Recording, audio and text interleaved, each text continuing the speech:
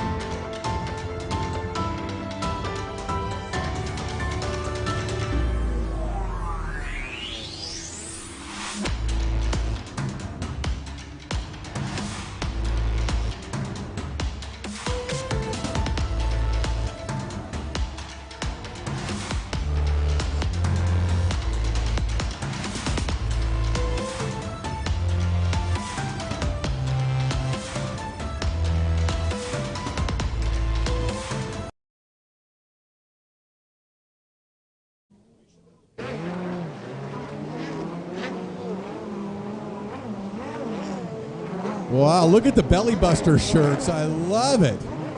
Everybody's sporting the belly buster shirts. Wow. Looking good.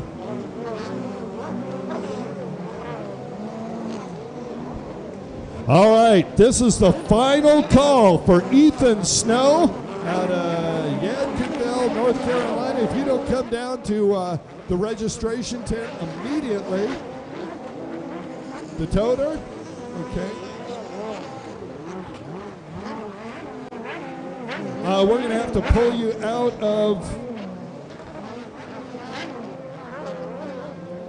out of Vintage Ski 550 and Superstock. The same thing goes for Kyle Trammell. Kyle, we need to see you, or you are going to be pulled out of your race.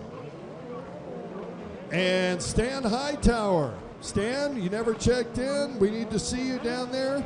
Otherwise, we'll pull you out. Thank you very much. Now, we need to see these people for signatures, please.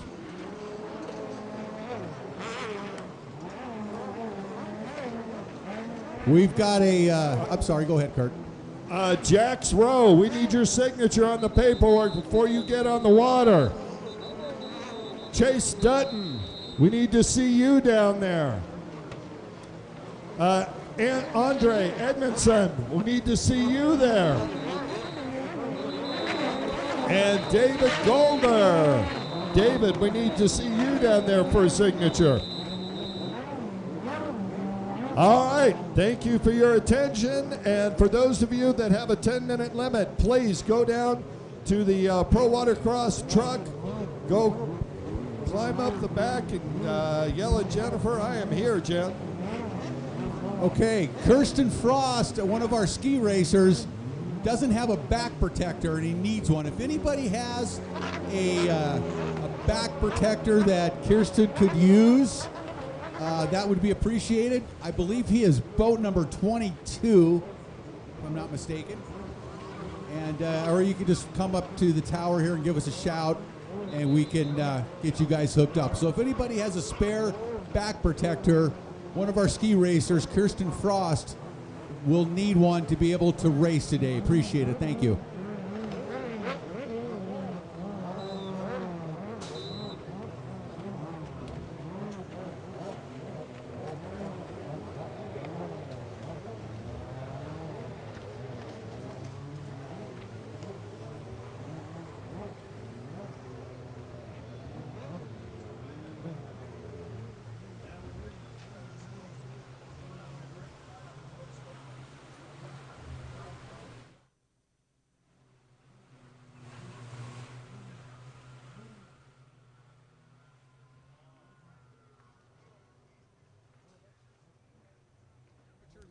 Amateur and veteran ski is up next. Amateur and veteran ski should be on the line. We've got a lineup of ski riders down there on the left, I see. And those are our amateur and veteran ski. Amateur and veteran ski up next for practice. Hi, Andrew. Hi, Andrew. Do we? No, we've got more ski riders down there on the line. I'm seeing them. I see them. They want to practice. We'll let them go. Yeah, we're nice. We like to, you know. Amateur and veteran ski. All right, amateur and veteran ski riders heading out. All amateur and vet ski riders, you should be on the course going out for practice right now.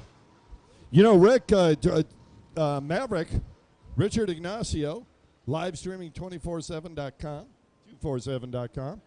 Just pointed out, we've got a lot of beginning riders here. Yeah. Riders, this will be their first race. And listen, if I were you, I would, I'd be down watching every practice, every race. But you might want to tell your families they can watch you live over the internet. Just go to the Facebook, check out Pro Watercross. Go to prowatercross.org and look for a link. It's a variety of ways that he can get you. Anyway, they can watch you as you race your first race. Awesome.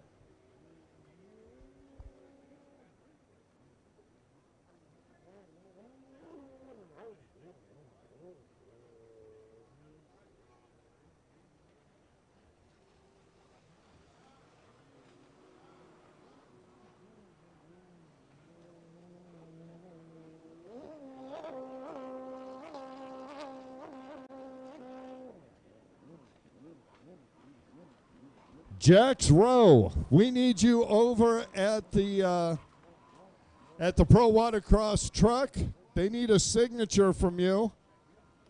Jack's Row, we need that paperwork signed before you're on the water.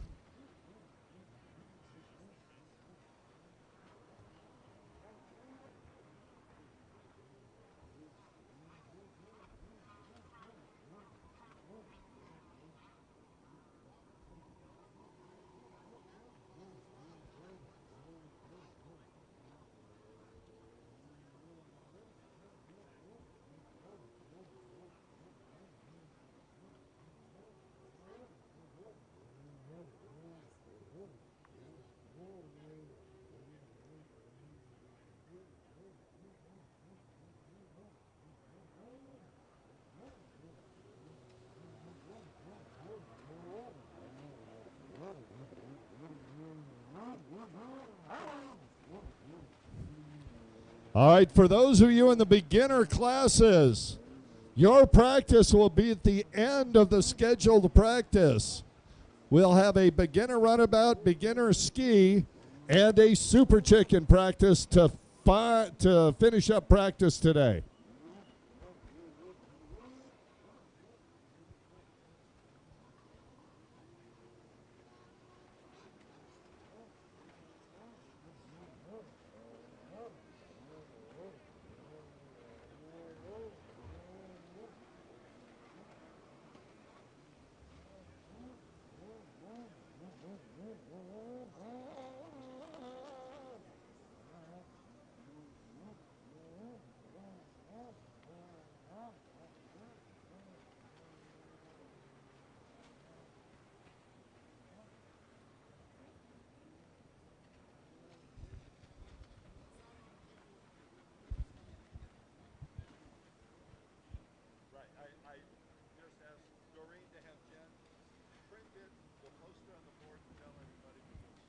Apparently they can't hear us.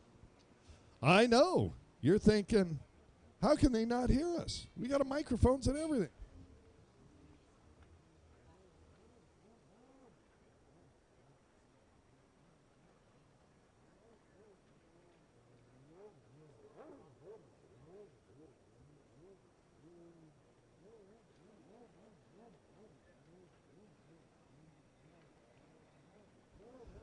All right, if you look down here, we got that beautiful X4 Sea-Doo, the red, white, and blue. Yeah, you're not, it is kind of deja vu all over again. The winners last year, and I'll have to get their names to give them credit.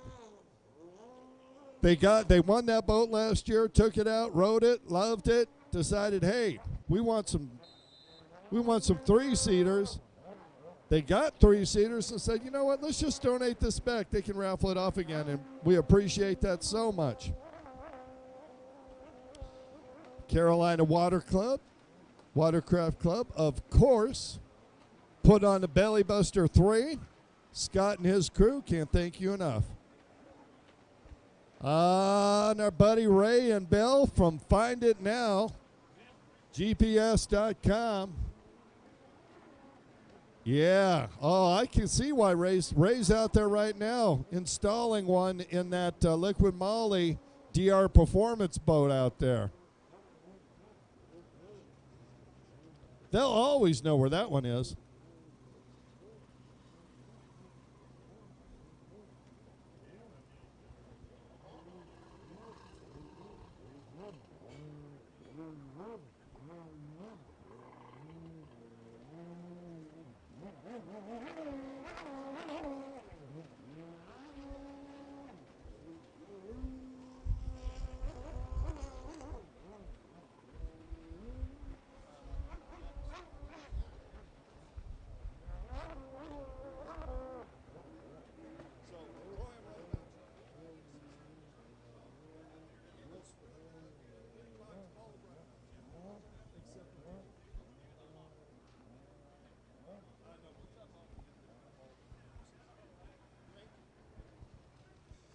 All right, just want to say it again real quick. Beginners, your practices, stand up and runabout will be at the end of the scheduled practice, and that'll be followed by a super chicken practice. All right, want everybody to get out there on the course, know where they're going. Up next, Runabout. Pro-Am Runabout and Box Stock Runabouts. Your practice is up next.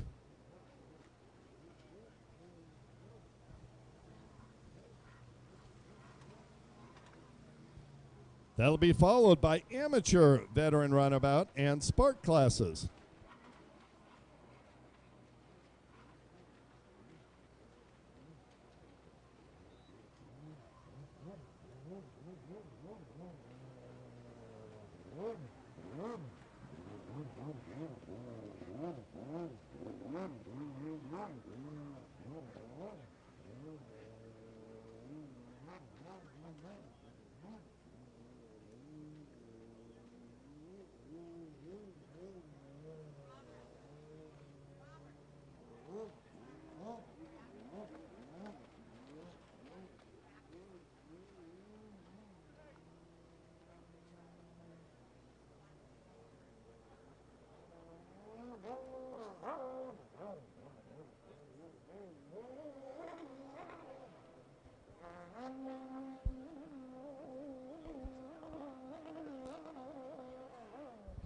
All right, the practice schedule is posted. The board is at the bottom of the stairway as you come down from the upper parking lot. And we've got all our practices posted there on the board now. As soon as the paperwork is done, we'll have our race order put up there as well. All right, up next is Runabout practice.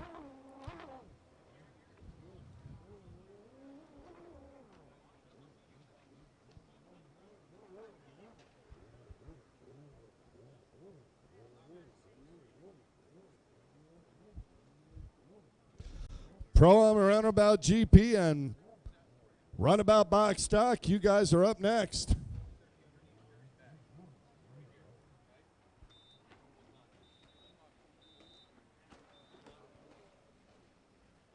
Let's see, we got Chick-fil-A here. Appreciate them coming out.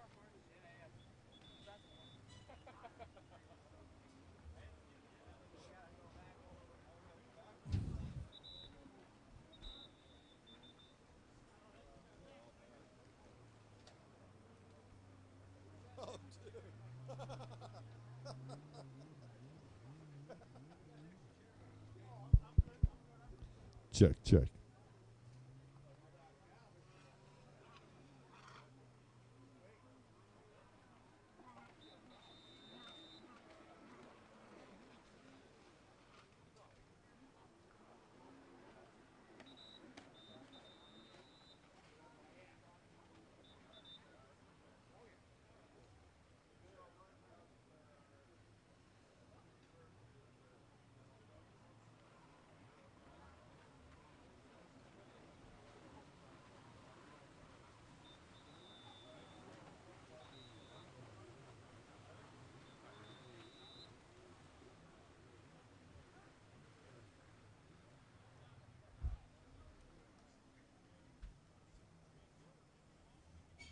All right, Runabout. Up next, Runabout. Riders, you should be down on the line. Pro-Am Runabout GP and Box Stock Runabouts, you should be heading out. Runabouts up next for practice. Again, Runabout practice coming up right now. Pro-Am GP, Box Stock. You should be down on the line, ready to head out. And as you may have heard, the race schedule is now posted on the pit board. So go over and take a look at the schedule. Make sure you know when your races are today so you're on the line on time. We have a lot of races today, got a lot of riders here. Going to be a great day of racing. Go check out the pit board and make sure you know the schedule.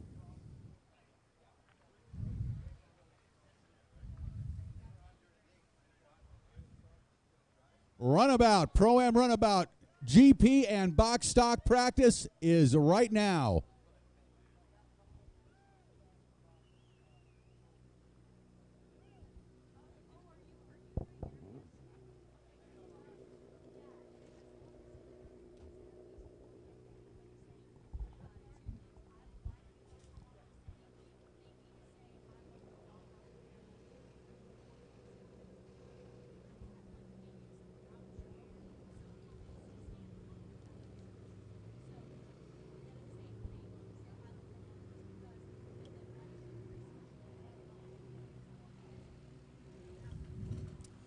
All right, all of our Runabout riders should be down on the line. Pro-Am Runabout GP and box stock.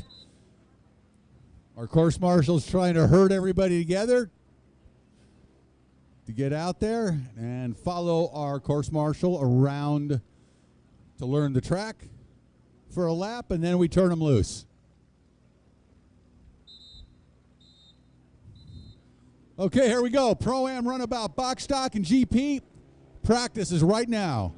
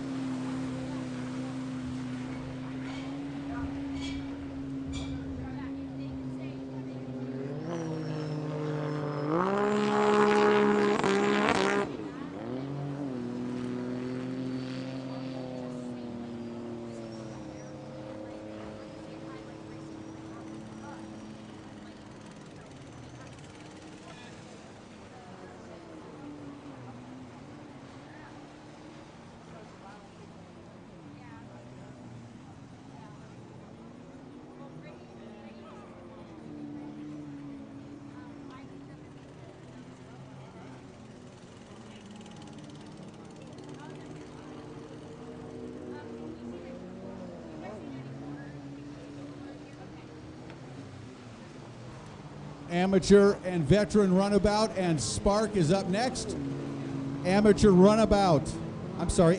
veteran runabout and Spark. Classes, you will be up next for practice. Runabout's on the water right now. Pro-Am runabout, GP and box stock. Amateur veteran runabout and Spark, you will be up next.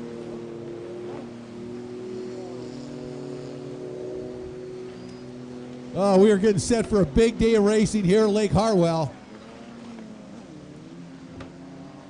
All the top riders, most of the top riders at least, on the Pro Watercross National Tour here at Tugaloo State Park.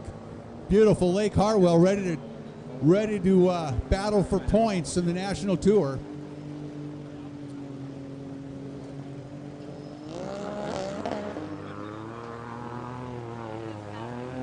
Round number 5 here of 8 rounds, and the point championships for the national championship starting to take shape. Every point from this point forward very, very valuable to our riders. So there's going to be some very, very close, exciting, fast race action taking place all day here.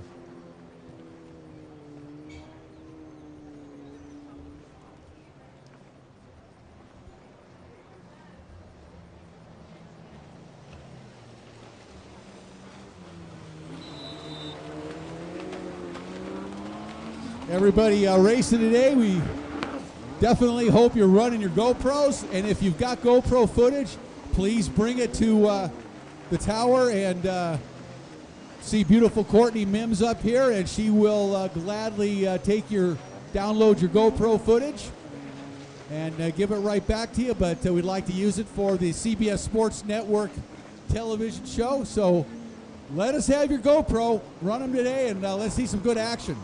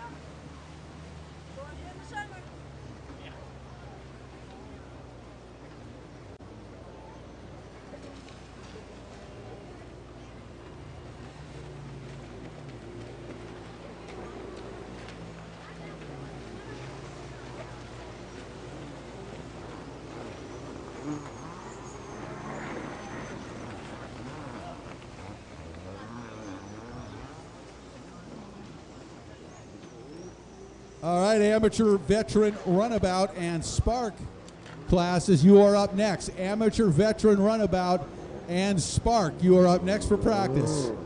Again, make sure you check out the pit board. Today's racing schedule has been posted on the pit board, so check it out. Make sure you know when your race is up, or races.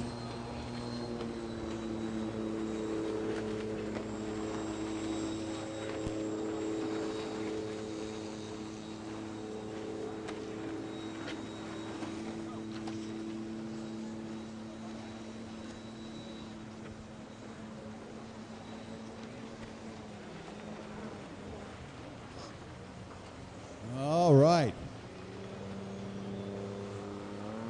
It's a Pro-Am Runabout GP and box stock practice on the water right now. Very, very fast boats out there here on Lake Hartwell. Getting their practice laps in, learning the track.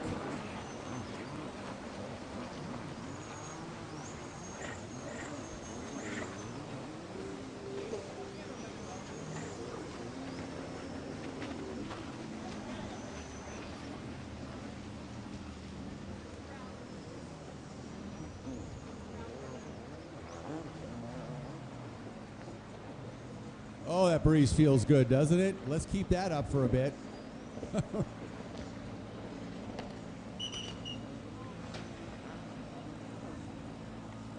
Boy, for us West Coasters that don't get the humidity that y'all get here in Georgia, whew, that breeze feels good. Not used to this. And this isn't even bad, I know. Years past, it's been extremely humid, but that's why everything's so beautiful and green here. It's definitely not the Mojave Desert, which I'm used to on the coast and West Coast, but whole different look here in Georgia. It is absolutely beautiful. Really good to see everybody here again this year. Always get a great turnout here at Lake Hartwell. Of course, the Carolina Watercraft Club putting on their big event, the Belly Buster recreational ride. They get a big turnout for that. They'll take off here in a little while. We'll watch them take off and go out for a ride today around Lake Hartwell, or at least part of it. It's a big lake. And come back for a big rib fest a little bit later on this afternoon when the races finish. Everybody gets their bellies full of the wonderful ribs that the Carolina Watercraft Club are cooking down there in the pits. You can go sign up for a raffle. You can win that Sea-Doo that's on display. The white, red, white, and blue actually Sea-Doo down there. Take that home today.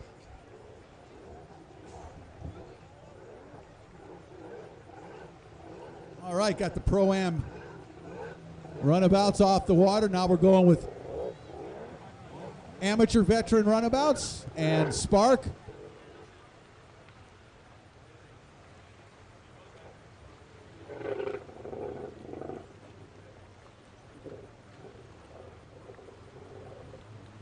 Good to see that number 55 down there on the water, the Finlandson Yamaha EX. Haven't seen them here on the tour for a while, so really good to see the Finlandsons from the part of the Syracuse Mafia. Saw Cam Powell out there earlier and Zeke Kime.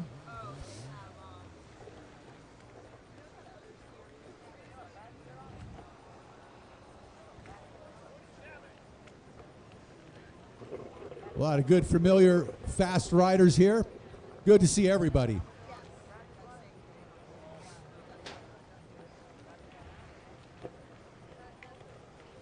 Amateur, veteran, runabout, and spark.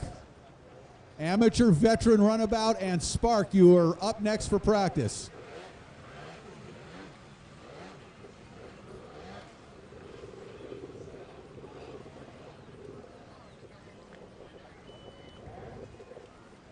Oh, I see some guys that are going to get it on in the beginner runabout class. Going to renew their acquaintance from, was that St. Augustine, or I think St. Augustine or Panama City Beach? Some great racing in the beginner runabout class this year. All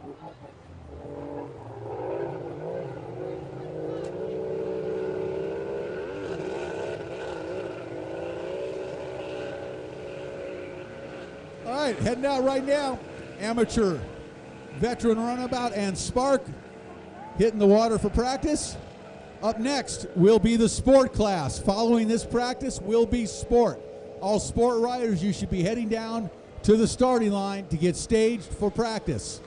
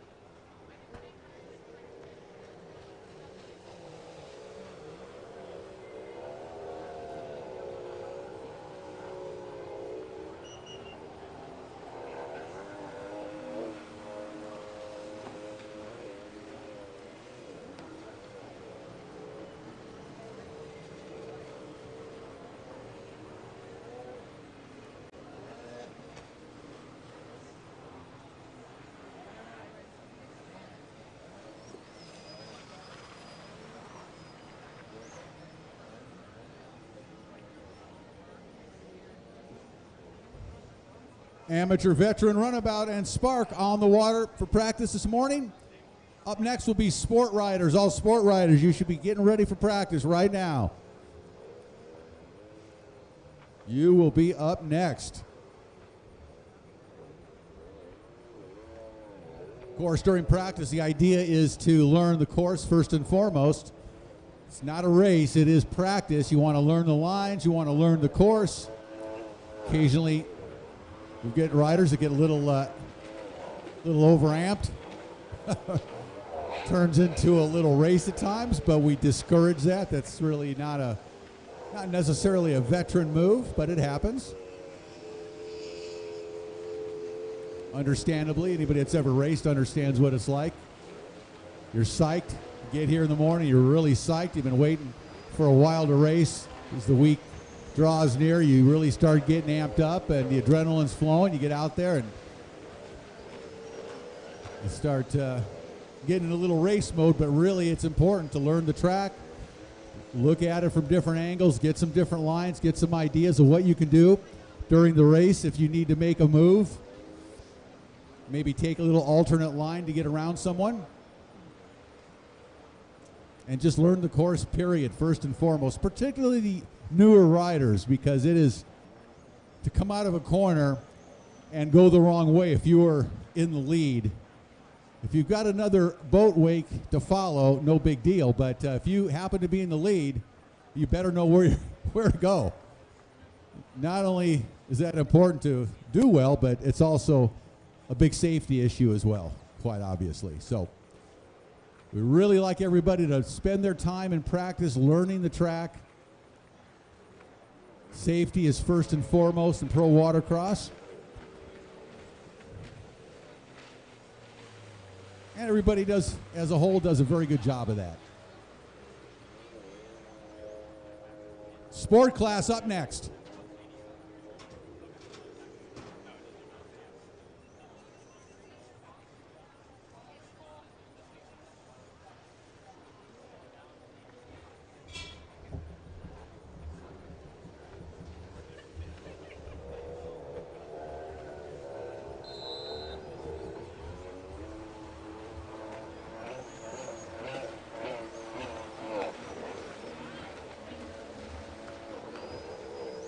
Oh, one of our beginner runabout riders out there, and a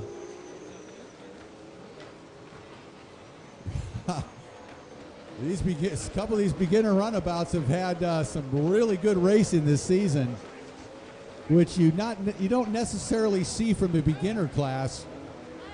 but it has happened this year, and really enjoyable to watch. And you know these guys are really having a good time out there.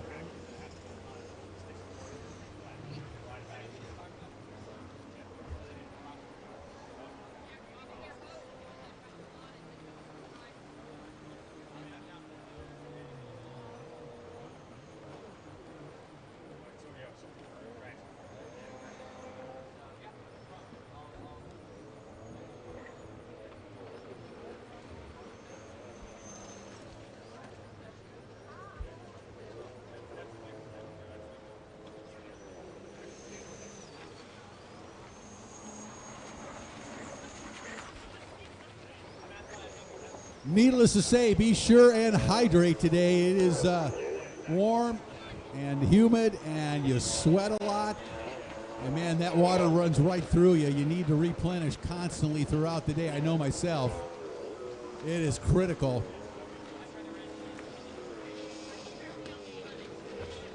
And one other mention we want to make here this morning is for those of you that have easy ups here today, which is a lot of you, make sure and have them tied down securely, because there is the potential for some weather today, as probably most of you know if you ever look at your weather app on your phone. It's likely that we could get some strong weather later. So be sure and keep those easy ups tied down, because we've seen it a million times. The first thing to go when that wind hits, easy ups go a-flying. Rick Lake, you're telling me there's an app that you can change the weather on? Well, you've got a flip phone, so you're going to have to upgrade. To what? Oh, you're right. There is it says rain. I'm going to change that. Hold on, slide over. Yeah, we don't want that one. Yeah, I just heard from Rick Lake. Aaron McConkey and his crew got a beautiful view of the races. Aaron, you got the spot, my brother. Look at those guys. That's Look right. at that. Look at that up there. What a beautiful place to hang out, watch the races, enjoy the day. You got that easy up tied down? Tie her down. It's like, dude, this isn't my first rodeo. I was just going to say that. He's been there, done that. He's got Wise. All right, that's the way to do it. So even if it flips over, you still keep it, or what's left of it. I get it. All right, well, practice is winding down. The practice order is on the pit board at the bottom of the stairs there, Rick.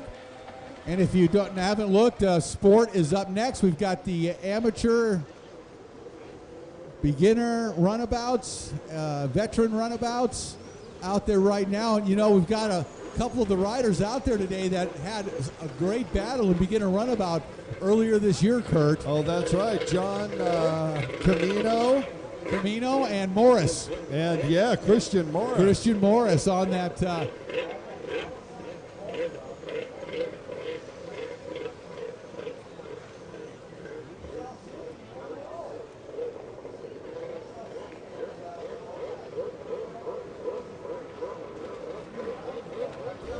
Escape the grind and explore the deep roots of Franklin County. Hike through the heavenly hardwoods. Catch the epic untold story of an American icon at the Ty Cobb Museum, or hit the Old Corner hardware store for a legendary lunch. Are you longing for the delight of a simpler time? Think Franklin.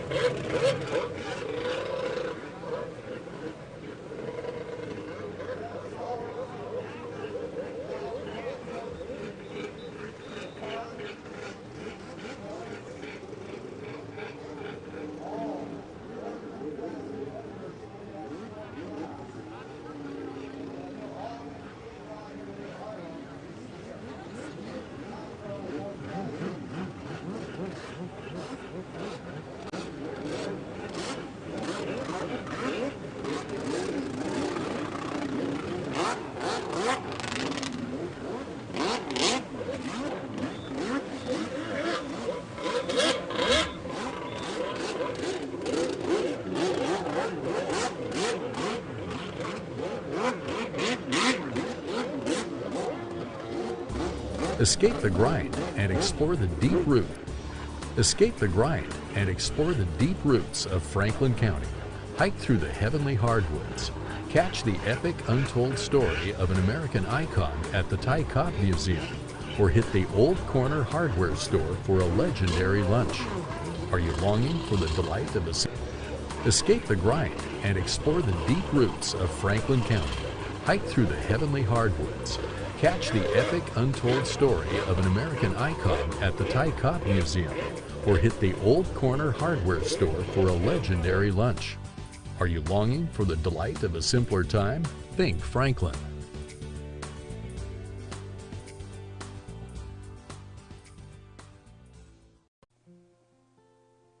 Welcome to Hart County. Nestled in northeast Georgia on beautiful Lake Hartwell, Hart County and Hartwell are less than a 2-hour drive from both Metro Atlanta and Greenville-Spartanburg. We offer something for everyone. Whether you prefer relaxing on the shoreline or enjoying water sports, Lake Hartwell provides plenty of opportunities to live well and play well. Several recreation areas are located just minutes from downtown Hartwell, with sandy beaches, boat launches, playgrounds, and picnic shelters. Walkers and runners can take in views of the lake on the trails located at Big Oaks Recreation Area off US Highway 29.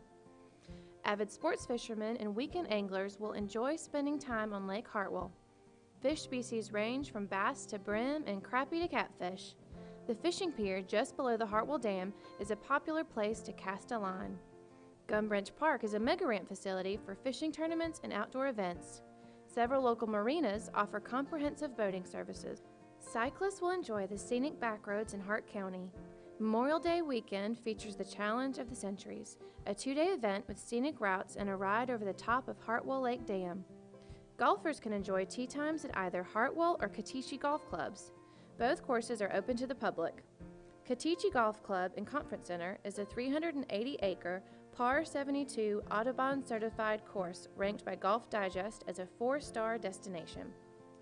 Downtown Hartwell, a certified Main Street community, offers a variety of quaint shops and restaurants.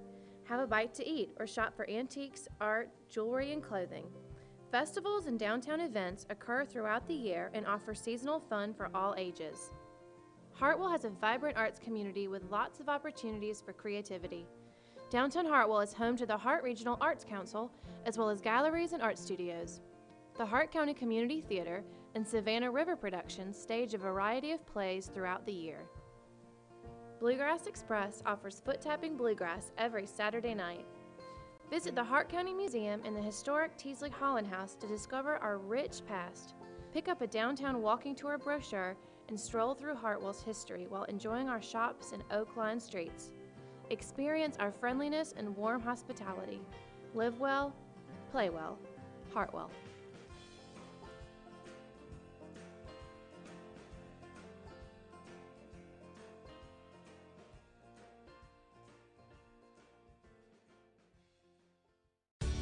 Escape the grind and explore the deep roots of Franklin County. Hike through the heavenly hardwoods. Catch the epic untold story of an American icon at the Ty Cobb Museum, or hit the Old Corner hardware store for a legendary lunch. Are you longing for the delight of a simpler time? Think Franklin.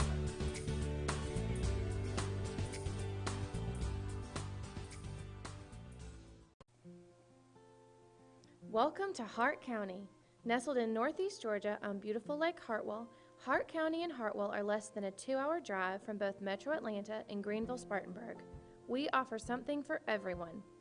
Whether you prefer relaxing on the shoreline or enjoying water sports, Lake Hartwell provides plenty of opportunities to live well and play well. Several recreation areas are located just minutes from downtown Hartwell, with sandy beaches, boat launches, playgrounds, and picnic shelters.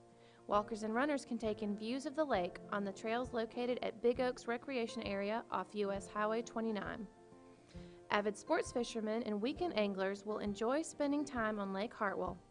Fish species range from bass to brim and crappie to catfish. The fishing pier just below the Hartwell Dam is a popular place to cast a line. Gum Branch Park is a mega ramp facility for fishing tournaments and outdoor events. Several local marinas offer comprehensive boating services.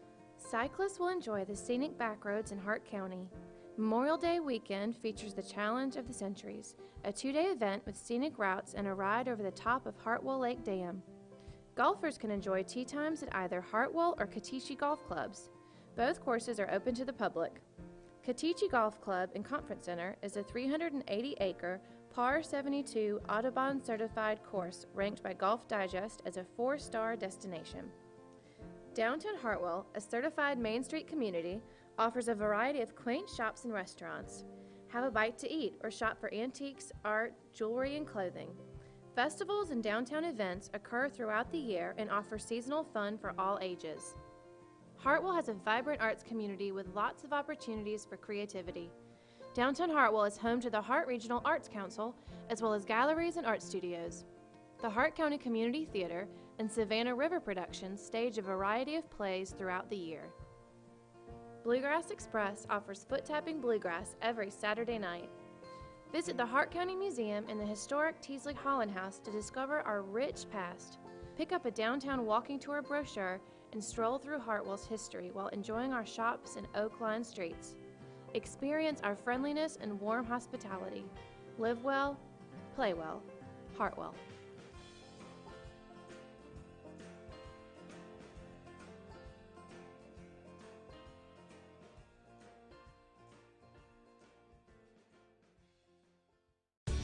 Escape the grind and explore the deep roots of Franklin County. Hike through the heavenly hardwoods. Catch the epic untold story of an American icon at the Ty Cobb Museum, or hit the Old Corner hardware store for a legendary lunch. Are you longing for the delight of a simpler time? Think Franklin.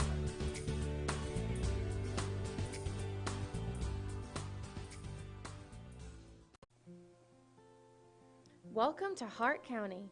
Nestled in northeast Georgia on beautiful Lake Hartwell, Hart County and Hartwell are less than a 2-hour drive from both Metro Atlanta and Greenville-Spartanburg. We offer something for everyone. Whether you prefer relaxing on the shoreline or enjoying water sports, Lake Hartwell provides plenty of opportunities to live well and play well. Several recreation areas are located just minutes from downtown Hartwell, with sandy beaches, boat launches, playgrounds, and picnic shelters. Walkers and runners can take in views of the lake on the trails located at Big Oaks Recreation Area off US Highway 29. Avid sports fishermen and weekend anglers will enjoy spending time on Lake Hartwell. Fish species range from bass to brim and crappie to catfish. The fishing pier just below the Hartwell Dam is a popular place to cast a line. Gum Branch Park is a mega ramp facility for fishing tournaments and outdoor events. Several local marinas offer comprehensive boating services. Cyclists will enjoy the scenic backroads in Hart County. Memorial Day weekend features the Challenge of the Centuries, a 2-day event with scenic routes and a ride over the top of Hartwell Lake Dam. Golfers can enjoy tee times at either Hartwell or Katishi golf clubs. Both courses are open to the public. Katishi Golf Club and Conference Center is a 380-acre, par 72 Audubon-certified course ranked by Golf Digest as a 4-star destination. Downtown Hartwell, a certified Main Street community, offers a variety of quaint shops and restaurants. Have a bite to eat or shop for antiques, art, jewelry, and clothing. Festivals and downtown events occur throughout the year and offer seasonal fun for all ages. Hartwell has a vibrant arts community with lots of opportunities for creativity. Downtown Hartwell is home to the Hart Regional Arts Council, as well as galleries and art studios. The Hart County Community Theater and Savannah River Productions stage a variety of plays throughout the year. Bluegrass Express offers foot-tapping bluegrass every Saturday night. Visit the Hart County Museum and the historic Teasley Holland House to discover our rich past. Pick up a downtown walking tour brochure and stroll through Hartwell's history while enjoying our shops and oak-lined streets. Experience our friendliness and warm hospitality. Live well, play well. Hartwell.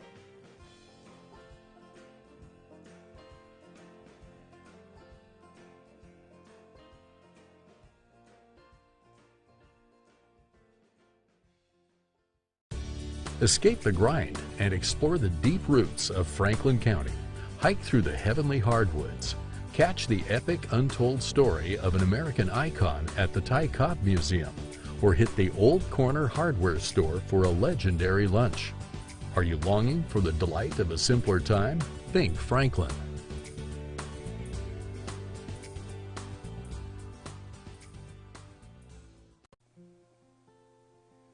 Welcome to Hart County.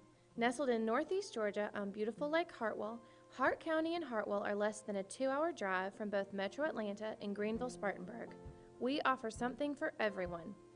Whether you prefer relaxing on the shoreline or enjoying water sports, Lake Hartwell provides plenty of opportunities to live well and play well. Several recreation areas are located just minutes from downtown Hartwell with sandy beaches, boat launches, playgrounds, and picnic shelters. Walkers and runners can take in views of the lake on the trails located at Big Oaks Recreation Area off US Highway 29. Avid sports fishermen and weekend anglers will enjoy spending time on Lake Hartwell. Fish species range from bass to brim and crappie to catfish.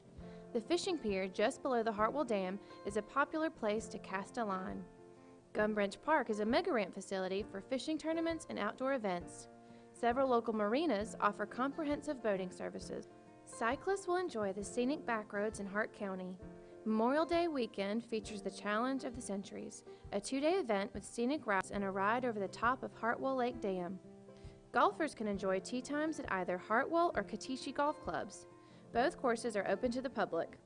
Katishi Golf Club and Conference Center is a 380-acre, par 72 Audubon certified course ranked by Golf Digest as a 4-star destination.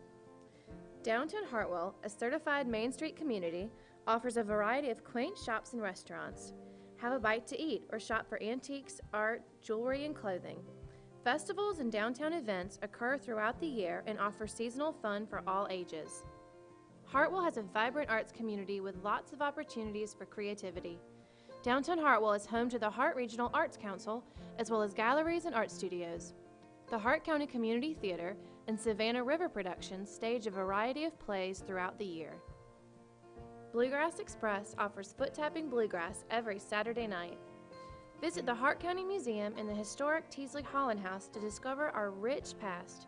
Pick up a downtown walking tour brochure and stroll through Hartwell's history while enjoying our shops and oak-lined streets. Experience our friendliness and warm hospitality. Live well, play well. Hartwell.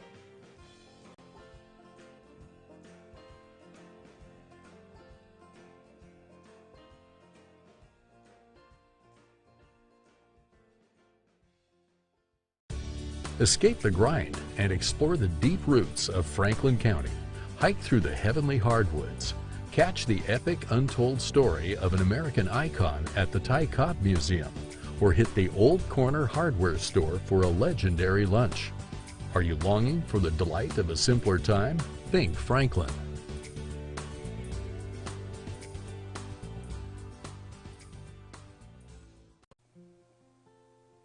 Welcome to Hart County. Nestled in northeast Georgia on beautiful Lake Hartwell, Hart County and Hartwell are less than a 2-hour drive from both Metro Atlanta and Greenville-Spartanburg. We offer something for everyone.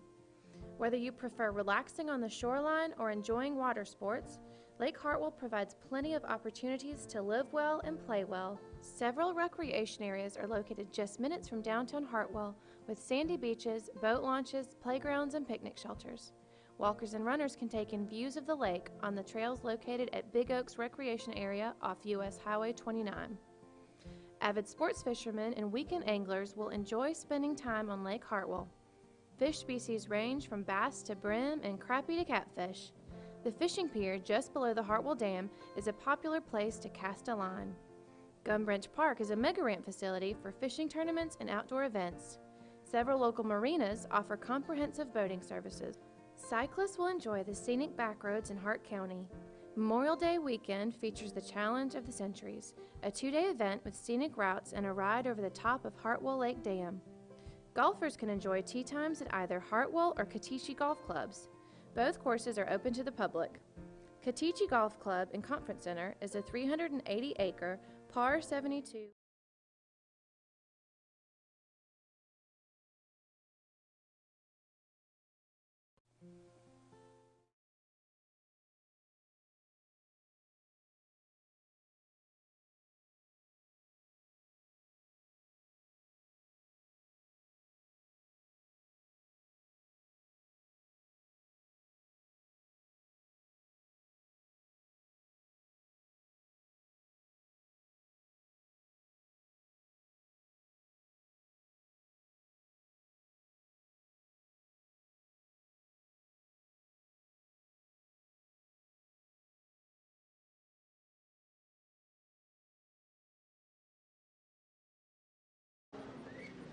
Rick Lake, you look out there, see a proud parent, our buddy Gary from LIQUI-MOLY, with a new addition to his stable there. Yeah, the look at that. DNR performance machine. Look at that I'm boat. assuming we're taking rides later. Is that correct? Wide open. You. We're me, all going alcohol. for a ride. We got a cooler full of something. We're ready to go. Yeah, that's a double negative, sir. Gary's like, not a chance. No way. No, not drive it, just riding it. What? Courtney told me she's going to get to drive it, which wouldn't Really? surprise me. Well, that's what she claims. She's going to go out with a group of models out there, and they're going to go out, and she's going to get to drive. She already went for a ride this morning at 100 miles an hour. Did she really? Yes. On that? Yes. Nice. Yes. That I'm thing not will jealous. It'll do 100? Too close? Side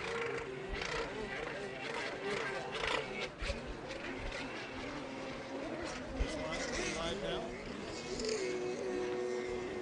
Are we live? We want to welcome everybody to Tugaloo State Park. I'm Rick Lake. That's Kurt. No, wait a minute. I'm Kurt Dolberg. You're Rick Lake. It's starting early, folks. Yeah, here we go. Oh, Super Chicken's up next for Oh, practice. Number 113 out there on the fabulous Kawasaki SC. And you know, You see the wing on it? I was you and I are both minds are very warped in the Right. same manner. And you know, without that wing, you wouldn't get that traction Right. in the corners. Man, you got to keep that rear end down, keep that pump hooked up. I love that, man. It's just like a Formula One car. Exactly. Almost identical, except it's on the water. You know, we were speaking of Formula One, just quickly, I just started watching first time. On Netflix a Formula One documentary where they cover Awesome, a wasn't season. it? Have you Yeah. seen that? Yes. Oh man, pretty cool. Got a new sound system hooked up, and I put it on. I was like, oh man, this is nice. Gotta love it. So if you like racing and you like Formula One racing, check out Netflix. Yeah. They got a really cool documentary that goes into covering some Formula One. Oh, there's a few of them. You've seen the movie Senna. We got a rider down in the middle of the course here. Looks like that might be Caden Baldwin. Yeah, it looks like Potentially. 59. Believe that is. Well, I guess it's almost time to grab the binos. Uh-huh. All right, I see our course marshals making a few adjustments to the course out there. Appreciate that.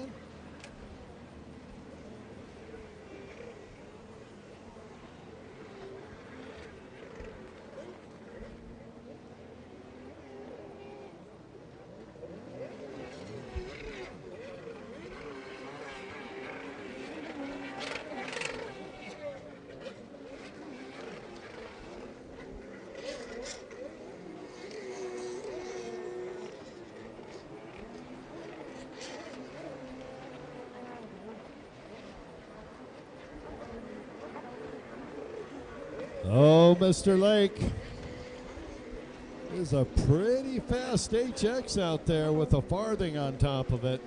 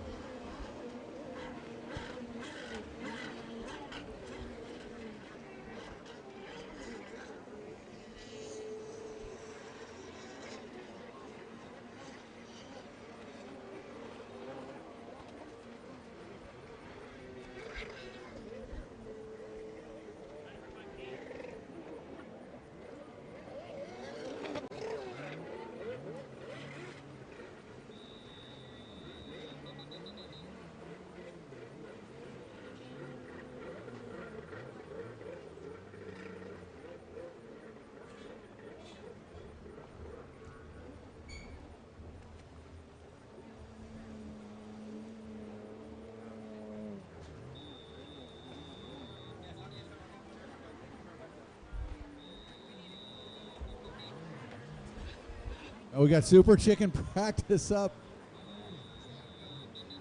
No, beginner runabout's gone. They practiced. Super Chickens and beginner ski, I believe, is what we have left. Man,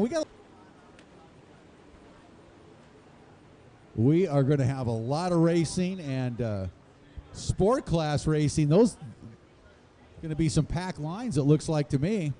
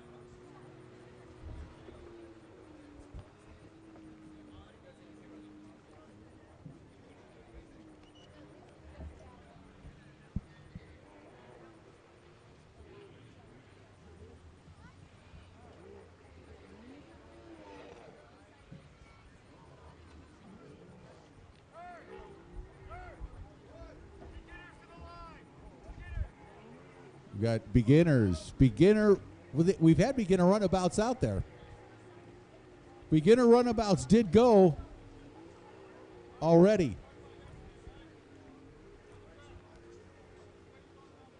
Well, looks like we've got more beginners to go. That's okay. All right, beginner runabout, we need you down to the ramp now. You should be on the water. Beginner runabouts, and that'll be followed by beginner ski. So if you're a beginner here today on a runabout, you should be on the water right now. And if you're a beginner ski rider, your practice will be coming up next. Make your way to the ramp. And then we'll end it all with a Super Chicken practice as well. Final call, beginner runabout. Get on the water.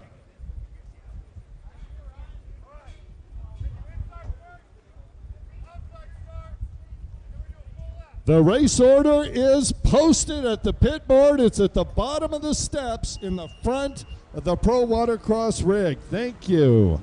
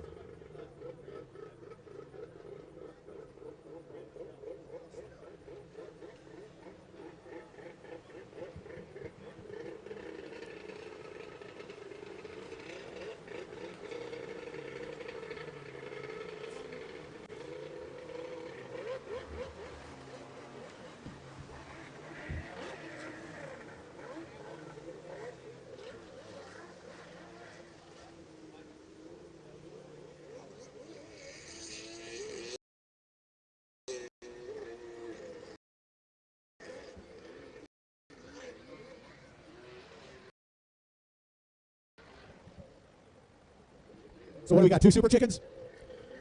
Oh no, got another rider on the line.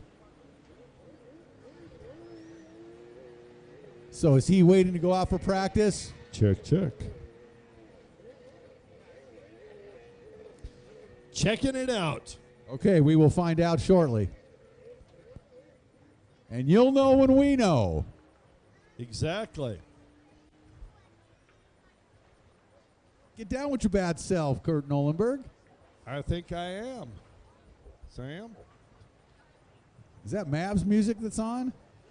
You play music, Mav? If it's ABBA, it's Mav. The two go together like, huh.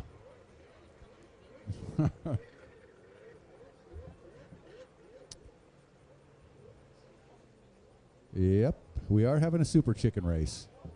I believe there's 2 super chickens here. Super Chicken Freestyle, Mav's calling for. Now that would be interesting. I did used to see Tim McKercher do freestyle on a Sea-Doo back many moons ago. But Super Chicken, not yet. It was exciting too. So this is our big.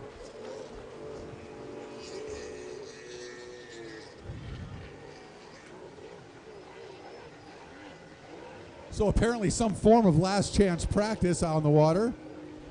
But nobody leading it.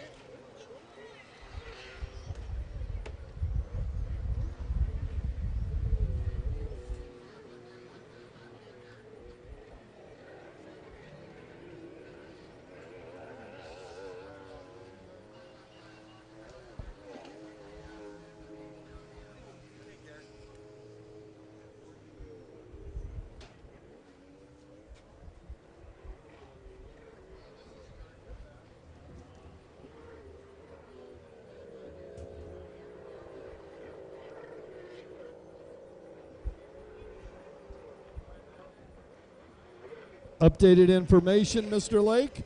We are going to have, rider down there. That looks like Billy Blaster. Off the boat. Uh-oh. There's a surprise. Not. Billy's got to. He's got to hit the water at least once every race. Yes, he does. Get tuned up. But I was just going to say, the Super Chickens will also have with them a last chance practice. So if your boat didn't make it, you got here late, whatever the reason, your opportunity for practice is coming up with Super Chickens next, after beginner ski. Beginner ski riders, head on down to the ramp.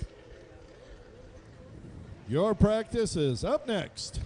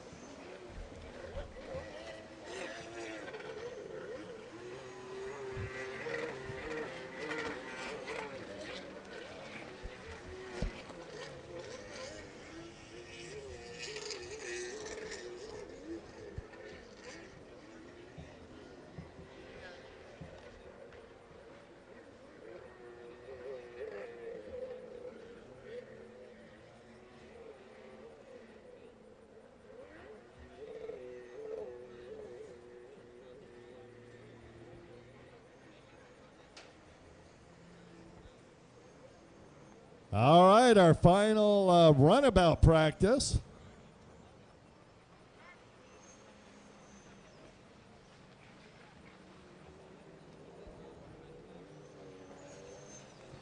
Boy, have we had a long practice session this morning.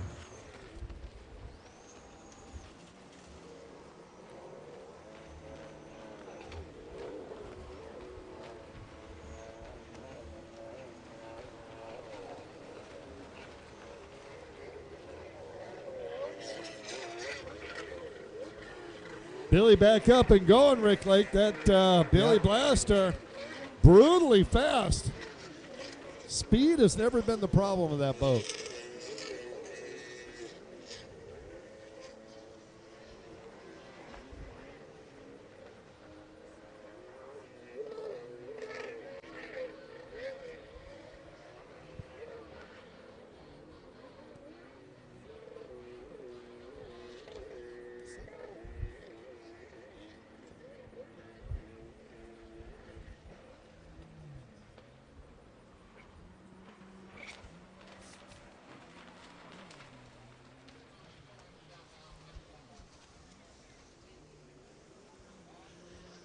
Well, looking down at the lineup, first moto of the day, Pro-Am Ski GP Moto 1. Wow. Going to start it off right, Rick. Going to start off in fine fashion this morning. Remember, we still have beginner ski, super chicken / makeup practice coming, and then we will start moto number 1.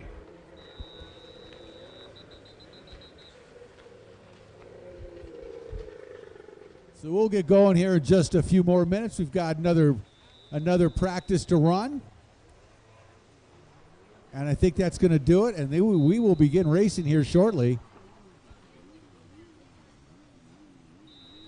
Round number 5 of the 2021 LIQUI-MOLY Pro Watercross National Tour, powered by HydroTurf.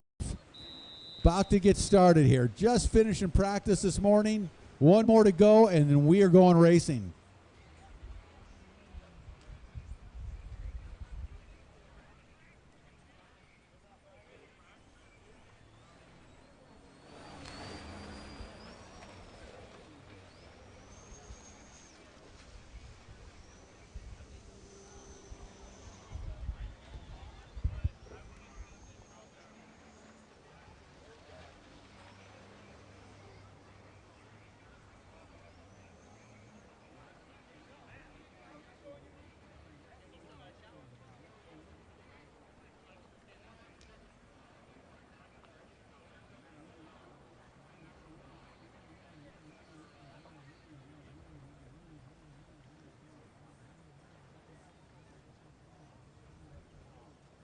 A lot of nice racing action taking place down there on the LIQUI-MOLY Performer.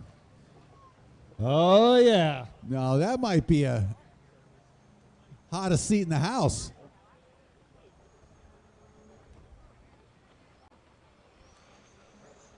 Kurt? Might be. Kurt's not saying anything. For once, Yeah. This could be a first. Yep. Wow. Not going there. I know you want me to. We're not going there. Come on, Kurt. You're letting me down. Was Gary going to be on that boat? Courtney says she's driving.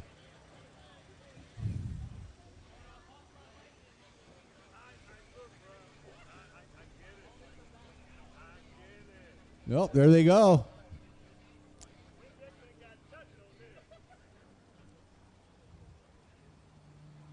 All right, Rick, so we're doing some Course adjustments. Yeah, course maintenance, just trying to get everything ready before we start the races. Believe me, it is critical. Do you know what the depth out there is, Kurt, by any chance? Were you here yesterday during setup at all? No, but last year when we were here, you could go all the way to the bottom. If you dove down really hard, which I did. Oh, goodness. Did you get a back protector?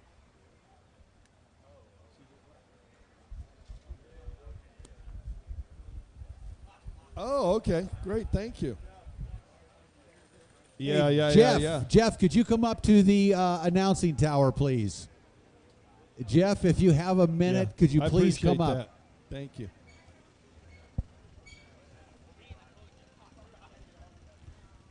or you don't even need to come up if you can hear me.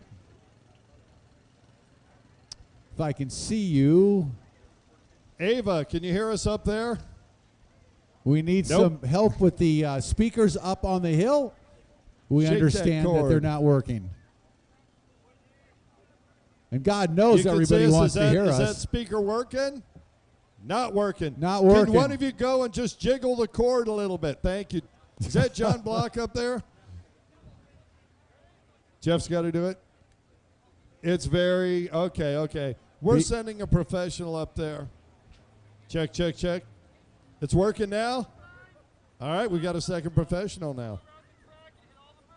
Okay, you're in charge of that speaker now, sir. Exactly. You now have responsibility for that speaker all weekend. That is your speaker. Guard it with your life. And we appreciate the effort. Make sure it's always on, and we appreciate it. Rick Lake? Yes, sir. You must look at Maverick right now. I must look at Maverick. No. Is it? Feeling that? Well, you feeling that breeze picking up? Oh. Love that. Nope. Yeah. No precipitation yet. We're good. Yeah. Let's get practice in. Let's go. Brad Hill. If you can hear me in just a few minutes, not right this second. We got a little time yet, but we'd love to have you up here to give us a blessing for the day here in just a little bit. We're going to begin opening ceremonies. And Courtney Mims. Where's Courtney? Get the pipes ready. Yes, tune them up. There you go. Me, you, we. We got a couple of minutes to go, then we'll need you up here. Thank you. No, a couple of minutes. I think we've got one more practice. We need paperwork, too. About 10 minutes. Yeah, we're going to need the race order, too. I'm just giving everybody a little heads up. Brad Hill, Courtney Mims for our opening ceremonies, and then we will go racing here at Lake Hartwell.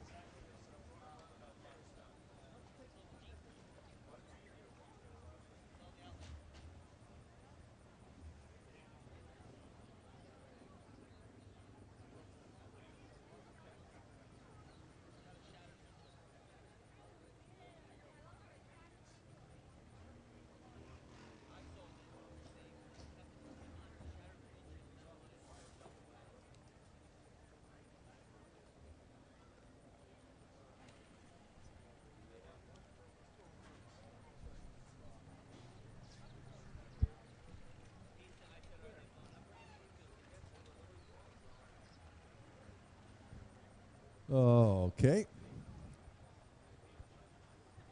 Are we getting the Super Chickens out there for practice? I was going to say, I see Super Chicken Envy happening out there. What are we doing here? Okay. Just checking on the... All right, so we're going to let the stand-ups go in front, and then the Super Chickens will follow.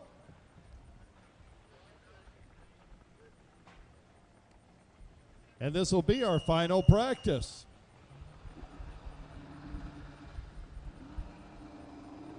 Find it now, GPS. Security here again, as they are on all rounds of the tour this season. Good to see them. Finn, GPS Security. Find it now, gps.com.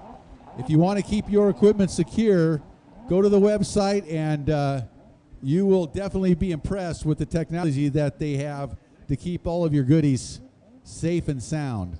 Whoa, I didn't know that was another benefit of a Find It Now. But you could definitely go down there and talk to Ray and Bill. They'll tell you all about it. Yep. Good stuff. Really good stuff. I know Ray was out there talking to Gary early about putting a Find It Now on that boat. As I see him looking out onto the water, where'd my boat go? Uh-oh. If only I had put a fin on it already, I'd know exactly where it was. Exactly. Isn't that right, Matt? Dude.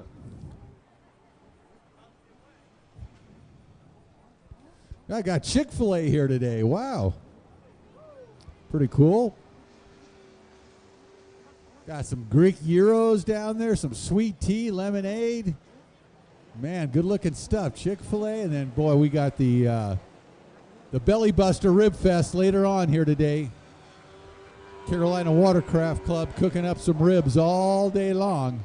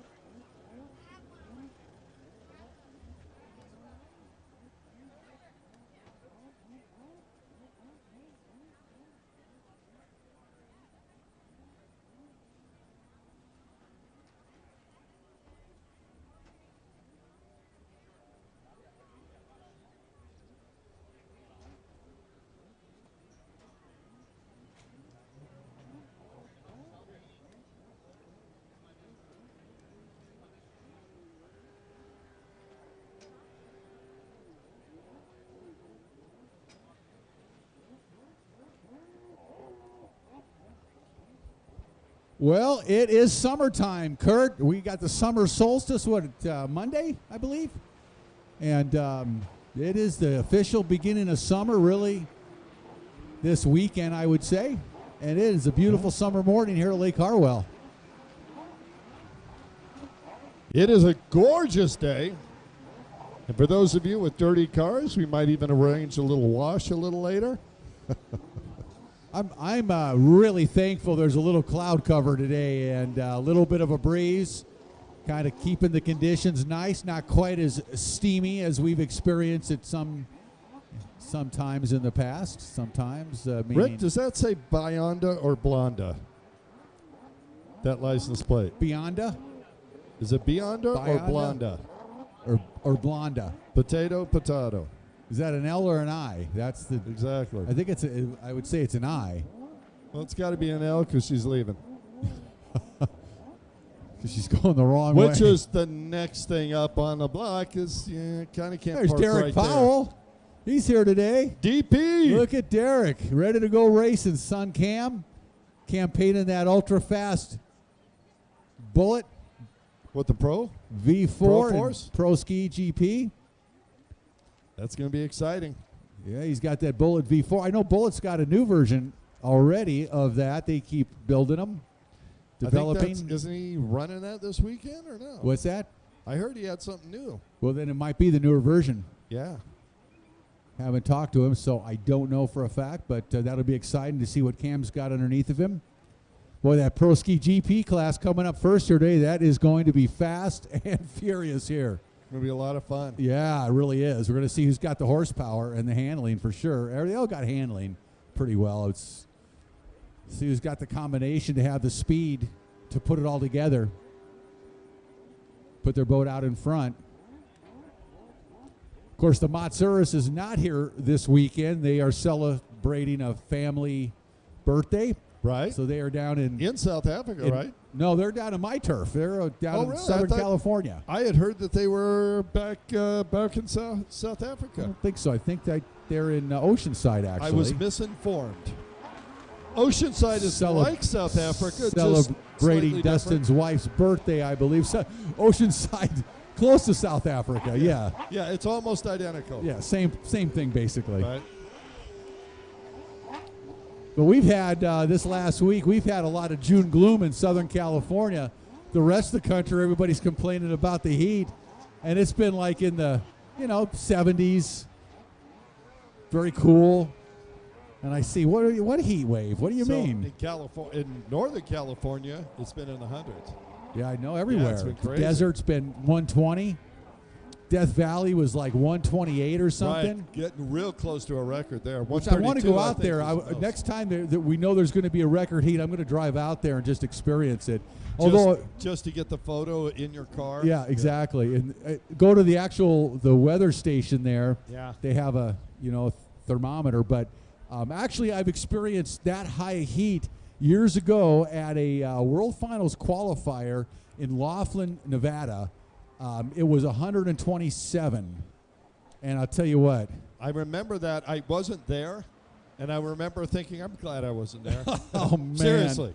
It's like Parker was 118 or something. Talk about like hot. You know, and I've lived in the desert. I've been out there a lot, and I love it. But, whew, that is warm, no matter how you slice it. It's like they say it's a dry heat, but so is an oven, you know.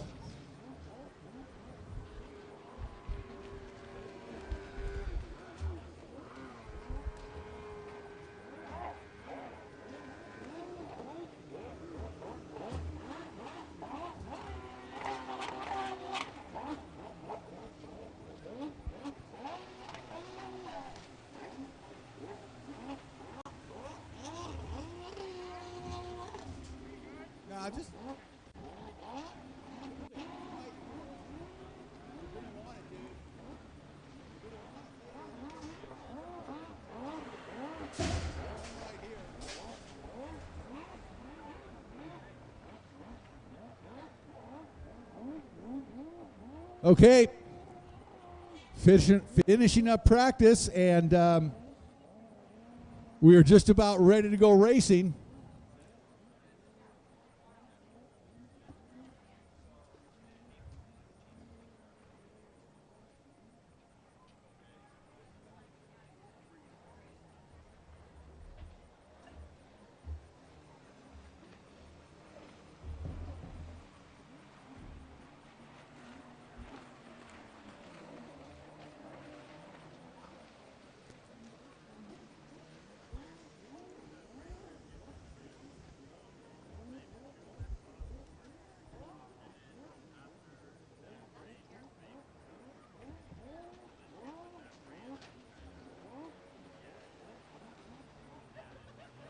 Okay, we're just about ready to get going here. We're finishing up practice. If we could get Brad Hill, if you can hear me, hopefully.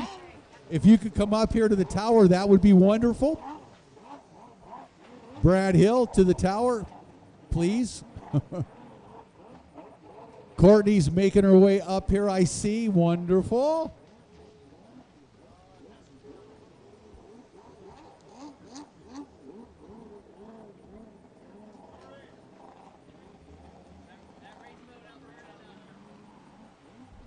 All right, Brad's making his way up here slowly. Sorry, buddy. Got a bad wheel there. Got a covering from a knee. Awesome.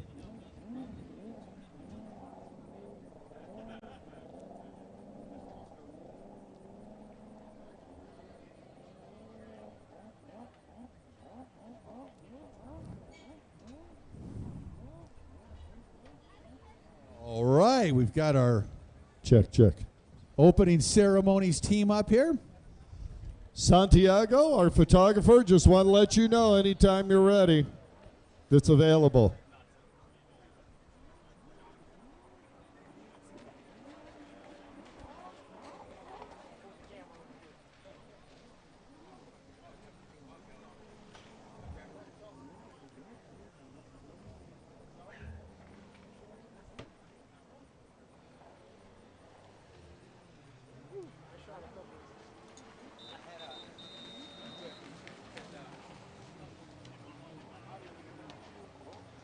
Okay, red flag coming out. We are going to bring our riders off the course. That'll be the final practice here this morning. Our first race of the day is going to be Pro-Am Ski GP. So you guys need to get ready to go. And as soon as we get our final riders off the track, we will start our opening ceremonies and then go racing.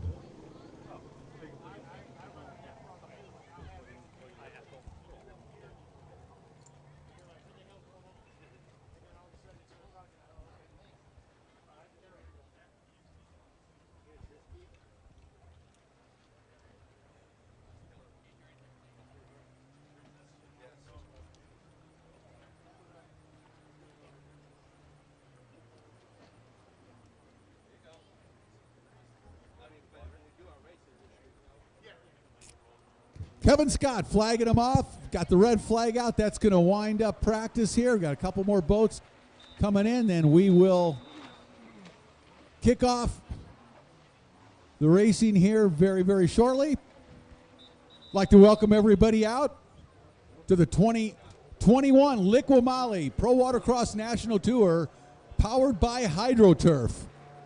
Everybody's ready to go. We've got the CBS Sports cameras here capturing all the action again.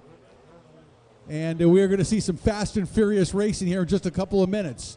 We'd like to begin our opening ceremonies today with Kurt Nolenberg. Well, yeah, well, we want to get Pro Ski GP to the line, get everybody down there. Absolutely. I don't see anybody on the line yet, so we can have Pro Ski GP start heading that direction.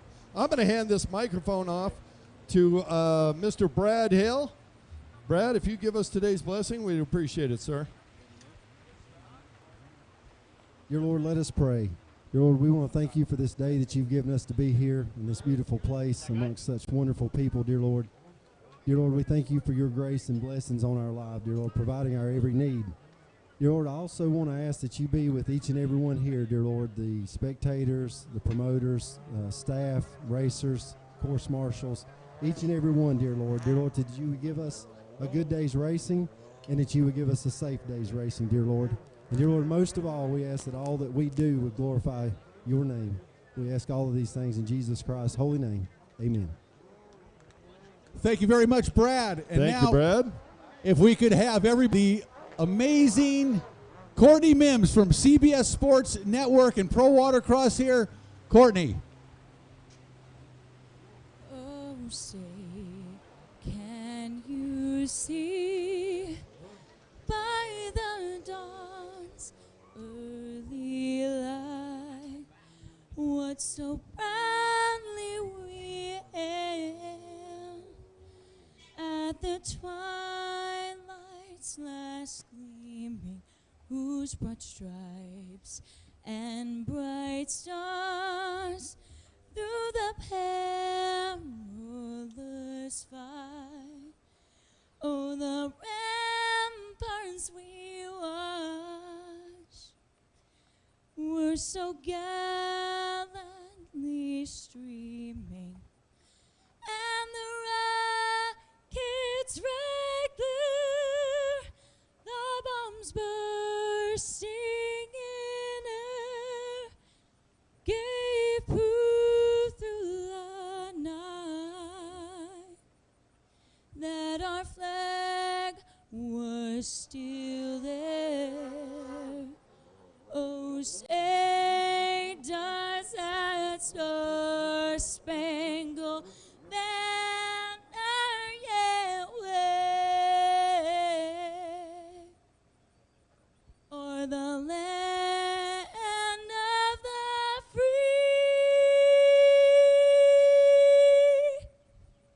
and the home of the brave. Woo! Courtney Mims, thank you very much. Wow. Way to go, girl. That is the way to start the racing right there. Beautiful. I got the goosey bumps as, what's her name on America's Got Talent would tell Thank you very much. Wow. Our wonderful opening ceremonies team. Love it. Is that wonderful or what, Kurt? Yes. How you doing? Hey, how you doing? Good to meet you. Yeah, let us know if we can do anything to help you out. Yep. All right, Ricklo, let's start out. Pro-Am Ski GP on the line on the #1 machine out of Indian Trail, North Carolina. Kawasaki mounted and 32 years young. He is sponsored by AOMC, Hidden Trails Motorsports, Judge Motorsports, Broward Motorsports, Fly Racing, Jet Pilot, and Jam.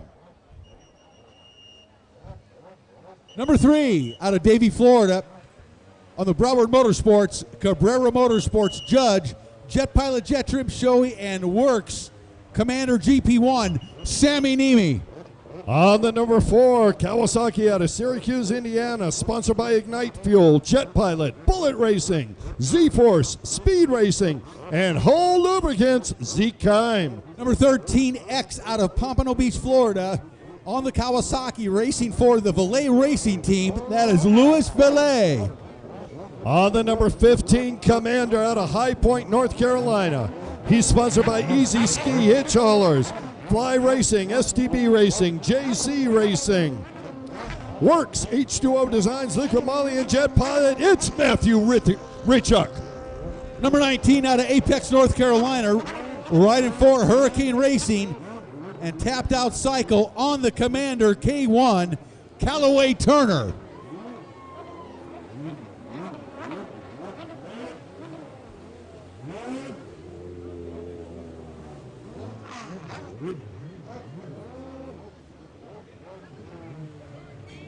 All right, out of Dawsonville, Georgia, you're on the number 43 Commander, sponsored by LIQUI-MOLY, Watercraft Network, and Superior Auto House. It's Wyatt Hayes. Number 44 out of Syracuse, Indiana, on the Speed Racing, WCOT BP Concepts, Jet Pilot, Z-Force Racing, Ultimate Watercraft Impros, Technical Services, IG Ignite Racing Fuels, and HPL Oils. On the Bullet, it is Camden Powell. On the number 51 Commander out of Miramar, Florida, he's sponsored by Cabrera Motorsports, BMS, Judge Motorsports, Exotic Signs, Tweak Studio, TMR, WSR, WCOT, JC Racing, and all the rest of the alphabet, David Cabrera. Oh, yeah, well said. Number 85 out of Biloxi, Mississippi, on the Performance Jet Ski and Cycle, Commander Industries, HRT Racing, Ross Products, Commander GP1, Jules Hopkins. Rounding out the field out of Ackworth, Georgia on the 116. He's sponsored by Farthing Racing, Jet Pilot, and JetTrim. Commander Industries, mounted Devin Farthing. Oh, what a lineup today, Kurt. Oh, this is going to be so fun, Mr. Lake. Pro-Am Ski GP game here today. These are completely different conditions than we've had for the last 3 rounds of the tour. Of course, the last 3 have been in the surf. St. Augustine, Panama City Beach, and then South Padre Island. Now we come to the relatively flat water of Lake Hartwell, and it's kind of a game changer in terms of what we look for coming into the event today, Kurt. No question about it, Rick. And I am absolutely thrilled to see the commander lineup on the line, with the exception of Cam Powell. Yeah, Cam's got that Bullet, and I don't know if that's the latest version of the Bullet. I know they came out with, they have a new one, but his father, Derek Powell, the longtime pro racer, tuning those boats, he just works incessantly on the equipment for Cam, and young Cam is coming to his own the last couple of seasons here on the Pro Watercross Tour, and it looks really good on that number 44. Yeah, it does. But we've got a whole host of other riders out here to keep an eye on. You know, Devin Farthing, obviously Jimmy Wilson, sport number 1, defending national champion. Matthew Richuk is the other guy. Callaway Turner, David Cabrera, Jules Hopkins. All of these watercraft powered by Kawasaki, 4-stroke, 4-cylinder, 1,500cc engines, and they are all probably in the 200 horsepower range, give or take. And some of them are loud. So, yes, they are. There we go. Oh! Farthing got a drive. Jules Hopkins going to try and sweep on the outside of the inside. Hopkins in second. Oh, Farthing got a great start. Devin on 116 on the inside is just ripping some tight corners now. And a battle on the outside, Kurt. Is that Jimmy Wilson? No, that's 44. Cam Powell. Cam Powell on that outside split. Here comes Devin. And here comes Powell. Devin making the turn. Powell making the turn. Here they charge down the front straightaway. It's going to be Devin Farthing with the whole shot and the lead here. Oh, and Cam Powell and Jules Hopkins going at it side by side. Cam's got position. Here comes Jules, and Jules goes down momentarily. That's going to cost him a position, Rick. Yeah, Matthew Richuk gets by Jules Hopkins right there. Oh, makes a Ritchuk mistake. is spectacularly fast today. Ritchuk on the gas right now on that number 15 Commander GP1, trying to track down the leaders. But out in front, Devin Farthing, man, this young man is on fire right now, Kurt. Yeah, he got the whole shot, and he knows what to do with it. Get out front, distance yourself, and then you can back out a little bit. Until then, it's wide open. Devin Farthing on fire out there, Rick. Absolutely. We're getting a look here for the first time at which split the riders think is going to be the fastest. And right now, the leaders are electing to go around the outside. A couple of guys going on the inside. Let's see how they fare. Here comes our leader, 116 down the front straightaway. Devin Farthing out of Akron, Georgia. 44 Powell right behind him, and then Ritchuk. Yeah, and there's Jules Hopkins. Used the inside. He moved up. Here comes Jimmy Wilson back in the 5th position, followed by David Cabrera in 6th. And look at the battle behind him. Is that Zeke Kime? And Matthew goes down right in front. Kurt gives up some positions. Ritchuk, surprisingly, off the boat, goes down, as does Zeke Kime here. Man, this is some fast and furious racing here this morning at Lake Hartwell. Wow. Yeah, as the races continue on, the water's going to get rougher and rougher throughout the day, especially with the wind kicking up right now, Rick. It's going to be a different race course in a few more minutes. This must be the fastest I've seen Devin Farthing run on that GP Commander boat. That young man is flying around this racetrack here. Check it coming off the inside. That's Farthing, but there is Powell right behind him. 116, our race leader now.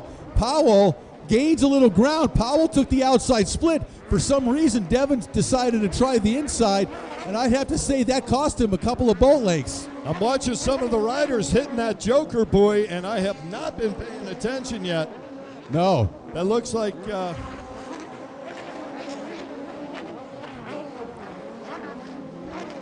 Well, the crowd's starting to gather around the outside of the racetrack here at Hartwell. All the pontoon boats and the pleasure boats taking in the race action here. Yeah, they're watching. So Devin Farthing, I believe, took the Joker buoy already, as Cam Powell takes it now. And that's moving, I think, Jimmy Wilson up into 2nd. Yes. I think you're right.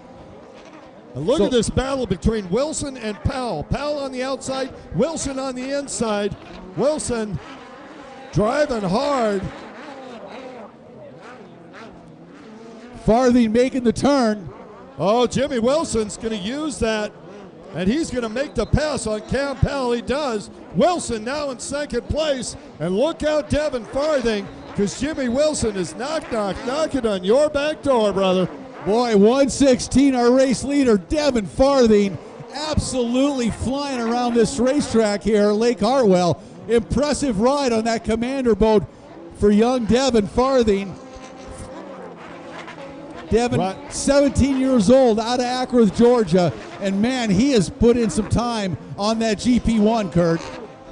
Yes, he has. I'm looking back further. There's Ritchuk back about 5th position. Hopkins, I believe, in 4th.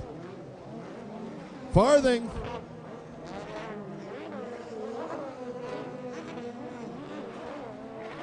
Wilson on that inside split right behind Farthing, trying to track him down here as the laps unwind here at Lake Hartwell. Race number 1 of the day, Pro-Am Ski GP, Moto 1.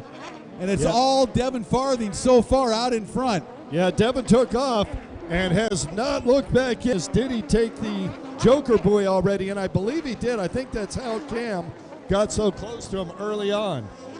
Cam Powell now, he has taken the Joker buoy. He's working his way up. I don't know whether Jimmy Wilson has. I'm not sure. I'll start keeping an eye on that a little better, but we'll know real quickly here who's taken it and who hasn't.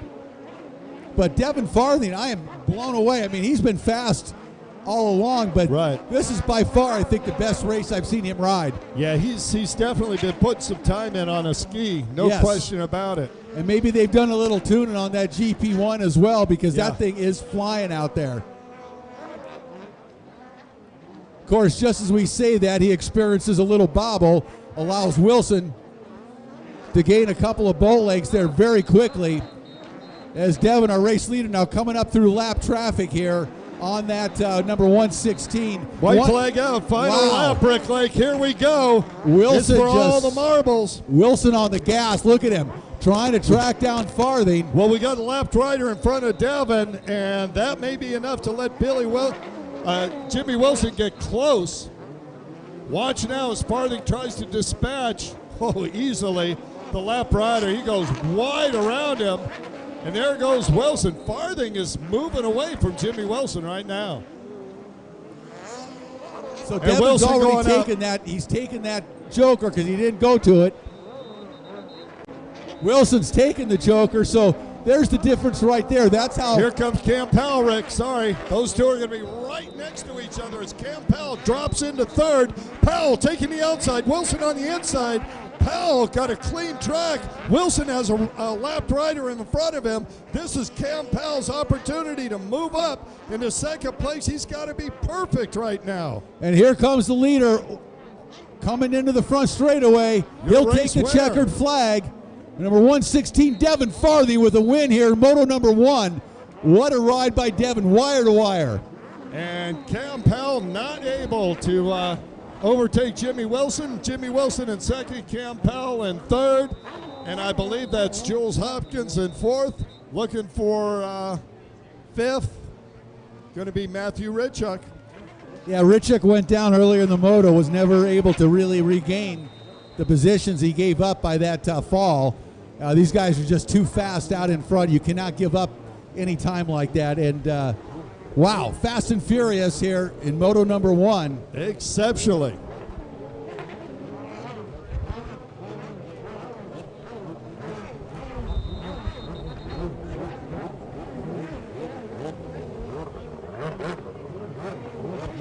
Pro-Am Runabout box stock on the starting line.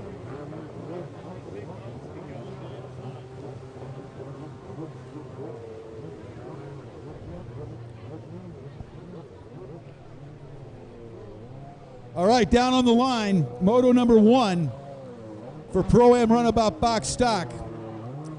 Number 110 out of Bradenton, Florida, on the Snyder-built Judge Motorsports, Dean's Team, JetTrim, Yamaha, Torrey Snyder. Keep an eye on the 18-year-old out of Bradenton. This young man has been on the gas this season. Number 116 out of Loganville, Georgia. Not really out of Loganville. He's out of Grand Caymans. On the Yamaha, Broward Motorsports, Saint of Speed, Fly Racing, Cabrera Motorsports, LIQUI-MOLY, and D-Mac Racing Yamaha, Vanjay Ramgeet. Number 118 out of Bradenton, Florida, the Snyder-built Judge Motorsports, Dean's Team Yamaha of Troy Snyder.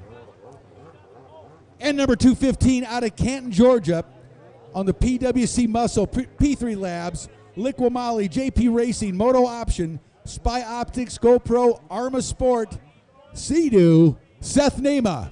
And that is the lineup. Pro-Am Runabout box stock, Moto number 1. So everybody's trying to get sorted out here down on the starting line in their positions. A little bit of confusion and jockeying for position. Wow, Devin Farthing, what a ride in Moto number 1 of Pro-Am Ski GP. That young man put a whooping on everybody here right away this morning. And he had a lot of very, very fast competitors behind him chasing him, but he held on and took that win in convincing fashion. Now we got Pro-Am Runabout box stock. Very, very competitive class, but Torrey Snyder has been really the talk this year. The 18-year-old out of Bradenton, Florida, has shown up and blown up here since the first race of the tour in Sebring, Florida. He has been on fire and absolutely dominated this Pro-Am Runabout box stock class. Pretty much untouchable so far this year is young Torrey Snyder. And of course, his father, one of the grand masters in pro runabout racing, Troy Snyder. He's always a force to be reckoned with, as is Seth Nema, Van J. Ramgeet out of the Grand Caymans, and fast riders. So everybody on the Yamaha except Seth Nema on that Sea-Doo. It's got that GoPro. Let's get that GoPro footage, guys, up to CBS Sports later. Don't forget to turn it on. There you go. So it's like I'm saving that battery the last second. Yeah. Here we go. So we'll see how that Sea-Doo fares here in Lake Hartwell opposed to these Yamahas. I know those Sea-Doos turn extremely tight in sharp corners, and we'll see how Seth fares versus these Yamahas, which have really dominated runabout racing the last few years. All right, Rick Lake, I'm excited. We got the start cam. Looking right down the line. You're looking at Seth Nema. Oh, we can see you now. Right there. The 215 is right there in front of the camera. And you can go look over and give a wave to the fans.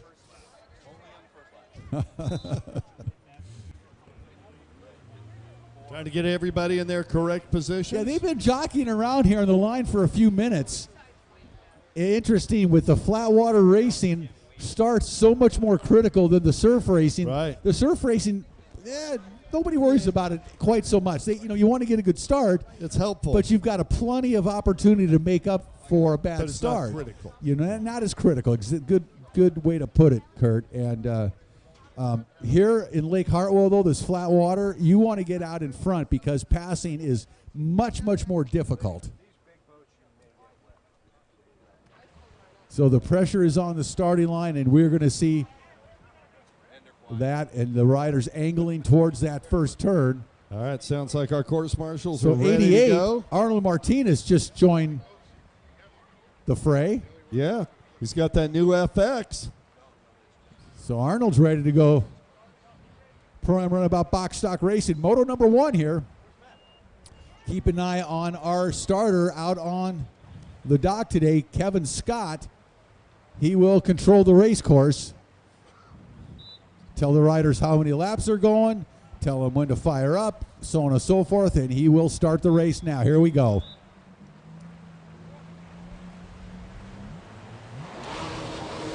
.110, Torrey Snyder on the inside. They all got a pretty darn good start. Yeah, Van J. Ramgeet was right there, but looked like Torrey had just like a nanosecond. A look at Ramgeet trying to make the pass on the outside. Torrey's having none of that, I do believe. No, that's Troy. Is that the 118? That is Torrey and Troy. Ooh, three-way battle going there. 118, Troy. It's like, yeah, son, I know you think you're fast, but follow this. The Grand Master. And then that's it Torrey, is Ramgeet, Van J. Ramgeet out in and second Seth Nema, place. yeah. And surprisingly, Torrey in third. We haven't seen that much. Here.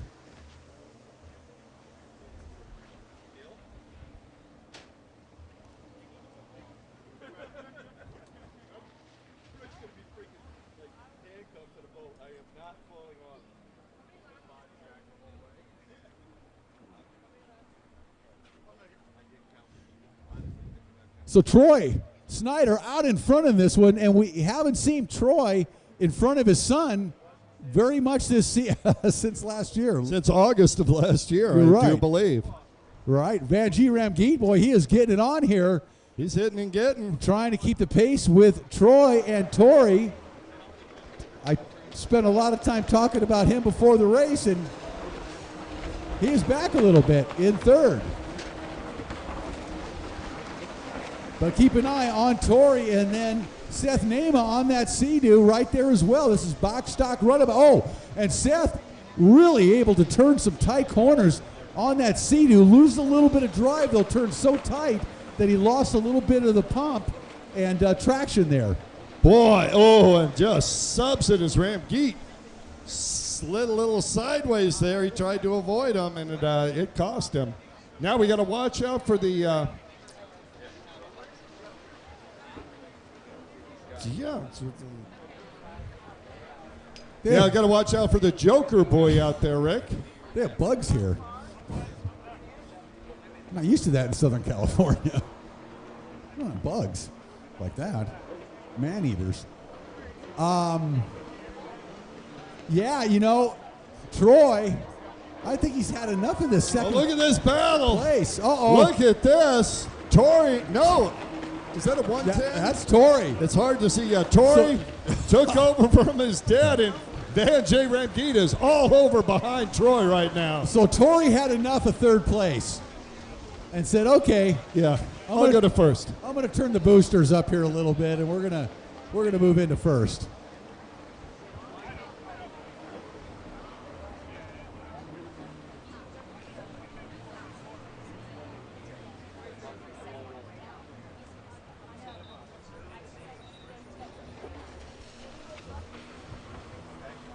So now Tori out in front, where we've seen him consistently all season long. Since that first race in Sebring in April, he really opened up a lot of eyes and just demolished the competition.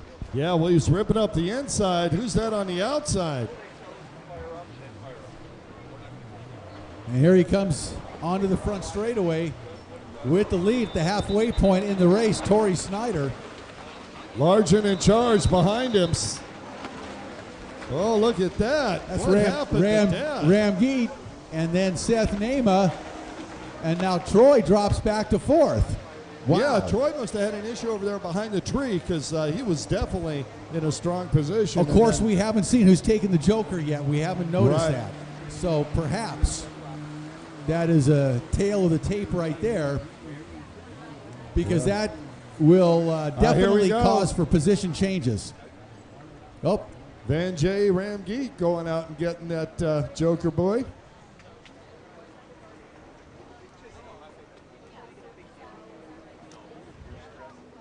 Tori Snyder using that inside. On fire over there. Look at Seth Nema throwing that Sea-Doo around, Rick Lake. Seth Nema moving up. Well, he's using the cornering characteristics of that RXPX to its full potential.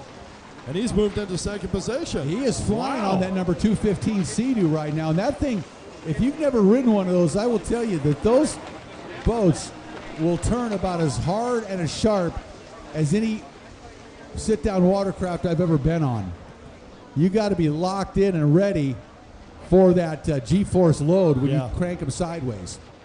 Like a Polaris 785 Pro. Only with about triple or double the horsepower. A minimum double the horsepower. Yeah. Yeah, they fly, and Seth's doing a great job out there on that number 215 RXPX. Oh, Seth, just as you say that, he's stuck it a little, but he is catching Tori. Well, that's the stuck it. He'd be really close. That's the problem. That's the challenge. Is they turn so tight, you can unhook that pump. Right. You know, and you see he unhooks that pump and loses that drive. Where these Yamahas, I think they stay hooked up just a little bit better. They may not turn quite as sharp, but they stay hooked up, and that makes a huge difference, as you well know. No question about it, Rick. It is a white flag. Final lap. Tori Snyder out in front. Seth Nema in second. Van J. Ramgeet in third. Troy Snyder in fourth. And Arnold Martinez in fifth position. Yeah, Seth. Arnold moving over. Yep. And there goes Tori out to take that Joker buoy. Here comes Seth. And Seth moves into the lead. Seth Nema, now we are going to assume he took the Joker buoy. Previously didn't see it, but I'm assuming he did. Experienced racer, this is pro racing. Well, what a good opportunity to check these split courses out as Tori is boiling the water on the inside, but Seth is wide open. Seth making that on turn. The outside. Oh no, here comes Seth. Tori making the turn. Seth's got the drive. Where have we seen this before? Oh!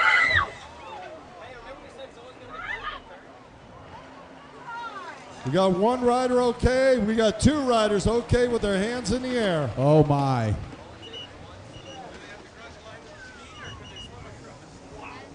Both riders violently ejected off their watercraft as they collided, racing side by side. No fear.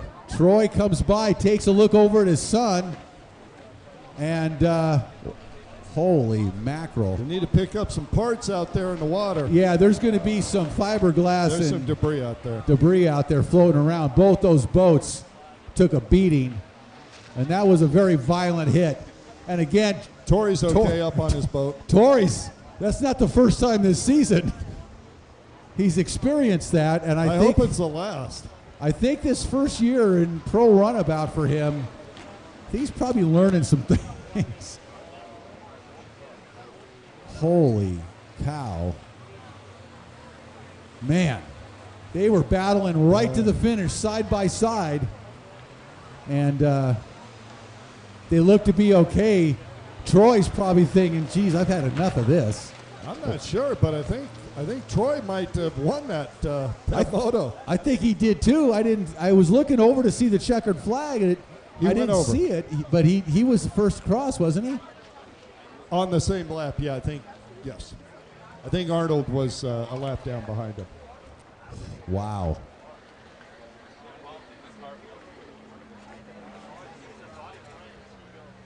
That was violent.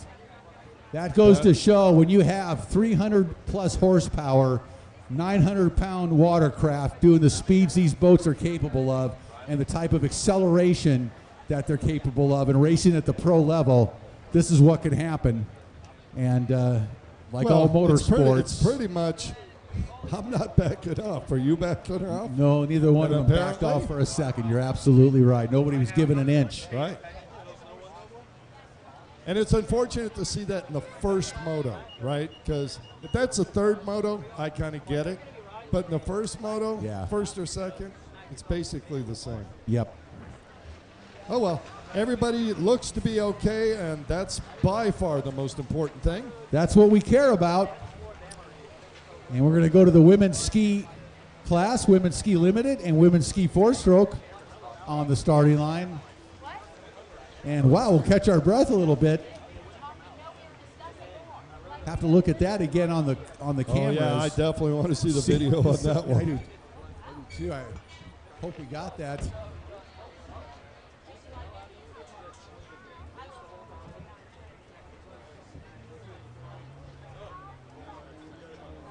Oh my goodness. I'm not sure what was going on, but I hope we got it. Oh, we're going to catch our breath here for just a second because that was pretty crazy. That is exciting. When you hear screams come up from the crowd like that. Yeah. Oh, that was the crowd? I thought it was me. Oh, that was you. I forgot. Actually, I thought it was you. It was Mav. He is going through puberty, so. Yeah. All right. Well, let's take a look at the starting line. Wow, take a look out there before the starting line, Rick Lake. Look at the number of boats out there watching the races. One of the things that we love here at Lake Hartwell. Yeah, nice spectator crowd out there on the perimeter of the race course here. Pontoon boats, which are just so perfect for this type of activity, just hanging out. I was just thinking, man, I wish I could bring mine out here. Pontoons are the way to go, aren't they? They're so much fun. Once you get a little older and learn what what the deal is. Well, I've got an inboard, outboard. And that thing. It's just a good platform. Oh. You can do. Where else are you going to put a blender? Exactly. All right, well, Women's Ski Limited. Yep, she's still alone in that on the 411 out of Rolling Meadows, Illinois. 39 years young for another year. Sponsored by Twangled Extreme Sports Brands, Spy, Torrent Pumps, ODI, and the Freestyle Factory, Jessica Wiebesek. Women's four-stroke ski class. This is awesome. Good to see. And on the line for the women four-stroke ski, number 53, out of Fairhope, Alabama, on the Jet Blast Performance Yamaha, Tanya Holbein. And on the 176, Kawasaki. Kawasaki? Yeah, 1500. I thought I saw, okay. Out of Miami, Florida, sponsored by LIQUI-MOLY, Miami Jet Ski, Riva, JetTrim, and John C. Valentina Lescano, the birthday girl. Yeah, I saw a picture of her on that 1500. And I'm like, wow, that's impressive. I saw her riding a Superjet, 4-stroke Superjet too. So I'll see when she comes to the lineup. Yeah, it says Cowie here, but I think we'll know when she pulls up. I don't see her down there yet. I do not see Valentina Lescano. You see guys hear Holbein. us up there? Holbein's on that new Superjet 4-stroke. Where is Valentina Lescano?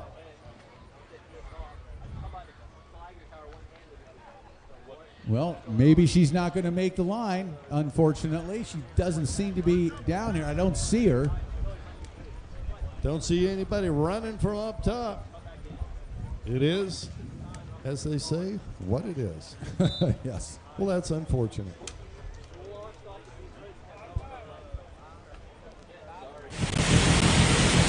If you hadn't been here before, need to make plans for next year for the 4th annual. Don't know what you're missing. You get to head back here shortly.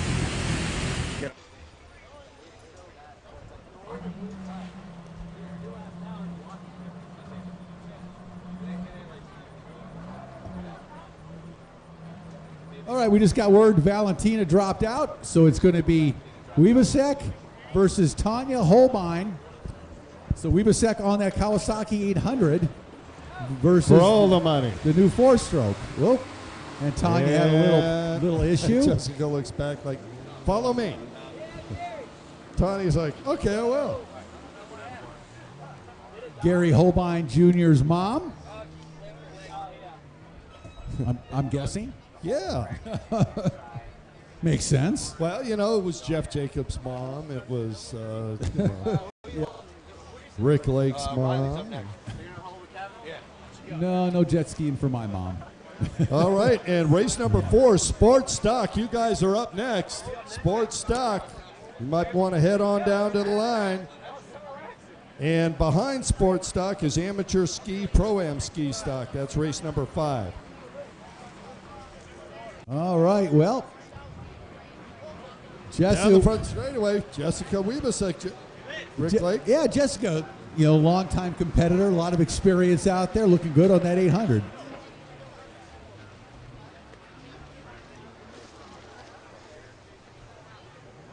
Good to see a new competitor out here, though.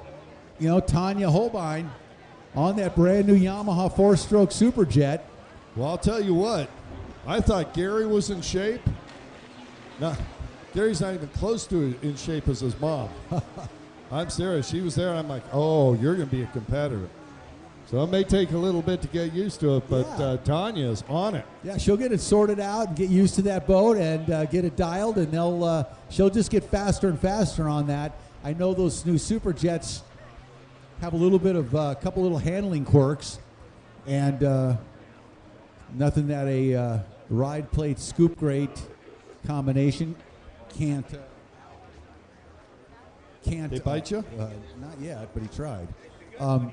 Can't fix. Excuse me, I got attacked. The attack of the killer bees up here. Yeah. Oh, something. I don't know what that was. All right, Jessica. Way out there. And I see Tanya taking the Joker boy. Good decision on her part. Absolutely. Boy, Sports Stock up next, and man, full gate. Gonna be FUN fun. I'm surprised we don't even have qualifiers for this, as many riders as we saw in practice. 14, so nice turnout there. Wibasek comes by one more time as a rider cuts in front of her. That was not a good move at all.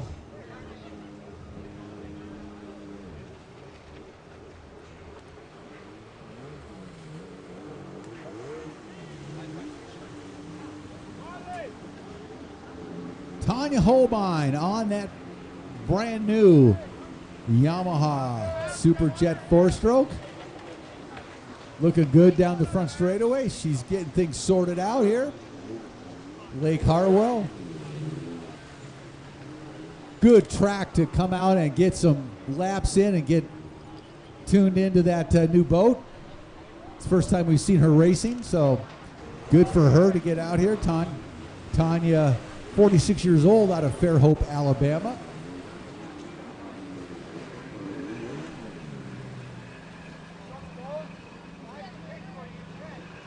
Jessica Wiebesek, longtime competitor out of Rolling Meadows, Illinois. Although she hasn't been racing this season, this will be her first race this year.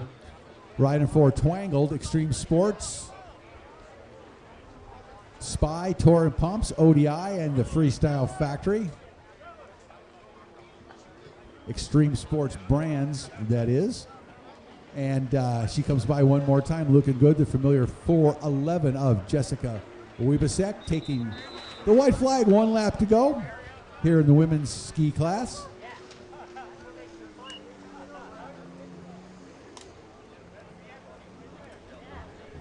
Stand-up racing, really experience, all racing for that matter, but the stand-up racing, that experience just so critical. Time on a stand-up period riding, and there's no substitute for the amount of time you put into it, because it's physically demanding. Takes a tremendous amount of skill to negotiate and ride these stand-ups the way these riders do around these race courses. And Tanya comes by taking the white flag. Really good to see somebody new out here joining in, getting one of those brand new Yamaha 4-stroke Superjets. Very cool. And she's going to do nothing but get better and better. Hopefully she's having a good time out there. I bet she is. And she'll come in with a lot of stories and say, oh, I did this, I did that, and she'll relive the moto and get better and better as time goes on.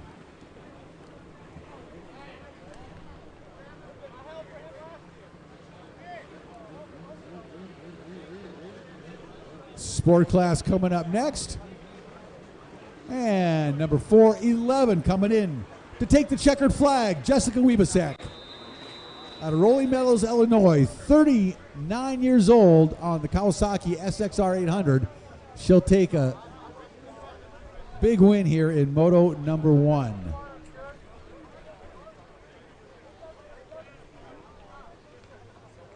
I believe we're going to have a little bit of course maintenance before the sport class starts.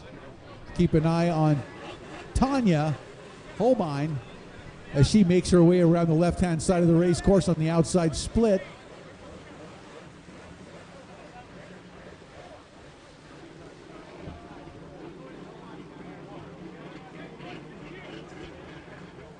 As we see our sport class riders start to make their way down to the starting line area. And Tanya Holbein takes a checkered flag. First moto for her under her belt. Looking good out there. And looking forward to seeing her next moto.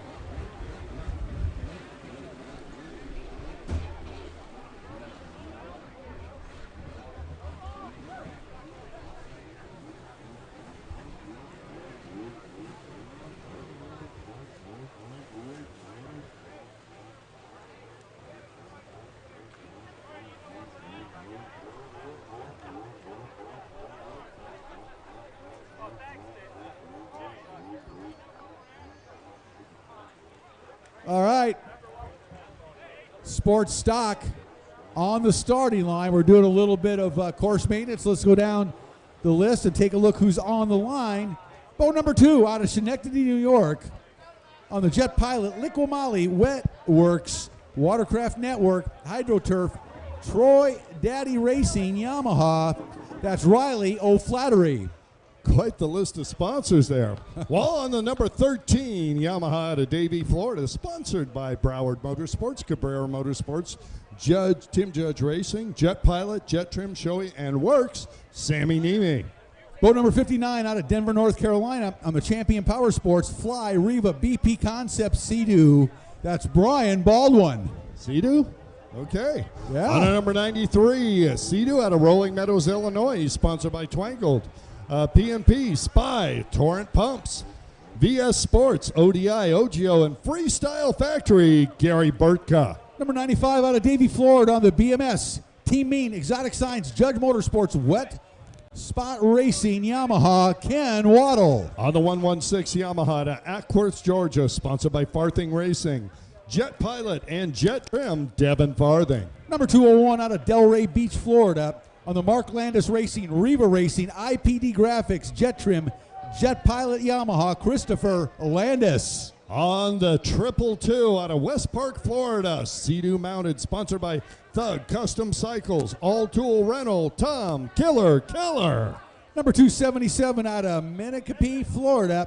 On the Jacksonville Power Sports, Absolute Performance in Naples, Live Ruthless, Thug Custom Cycles, Rhino Power Sea-Doo, Matt Johnson. On the 295 Yamaha to Port Charlotte, Florida, sponsored by Wade Chapin Racing, Rolling Stone Granite, Broward Motorsports, Tim Judge, Action Kawasaki, and Skellett Racing, Taylor Skellett. Also out of Port Charlotte, Florida, on the 296, Wade Chapin, Rolling Stone Granite, Broward Motorsports, Tim Judge, Action Kawasaki, Skellett Racing Yamaha, Hayden Skellett. On the 521 Yamaha, also from Ackworth, Georgia, sponsored by Farthing Racing, Jet Pilot, and JetTrim, it's Talon Farthing. Number 711 out of Bradenton, Florida, on the Snyderville Judge Motorsports Dean's Team, JetTrim Yamaha, Torrey Snyder. And on the 999 Sea-Doo out of Avon Park, Florida, sponsored by Atlantic Industries and Stanley Racing, Dusty Burry. That's our lineup. Man. Sports Stock, Moto number 1, Rick. Well, Sports Stock is absolutely stacked here today at Lake Hartwell. Riders coming from all over. For round number 5, the 2021 LIQUI-MOLY Pro Watercross National Championship Tour, powered by HydroTurf. And we are looking for a battle here in Sports Stock. Of course, some of the riders to keep an eye on: Sammy Niemi, the Skellets, Farthing. Both Farthing. The one rider that I have no way to hazard a guess on, I've never seen him, I don't believe, on a sport boat, is Brian Baldwin. We have seen Brian Baldwin, I believe, one other time on an HX. What's he on today? He's on an HX. Sea-Doo. Got to be on an HX. Yeah, he's on an HX, so he's ready to go. He's on the outside, and everybody else in between.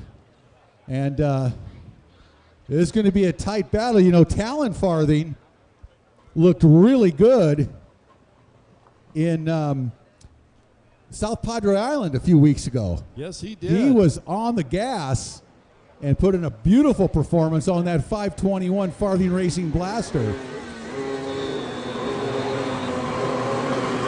Okay, here we go.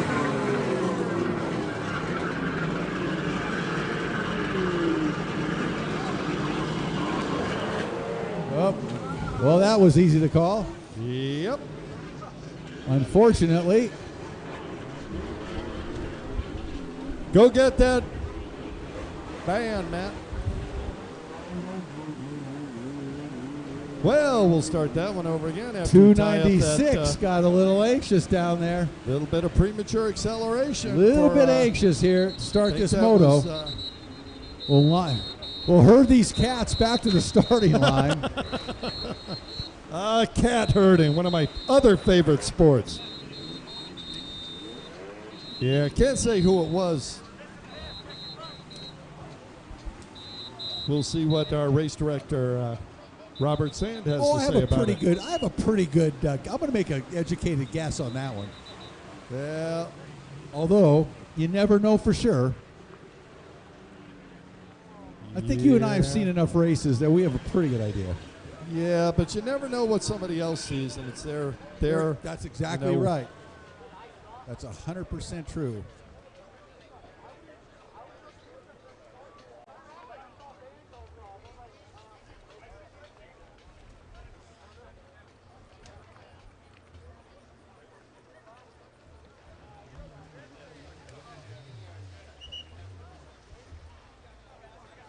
Yeah, so we'll get a chance to line them all up again. Bob's doing a little doing a little Dixon down there on the little repair on the rubber band. He's like, hold on to this, young man. And that is smack me in the face with that thing. Nice work, Bob. Well done. Let's try this again. holder is such a critical part of this sport, particularly in the flat water, right? All racing, really, for that matter. All right, going to fire it back up. Sports stock, Moto 1.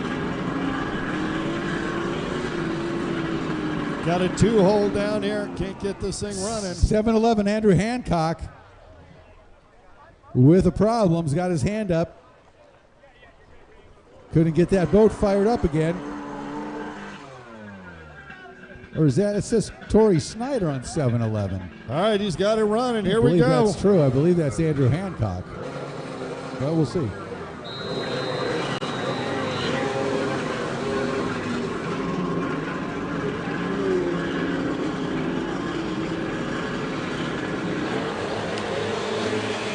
Dude, they got it.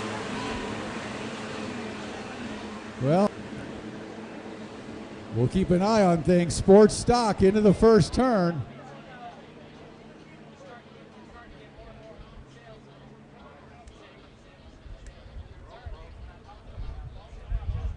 Well, 201 out in front on that inside splits. Landis with a great start. Christopher Landis.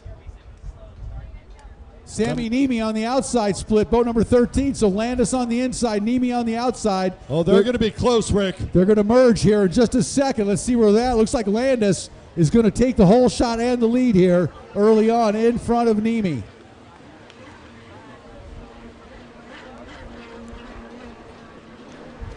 And then 277, that's Matt Johnson in third. Dusty Burry in fourth. Ken Waddle in fifth. Tom Keller in sixth. Devin Farthing in seventh. Yeah, Devin got pinched at the start. I was watching Devin at the start, and he got pinched. And that was a weird start that time. Yeah, very weird. Talon Farthing way back in the pack. Unusual to see him back there as well. But things will sort themselves out. We got a lot of riders on the track, and don't forget that Joker buoy. Oh, that's going to play a big role here. I'm keeping an eye on that right now. Nobody's taken it yet, obviously.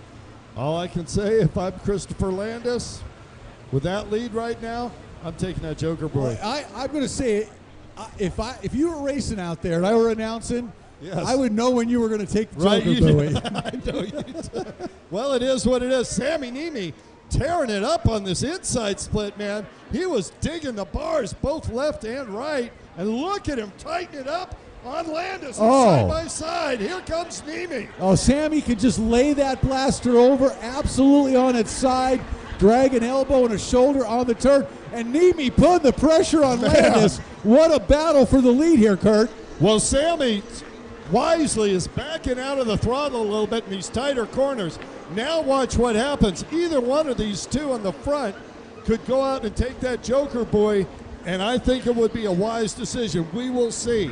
Well, the two Yamahas out in front, but right behind them in third and fourth are the two C2 HXs of Matt Johnson and Dusty Burry, and they are on the pace as well here early on.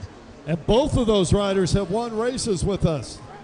Both Burry, and look at that. That's Burry going to the Joker buoy, so he's going to give up.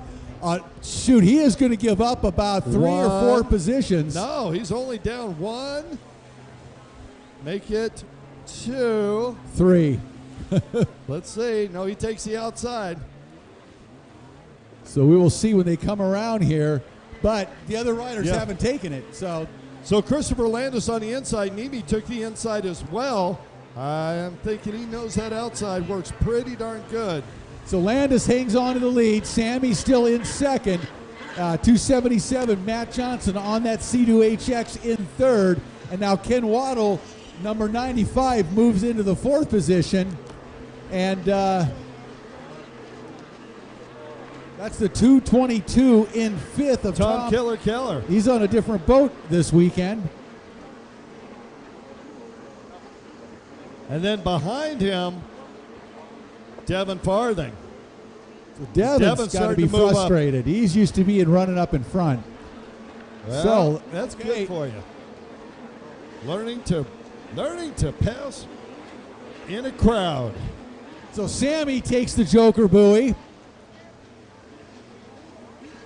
as does Ken Waddle. So Sammy's got the Joker buoy under his belt now.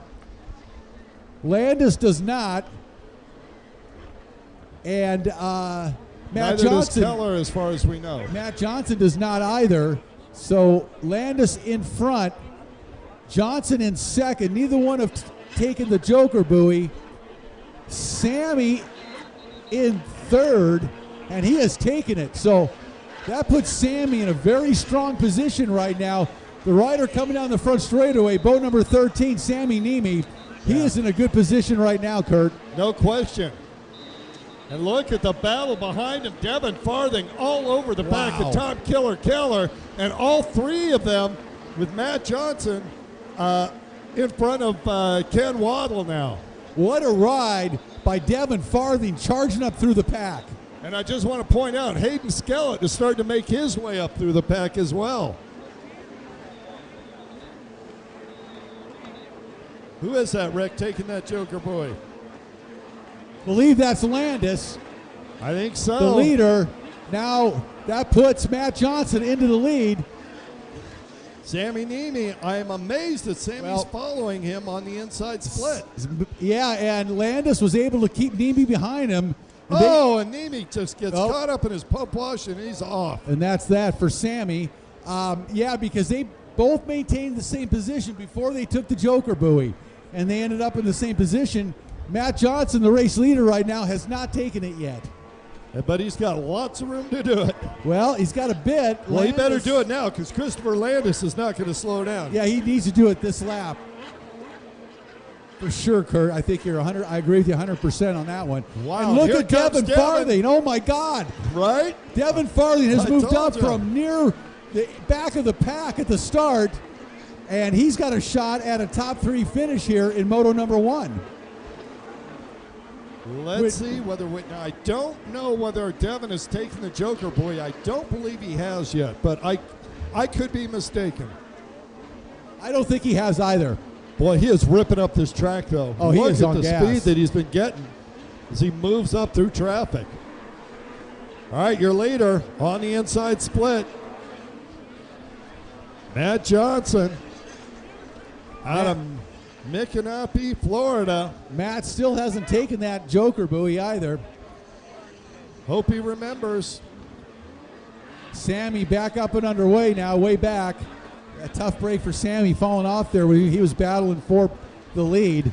Matt Johnson, our race leader, down the front straightaway, boat number 277, the yellow C2HX. So he's going to have to take that Joker buoy this lap. And then Landis, number 201. So here's the race for the lead. Landis too far back. Matt Johnson's going to be able to take that Joker buoy, Kurt, and maintain the lead. Let's see if he takes it. If he doesn't, that could be a problem. White flag lap, his last opportunity. And he is he's headed straight out there like a laser. He's got plenty of room. Let's see what happens with Landis and Farthing, though. Yeah, here comes Matt Johnson. He took the Joker buoy, and he's got smooth sailing as he's got a sizable lead. And Farthing still has to take it, and he is now, so that's going to move him back into position. Yep. Matt Johnson, great racing, man. Yeah, no, he's put some great races down in front of us before, and boy, this sure is one of them. Matt, 38 years old, out of Menacopee, Florida. Riding for Jacksonville Power Sports on that C2HX. And he's bringing that HX around here, heading on to the front straightaway one final time here in Moto number 1. And he's going to take the checkered flag. Great ride for Matt Johnson. And he is pumped. Yeah, he should be. He is pumped. Christopher Landis coming across in that second position. Which is a great place to be. No problem with second. No problem. Dusty Burry bring that other HX in third with Ken Waddle. He's got Devin Farthing.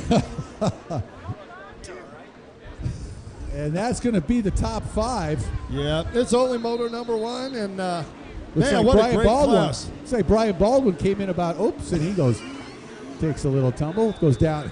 It's amazing the control you have over him from up here, Rick. I can only do so much. Well, that's fun. And here we go. Amateur ski stock next. Be sure, everybody, to keep those easy ups anchor down. If you haven't yet, please do so. You can feel this wind coming up. You got to keep those easy ups anchored down or they will go flying.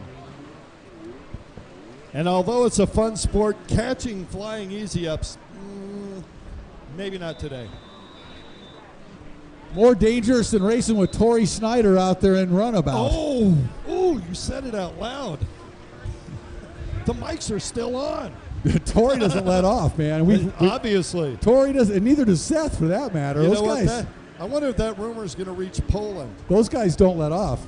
Let's face it. If you're going to race those guys from now on, you know what to look forward to. I think we've seen the future. It's pretty clear. So, right, you got to wear shades. Well, up now, race number 5, combined Pro-Am ski stock and amateur ski stock. In the Pro-Am ski stock class on the 315 Yamaha out of Marietta, South Carolina. Did not put any sponsors on. Can you believe it? Taylor Stewart. What? How could that be? Right? Number 702 out of Raleigh, North Carolina. On the Yamaha, riding for Tapped Out Cycles, Amsoil, Hurricane Racing, and JetTrim, Jeb Zarzauer. Then we'll bounce to amateur ski stock on the number 5 Yamaha out of Fayetteville, North Carolina, Sierra Lambert. Number 18 out of Rutherford, North Carolina, on the Power Sports Supply B&N Power Sports Yamaha, Tegan Hill. The double 2 Kawasaki out of Buford, Georgia, Kirsten Frost. Number 36 out of Naples, Florida, on the Yamaha, Stephen Hayden.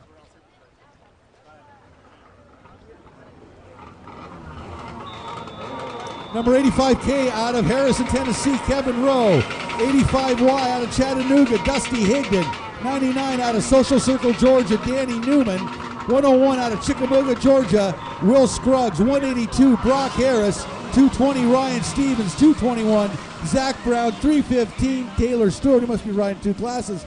And 712, Nikki Turner. Here we go. And let's not forget the 716 of Matthew Nolan out of Villa Rica, Georgia. And look at that race course, Rick Lake. There are skis everywhere.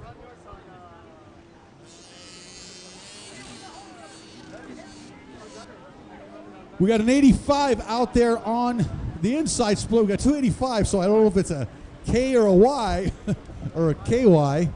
I'm not sure. I must have infected you.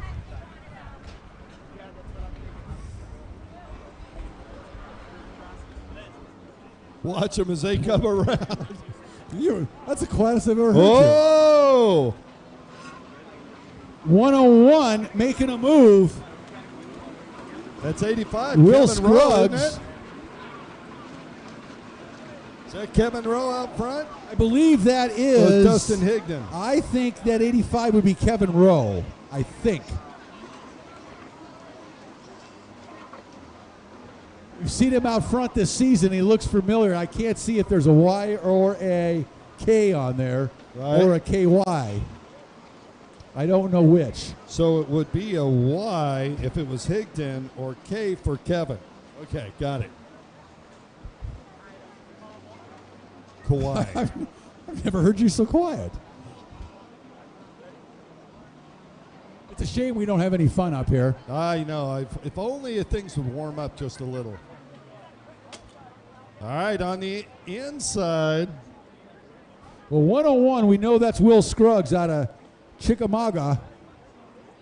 Will Scruggs, 57 years young. Man, he out is here playing with the kids. Wow. Impressive, huh? And there's Tegan Hill, 13 years old. Yeah. Third his age. I believe this is Kevin Rowe, 85 in the lead. We've watched him this season, although, you know, no, I think that Kevin is on the Yamaha. This must be Dustin Higdon. No, Kevin Rowe on the Kawasaki, so Higdon on the Yamaha. That is Higdon out in front. Will Scruggs in second. 182 in third. Yeah, Brock Harris. Followed through by Tegan Hill. Tegan Hill back in that fourth position now. Tegan riding well. Oh, man, that young man has got skills. The 13-year-old out of North Carolina, Brad Hill's son, is looking good. Oh, that's Brad's son? I'm guessing. We know that.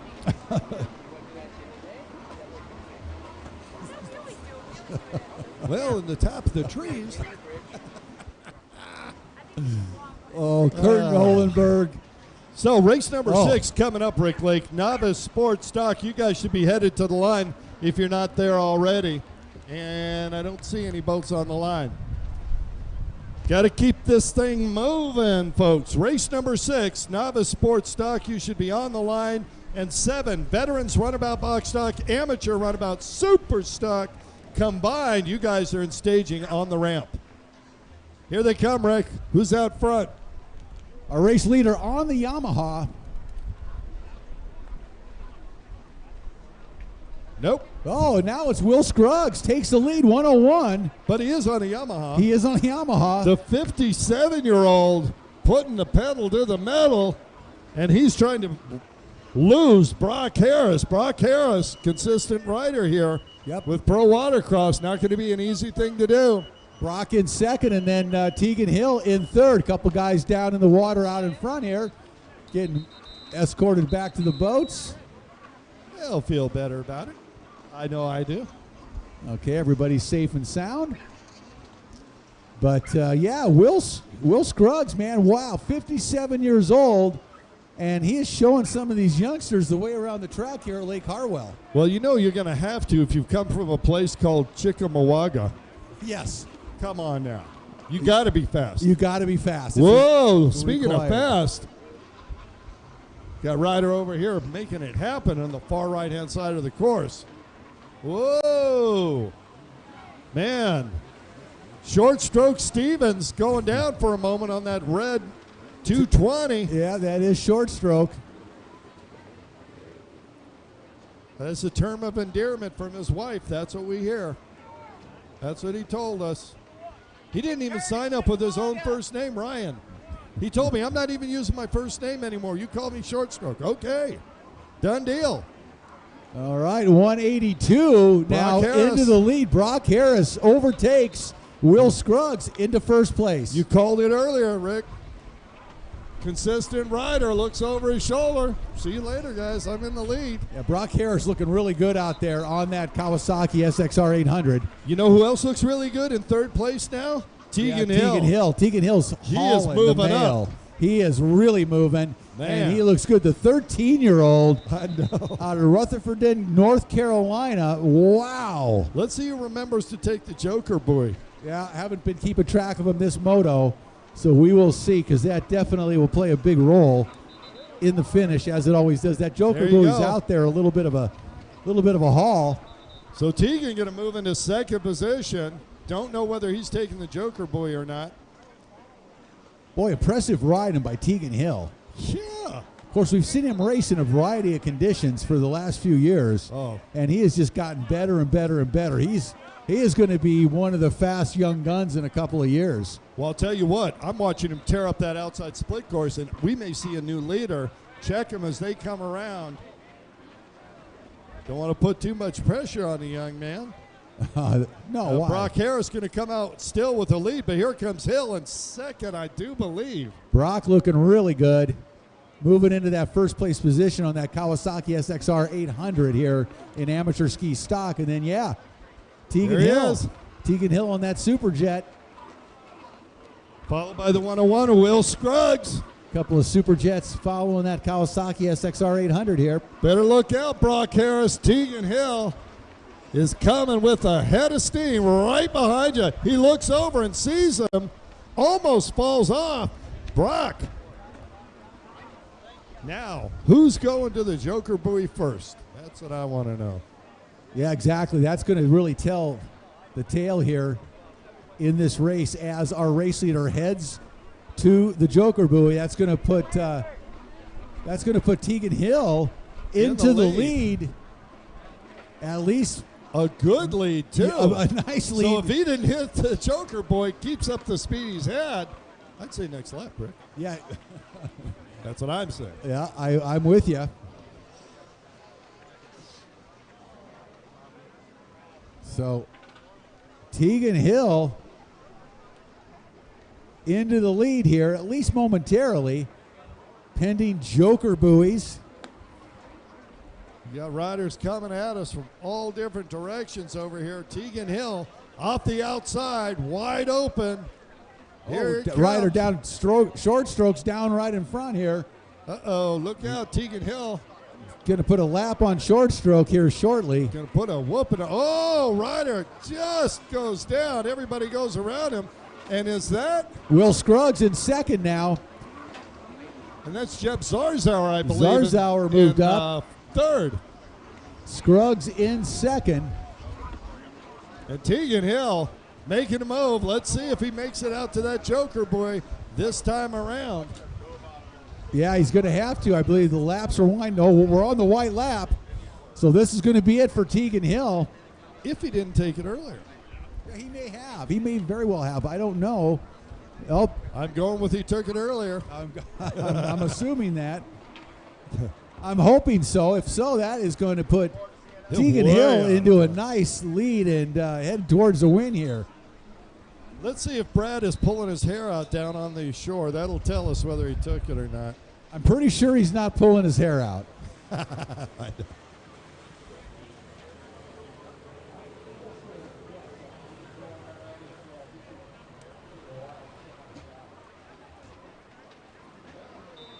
Yelling with joy or yelling with frustration when Tegan comes across the line. As the riders take first, potentially. Yeah, Ooh, got a little battle coming up behind him, though. Here comes Tegan. Zarzauer Zarzauer behind behind him. Zarzauer right behind him. Zarzauer closing. Tegan Hill takes the win over the pro. Jeb Zarzauer. Jeb in the pro class. Tegan in the amateur class. And Tegan takes the win overall here in Moto 1. Yeah, Will Scruggs in second in the amateur ski stock class. And I believe that is Brock Harris in third. Mr. Lake. Oh, look what's up next. What a ride by Tegan Hill. Congratulations. Right? He looked like Devin Farthing in the sport class. He did. He was on the gas. Did you hear me? Devin Farthing in the sport class. You're going to say that over and over until you get it right, aren't you? Novice Sports Stock Moto 1 on the starting line. Who we got down there, Kurt? On the number 6 Yamaha to Shelton, Connecticut, sponsored by LIQUI-MOLY, the Watercross, Jet Pilot, Troy Daddy Racing, and O'Flaherty's Troy Mandulak. Number 21 out of Oxford, Pennsylvania on the Gold's Pumps. Not sure what he's on. It's OTR, which means other. David Golder, probably an. On the number 36 Yamaha to Naples, Florida, Jax Hayden. Number 48B out of Albany, New York on the LIQUI-MOLY Bomber, Watercraft Network, Pro Watercraft Racing Sea-Doo, Reese Newborn. On the number 59 Sea-Doo out of Mooresville, North Carolina. Gold, sponsored by Racing, HydroTurf, Jet Pilot, and Champion Power Sports, Graham Hunt. Number 66 out of Bonita Springs, Florida on the Yamaha, Jason Sahagian. On the number 93 Sea-Doo out of Rolling Meadows, Illinois, sponsored by Twangled Extreme Sports Brands, Spy, Torrent Pumps, ODI, and Freestyle Factory, Jessica Weebasek. Number 711 out of Johns Creek, Georgia on the Yamaha, David Hancock. On the 913 Yamaha to Denver, North Carolina, sponsored by who else but Champion Power Sports, it's Charlie McGuinn. That's our lineup, Rick. Novice Sports Stock, race number 6, motor number 1. Boy, a lot of sport riders here this weekend. A lot of ski, a lot of sport. Good to see. Good to see. A lot of all kinds of numbers represented in the sport class. Boy, that's for sure.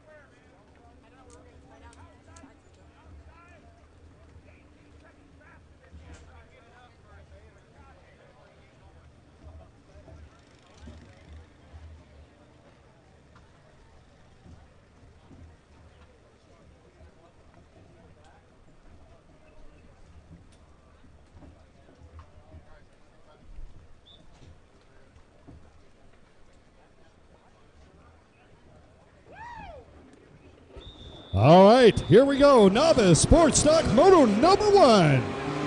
Well, if I had to call somebody out looking down this line, I don't know. I'm going to go with Graham Hunt, the new guy in the sport class. That's going to be fun to watch. Well, yeah, Graham's a very experienced runabout racer. Oh, somebody get a little sideways there. What was that? 913, Charlie McGuinn grabbing a little bit of throttle earlier than he probably should have. Sent his holders Jax Hayden spinning on the throttle, stretching his dad's arms.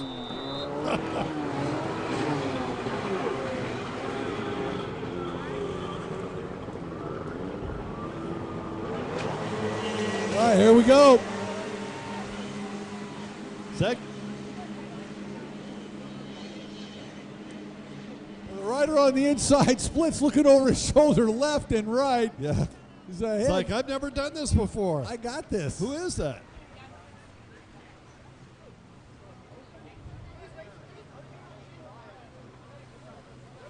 That is 36 on Jax the inside Hayden. split. Jax Hayden looking over his shoulder left and right, heading into the first turn. That He's was like, great. Where is everybody? What did I do wrong? That was great. Is this what they call a hole shot? Yes, it is. And he Yes, took a it huge. is. Jax Hayden. It's like, where did everybody go? I got a hole shot here. Great job. That's Graham Hunt, 59, behind him in second. And then 66 in third place, Jason Zahagian. Well, is that David Hancock on the 7-Eleven there? Hancock looking like he's moving up fast in that fourth position. Troy Mandaluk out of Shelton, Connecticut behind him, I do believe.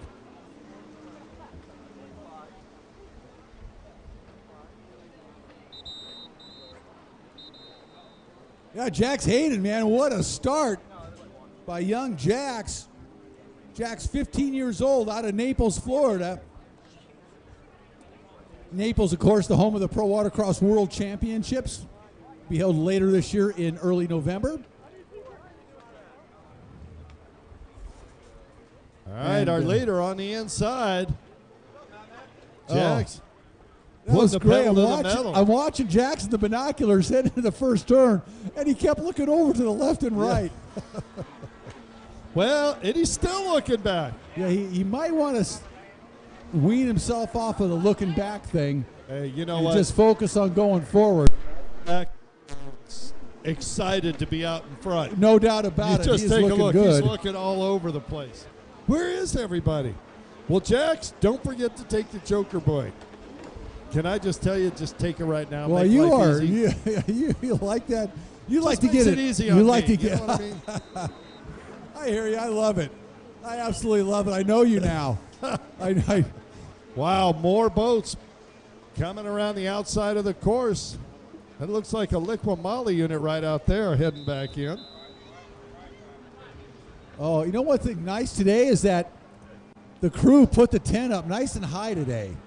Yes, they did. Well, see here? we're up on a hill. Oh, that. Yes. Yeah, wow. See how nice and. I didn't know it went up that high. See, I know it. I don't have to worry about smacking my head all day. It's quite nice. Thank you, guys. Whoever did this. I think I know who did. Got a pretty good feeling. So Graham Hunt Look at jumps off the runabout into the sport class, and man, he's doing really well. Yeah, he looks good on that HX, doesn't he? He's doing well, and I'll tell you what, he is looking way forward. You can just see him watching Jax Hayden and how he's moving around the course. Now, if I'm Graham, I'm thinking I want to sneak and get that Joker boy over with, as looks like Jessica Wiebesek potentially has. Oh. And Jax is going out to the Joker boy. He's going to take it. There you go. And you're so happy now. I'm ecstatic. Now, look. Is Jax is doing that. Is that going to cost him the lead? It is. Graham It Hunt going to is. make that move over, but Hunt still has to get it. So now it's up to Graham Hunt to distance himself from Jax Hayden. And Hayden's on the streak right now. I like it. He's Hayden throwing goes to that the boat outside around, split. Rick. Doesn't follow Oh, Graham yeah. Hunt. Goes to the outside. He's got relatively clean water. compared to if he would have followed Hunt on the inside. So nice racing by Jax Hayden here. The 15-year-old got some races under his belt, and it shows. And here we come. Now Graham Hunt. And look at keeping the lead. Jax just laying it over on the gas. You know, these young riders, they're younger, they're smaller, they're so lean. They can just lay those blasters over like nobody's business. An older, heavier rider can't do that. It's unfair. Yeah, you would slide out. You would never recover. Yeah, you know. And boy, these young guys could just lay, and girls could just lay that over. Yeah, I once tried that in '97. I'm still recovering. I never got up. Help me! I've fallen and I can't get up. They got an app for that. You know, Graham trying to push it here to get a little bit of a lead before he takes that joker buoy. I'm not sure Jax is going to let him get away. Well, it's up to him. And now, Jax, could you be more intelligent? He goes. Follow him through. He follows him on the inside this time. Close. Although I'm going to tell you, the way that Jax is taking that outside, I think he could remain on the outside. I agree. As long as Graham's not leaving him. And, well, if he can stay this close to Graham, when Graham takes that joker buoy, it's all over. Right. The problem is if he follows him through the split course and slips in his pump wash, that's as right. We've seen other riders do. It's very common. Boy, he really gets sideways coming out of that front straightaway. He really lays that thing over. Not only does he lay it over, I don't think the throttle backs out. Never. Watch the spray, man. No, he rides it well. Are these two going at it? Coming up next, race number 7. Veterans Runabout Box Stock and Amateur Runabout Super Stock combined, Rick. We've seen these young riders, again, on these blasters. They just really have a great feel for them and develop their racing skills to a level that's just unprecedented on these sport boats. They really have, and it's so much fun watching them. Oh, Jax, as soon as I say that, Jax swings way wide and loses a couple of bolt lengths momentarily, and then Graham really doesn't take advantage of it, and Jax right back up on him. So Graham, remember, still has to take that joker buoy, and this is the race for the lead right here. Right, and I am not sure that he. And our course marshal is not sure. Got a rider down over there. I can't. Yeah, we got a tree in front of us, so can't see him back. I couldn't see what he was doing. White flag out, so Graham Hunt's going to have to.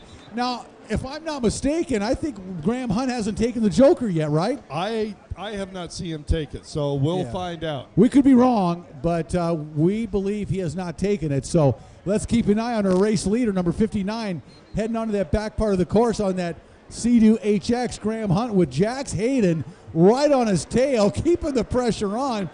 And Graham's going to have to head out to that joker buoy, and that's going to be the race. We'll see. We will see. And there he goes. Well called. And there he goes. Jax Hayden takes over his. And look at the lead Jax is going to have now. Bye-bye. Wow. Jax Hayden absolutely dominating here. Novice Sports Stock, Moto 1. You see that? Jax was going to take the outside. He's like, no, this is the last lap. Got to take the inside. Yeah. And he goes and protects it, which is what you want to do. Exactly right. And now Graham's stuck behind him, and with really not much he can do unless Jax makes a mistake, clearly. And Jack's not going to make a mistake, I don't think, this time. Now watch him when he comes around and makes this right-hand turn onto the front straightaway right before the checkered flag. He's going to be on the gas, and he gets that boat just sideways right. Well, not too bad that time. He eased it off a little bit. Nice win. Jax Hayden takes the win here. Great job for him. Graham Hunt in second. Switching holes, getting off the runabout onto the sport class. Good to see him doing well. Great racing action here in Novice Sports Stock. That was a good battle, Kurt. Unexpected in Novice Sports Stock. Up next, Veterans Runabout Box Stock. On the 122, Yamaha out of Mooresville, North Carolina, sponsored by Champion Power Sports. IQ Contacting, LKN, LLC, Jerry Vanisdale. An amateur runabout super stock, number 007, out of Lavonia, Georgia, the hometown product, riding for Granite World, LLC, and Drippin' Performance on the Sea-Doo, Jonathan Samuel.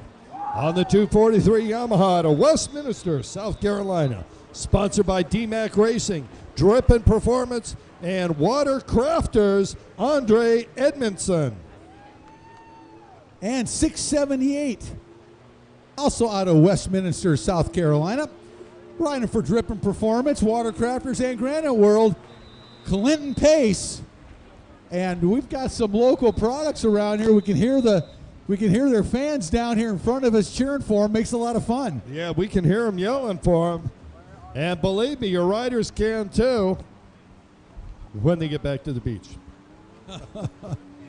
Oh man, that last moto was great. Jax Hayden and Graham Hunt going at it. That was a lot of fun. Yeah, they were. It was a well-ridden race by both riders.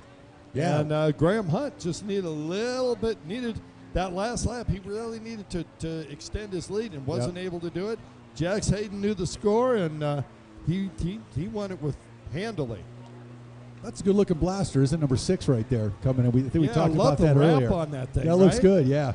That's whoever designed that one. They did a good job, especially because we can see the numbers still. It's kind of reminiscent of the old Yamaha factory yellow and black racing team when you used to race against Kenny Roberts. Oh and yeah, stuff. yeah. Oddly enough, Kenny was too frightened to race with me when. That might be said in a way not quite got. How about Kenny Roberts on that? What was that, TZ750 flat track bike? Yeah, it was a TC 700. It was before the 750s. I was there, San Jose, California, and it was absolutely brutal. It was so violent that, I mean, literally, it was throwing chunks of rubber off the tire. They couldn't keep a tire on it. He could barely slow it down, after he got out in front. That's the craziest thing you ever seen, right? It was ridiculous. Yeah, I saw a video. And it scared the AMA. He did. He rode it recently, went out and did a, not recently, but at some point in the not too distant past, he went out and did a couple laps on it, just to showcase it. And, wow. People were I want to see that. Is that on YouTube? Yeah, it's available. Woo. Yeah. Thank you. Oh, we see some of our belly buster wreck riders coming back in from their ride out on Lake Hartwell. Well, it sure looks like they had a good time. And that's just a few of them. There's many that are way out there that'll be back later on. All right, let's throw these things on right here. Give me your wrist.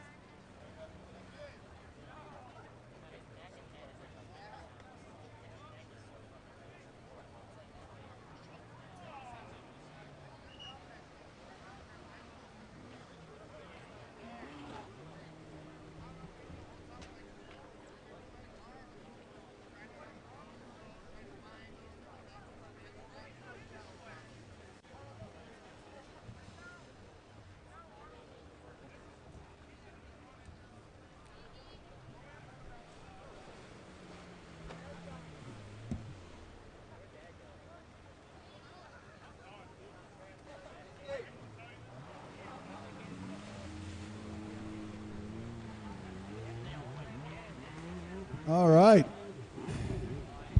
Waiting for the start of our veterans and amateur runabout class.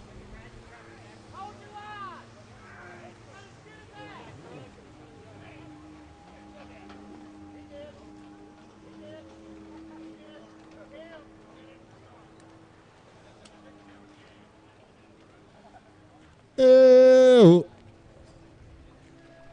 There we go. Yeah. They're not having a good time on that LIQUI-MOLY. You said they. But what are they? It's like a terrible time out on Lake Hartwell on that thing. Right, I know. Must be so frustrating. All right, we're getting ready to go here. Race number 7, Veterans Runabout Box Stock and Amateur Runabout Super Stock.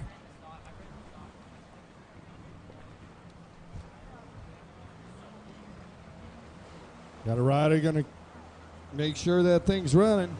I don't know. Watch out, Jonathan Samuel.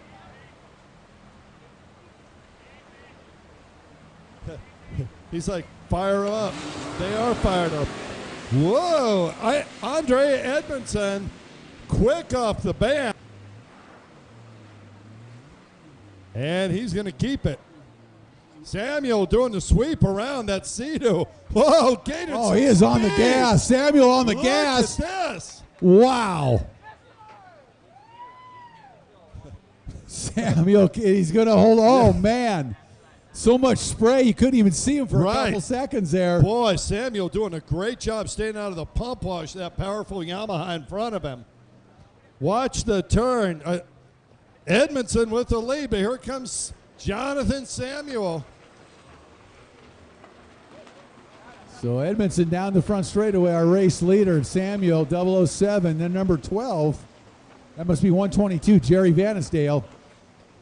Oh, and Samuel taking the inside, running tight, and pulling up on Edmondson. Yeah, trying to use the cornering characteristics of those Sea-Doo. Whoa, and that was a little too tight. That was a little tight. Yeah.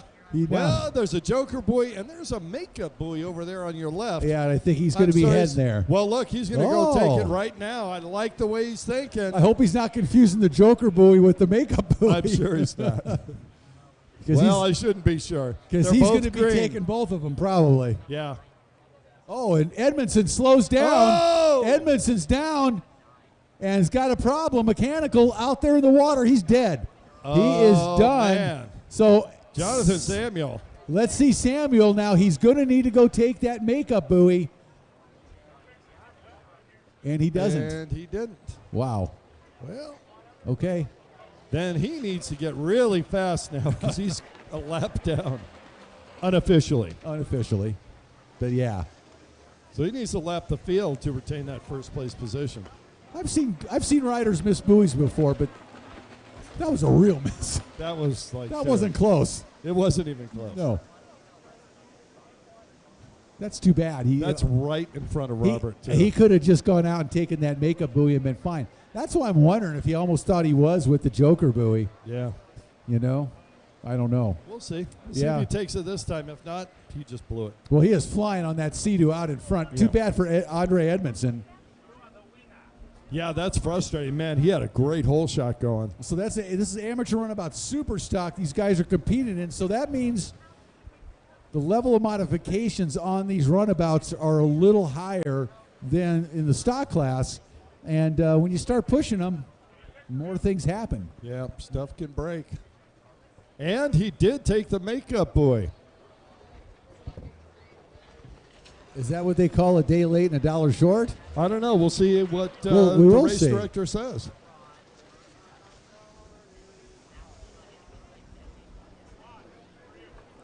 All right, second position.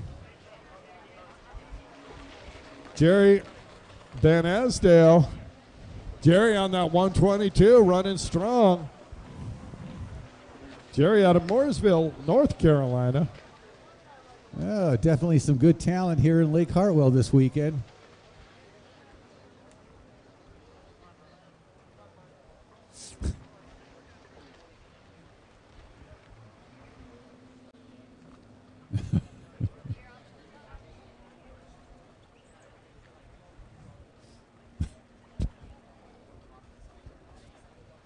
Going for the trifecta, Jonathan Samuel is going to be disappointed to learn. I think you can take that green buoy every single lap. Yeah, he's going to have to work on just course knowledge. Course knowledge and just slowing the charge down just a skosh, you know, and being more precise around the corners, which, you know, you get fired up, the adrenaline's running, you're racing, and you just, you know, these boats are so fast. These supercharged runabouts are just so fast, and you know, it takes precision to make the course perfect. Yeah, it does. White flag out, final lap. It's a lot easier said than done. Yes, So when we it see is. the experienced riders, you know, turn lap times consistently around this course that are flawless, Yep. you know, they make it look easy, and They do. it's definitely not easy. You know, these boats are a handful, and they are extremely powerful and fast. Well, I'll tell you, Jonathan Samuel going the wrong direction. Still made it look good. I don't know. He picked up that makeup buoy every time.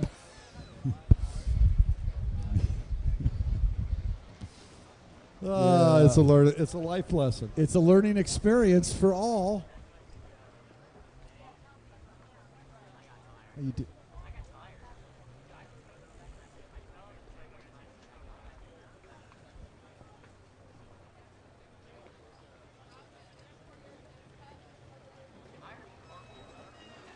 Okay, I'd like everybody to please pay attention real quickly.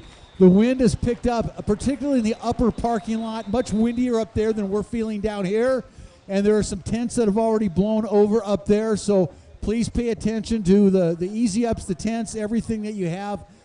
Go check and make sure that's not yours up there that's blowing. We don't want any blowing easy ups. They're very dangerous for everybody. And we don't want to see your easy up get mangled either. So please make it a point to really anchor those babies down. There's nothing to ruin your day like going up to your $55,000 truck and seeing an easy up through one windshield, you know, through one window and out the other. No, it's true, and it's happened.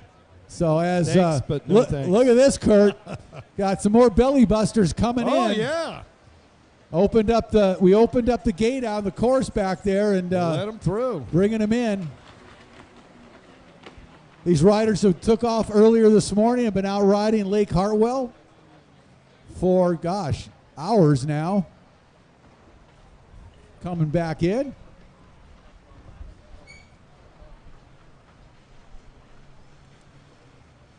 What fun. You know, what a great time. I see these riders Right. all set up. That Sea-Doo with that. They got a nice setup. That Yeah, blue one out there don't with they? that. Well, yeah, they've got the, you know, Sea-Doo's got the Cooler rack. yeah, they've got the attachment points on the swim step of those, and you can put a cooler, you can put an auxiliary fuel tank, Yep. whatever, and stack them even, and it's pretty cool setup. You put a barbecue back there. You can put a Weber on there. They've got a Weber mount actually. You can put a big Weber kettle back there. And coals are just flying off as you take off down the lake. It's a beautiful sight. It is a beautiful sight, man. Look at all these jet skis. Love them. What a great day to be out riding. Boy, I'm a little jealous. All right, here we go.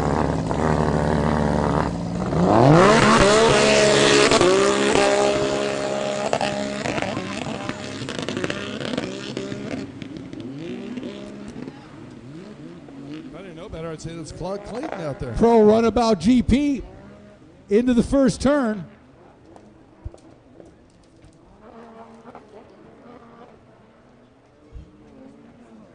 That is Claude Clayton. 777 Juan Lescano. Oh, that's I Juan beg your Lescano. pardon. Excuse me. Juan Lescano on an absolutely ballistic GP Yamaha. Check this thing out. Actually, it's a Sea-Doo. He had a Yamaha previously. Yep.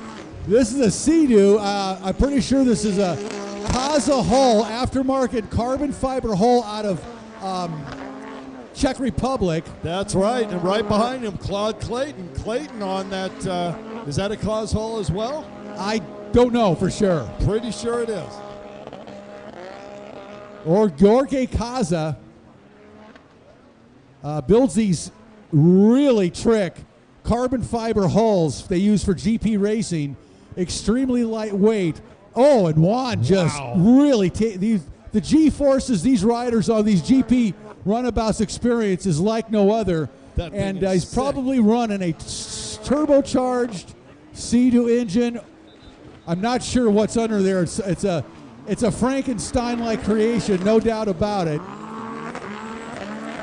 Wow, look at the skill of Juan Lezcano out front, Rick. Like, I'm sorry, I'm just so impressed the way he's able to control that thing. Believe me, if you're not holding on to that for 1 microsecond, you're flying through the air. Oh, absolutely. And look at Claude Clayton keeping pace almost with Juan Lezcano. Oh, Juan, why didn't you take the green one? Now Claude goes out and takes the Joker buoy. Yeah, Juan Lezcano, this boat he is on is absolutely ballistic. This is probably, I'm guessing, a 600 plus horsepower creation with an ultralight carbon fiber hull. Oh, he goes out and takes the makeup buoy. Must have felt like he missed a buoy. And down the front straightaway, check the speed out on this runabout. Absolutely ballistic down the front straightaway. Almost unbelievable that he could hold on to that thing at max speed, pushing that thing in a corner, and it hooks up so well. These true GP runabouts are something else. He's got to make it now, Rick. Now's the time for that Joker boy. Yeah, He looks over, and that's it. There he goes. Now, Clayton, it's going to be close. It's going to be really close. Yeah, it is. Here comes Claude Clayton. Clayton trying to close the gap on Juan Lezcano. Oh, Juan's got it. And he has got it, man. And Claude's going to go to the inside. Now, the inside has been, I think, faster, but more treacherous. It's going to be close. Lezcano's got it, though. Here he comes. Halfway sign comes out, but look at the battle, Kurt. That's awesome. Now both of our leaders have taken the Joker boy. Now it's mano a mano. Yeah, Who's it going to be? Juan Lezcano or Claude Clayton? Mississippi versus Florida. Wow. Sea-Doo on Sea-Doo racing action here at Pro Watercross. True GP runabouts here. These are, you know, probably in the 500 to 600 plus horsepower ballpark. Gonna have to go talk to Juan and Claude here, and I saw Juan's boat that he ran a few races ago. The GP Yamaha he had was a turbocharged 1800 Yamaha. He said it was about 650 horsepower with that Kaza hull, and it was a monster. Juan was waving to Claude Clayton as Clayton was coming up. Oh, Juan, don't get too cute. Well, you can see they're running these highly bolstered seats to keep them in place. Yeah. And that's kind of a controversial subject in race to allow those. But I'll be honest, Rick, Claude Clayton's boat is sounding a little off song to me. It is. It does sound different than it did at the beginning. It's got a deeper tone, and I don't know what that means, but I don't think it means he's going to pass Juan Lezcano if Juan can stay on the top of the boat. It can't be good. No. And Juan's backed it down just a little. Juan has just got that ballistic riding style. He's all over the place. He's a lightweight dude, and he gets tossed around on that boat. White flag out, 1 lap to go. Yeah. Juan Lezcano absolutely on the gas. Dude, I want to see. He's wearing a GoPro. I hope he remembered to turn it on. I want to see that footage for sure. No kidding. All right, up next, race number 9, Pro-Am Runabout GP, Moto number 1. Whoa, wait a minute. Excuse me. Beginner Runabout box stock. Sorry, my went down a little on the list. Uh-oh, look out there. Arnold Martinez looks like he's having a mechanical.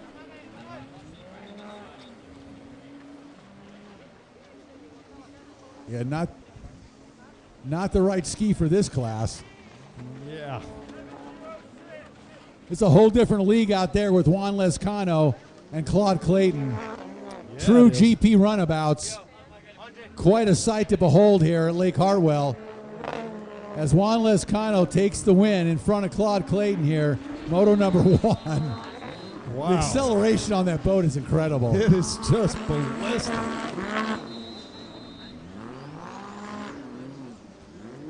I want to go out and ride that thing for a minute. Well, make it 40 seconds. They just want to keep going. The checkered flag did come out. I think they're having too much fun out Right, there. obviously.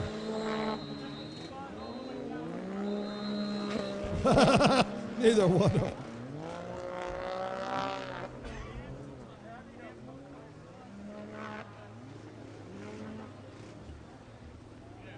So you know what's going to happen. What's that? Well, they're racing. After the race is over, one of them's got to hit the eject button. Exactly. It's kind of the law.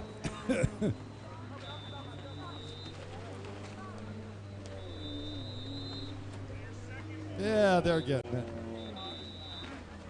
Yeah, the red flag came out. Well, you don't want these guys coming down the front straightaway at 85 miles an hour when you got another class coming in. And hold on to everything. If you think you've seen some racing action. Right. We've got the beginner runabout box stock class. Oh, one of the premier opportunities for photographs, folks. And in this class, usually anything can and will happen. So hang on to everything here. On the starting line, number 6 out of Seneca, South Carolina, on the Yamaha, riding for Tampa Bay Jay's Power Sports, Anthony Seagraves. On the number 14 Yamaha to Willow Spring, North Carolina, Corey Martin. Number 57S out of Hattiesburg, Mississippi, on the Sea-Doo, John Camino. On the 57K Kawasaki out of Pensacola, Florida, it's Christian Morris. Number 243 out of Baker, Florida, on the Yamaha, Keenan Armstrong. On that 701 Yamaha out of Tarpon Springs, Florida, Zach Azadi. Number 704 out of Charlotte, North Carolina, on the Sea-Doo, David Barnum. Rounding out the field on the 706 Sea-Doo out of Lavonia, Georgia, sponsored by Granite World and Complete Sourcing Solutions, Philip Samuel. Yep, and now you remember back a few races ago, it was John Camino and Christian Morris had an epic battle. All three motos that had everybody on the beach on their feet screaming and yelling as they traded the lead back and forth in the surf conditions. And incredible job by both of those riders. It was great racing. What an exciting day. And we had a little bit of fun. That was a lot of fun. All right, let's get these rolling. And of course, you'll see Christian Morris out here. He's on that Kawasaki Ultra. That's the red one. That is a two-stroke that, boy, hasn't been raced in 15 years probably. That's the red boat with a guy with a green helmet. There you go. That's number how you can 57. pick it out. So really fun to watch him on that Ultra compete against these modern four-stroke runabouts.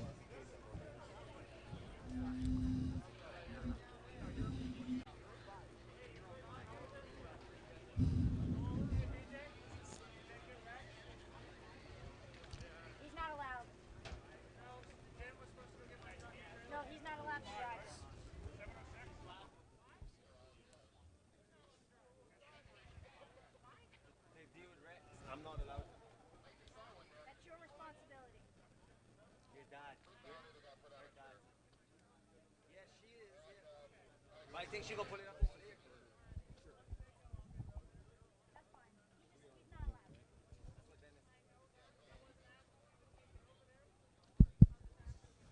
All right, beginner runabout box stock on the line. Race number 9, race 10, beginner ski stock. You guys should be in staging over to the left of the LIQUI-MOLY tent in the water there. Beginner ski stock. You guys should all be in staging. You are up next.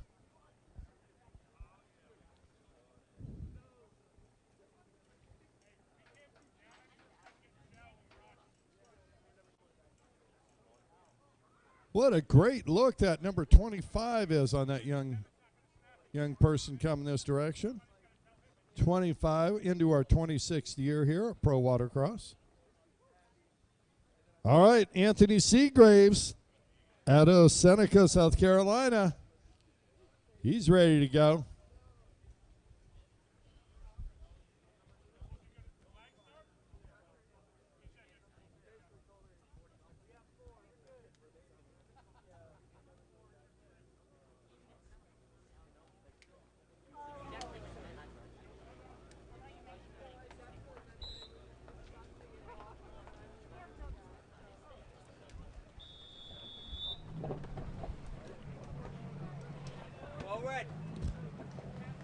Kevin Scott looking down the line. They are fired up, ready to go. Beginner runabout, box stock, moto number 1.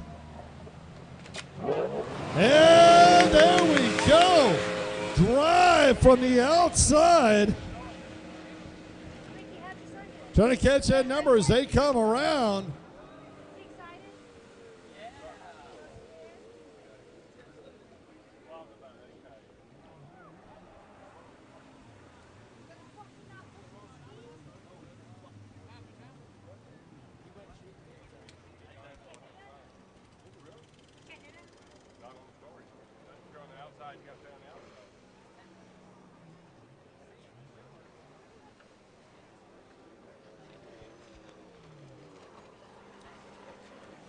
First across the line, the 706, Philip Samuel.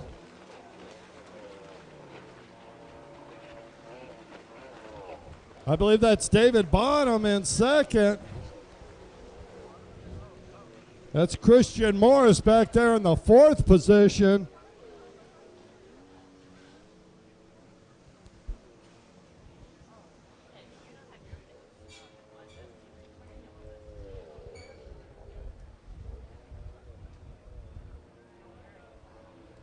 Out in front, Philip Samuel. I believe there was a inadvertent course change by Samuel. We'll check it out. That's unofficial, of course. We'll check him as he comes around in 2nd position. Our beginner ski stock heading to the line now. Here's Samuel, large and in charge on that 708. Unofficially, I think he may be down a lap. We'll see.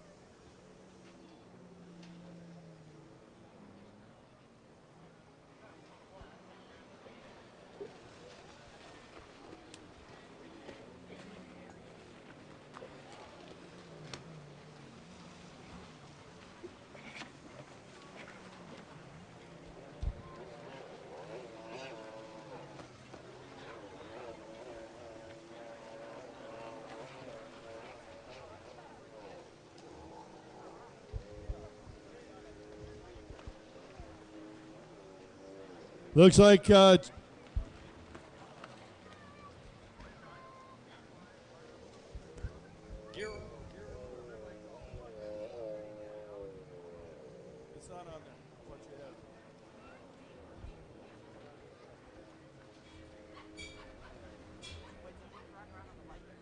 look at the battle as they come off the outside section. They're into the split. Both riders going to the outside. Catch, oh! And Samuel hits the wrong side of that buoy with some authority.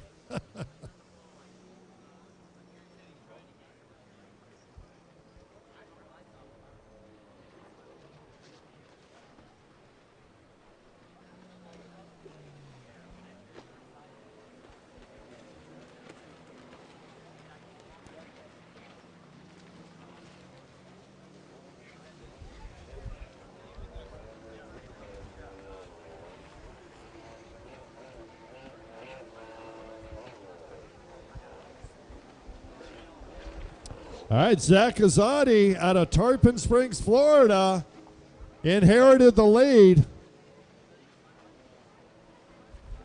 Yeah, that's David Barnum out of Charlotte in 2nd position. In 3rd, John Camino, I believe, on that 57S, followed by Christian Morris in that 4th spot.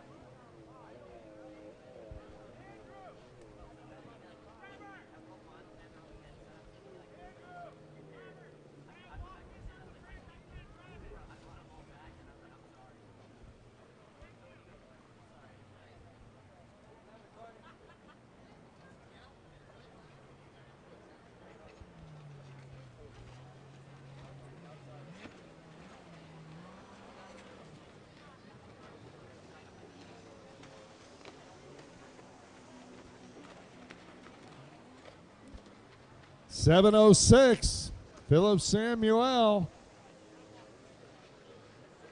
continuing to, to continue to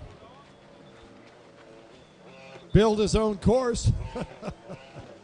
Minor little changes here and there, but unfortunately every one of those changes puts him down a lap.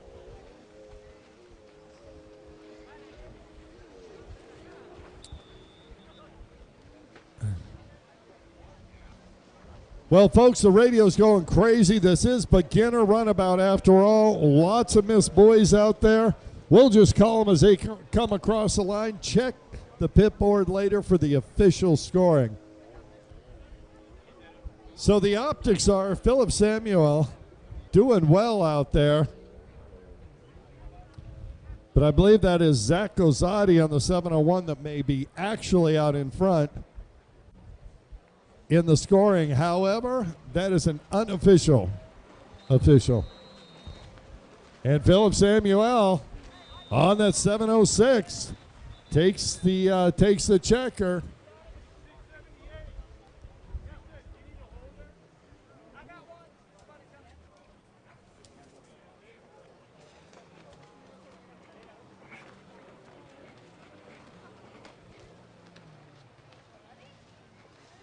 I think that's David Barnum coming through, and then John Camino coming across in that third spot in Moto 1 with Christian Morris coming across in that fourth spot. And if, in fact, there was an error prior to that, that'll move everybody up. All right, race number 10, beginner ski stuck. On the line in the number 3 Yamaha, Spartanburg, South Carolina, by Cabrera Motorsports, LIQUI-MOLY, Palm Beach Watercraft, Exotic Signs, WSR, PA, Arnold Martinez. On the double 8, out of Mount Airy, North Carolina, Dean McCrary. On the 308 Yamaha, to Dawsonville, Georgia, it's Kyle Trammell. On the 678 Kawasaki out of Westminster, South Carolina, sponsored by Drippin' Performance, Watercrafters, and Granite World, Clinton Pace. And rounding out of the field, out of Villa Rica, Georgia, on that 716 Kawasaki, sponsored by Fly Racing, it's Matthew Nolan. That's our lineup. Beginner ski stock, race number 10, Moto number 1.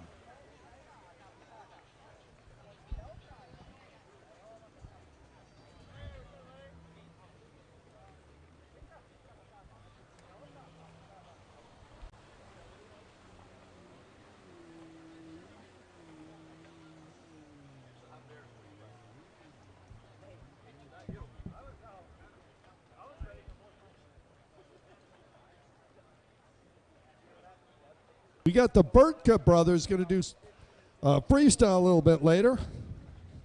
And seeing how they have such a tight connection, we're going to depend on the crowd's applause to tell us who wins. We'll have them coming up here in a little bit. Right now, it's beginner ski stock on the line.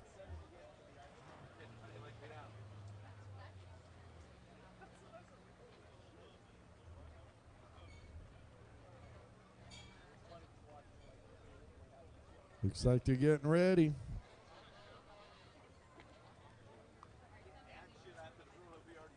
All right, our starter, Kevin Scott. No, race number 10.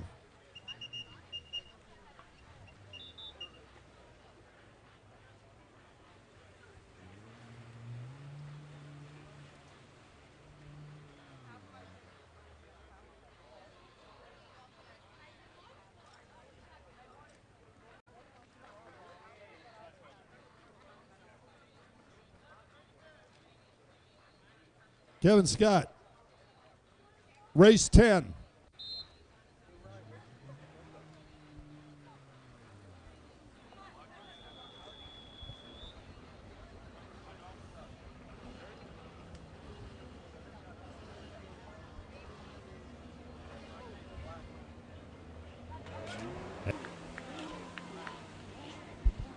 Woo, Tessa Rice.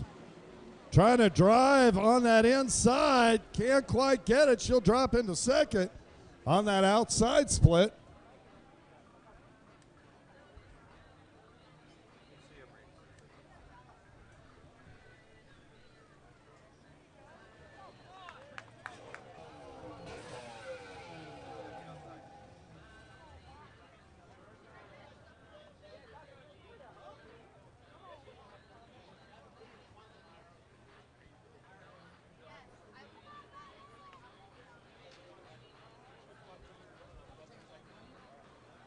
All right, a little bit of a learning experience on the inside. This is beginner ski stock.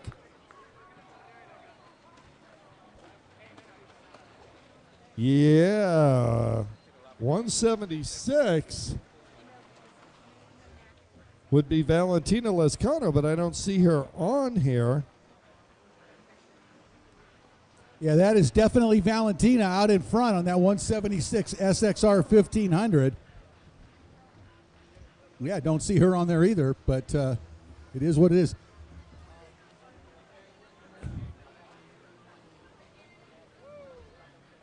Hey, Courtney Mims, we got somebody up here with some GoPro footage for you.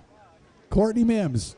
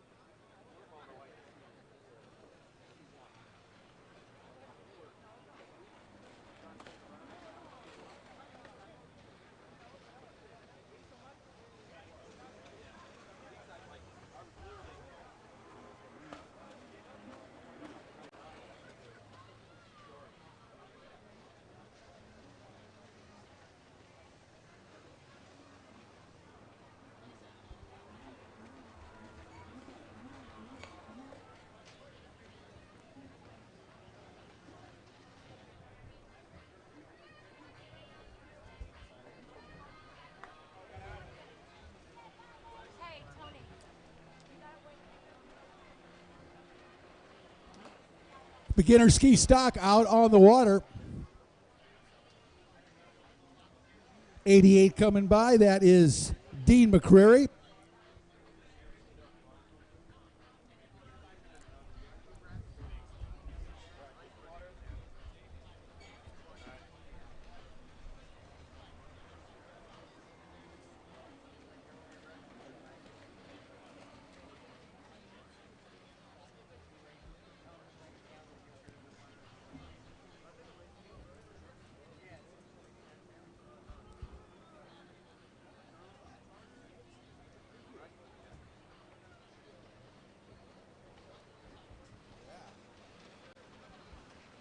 $176. Valentina Lescano. Coming by on that SXR 1500. Valentina getting acquainted with that new stand-up. Looking good out there.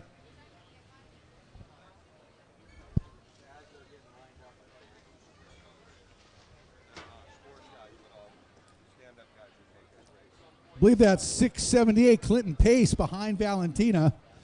Clinton also on the SXR 1500.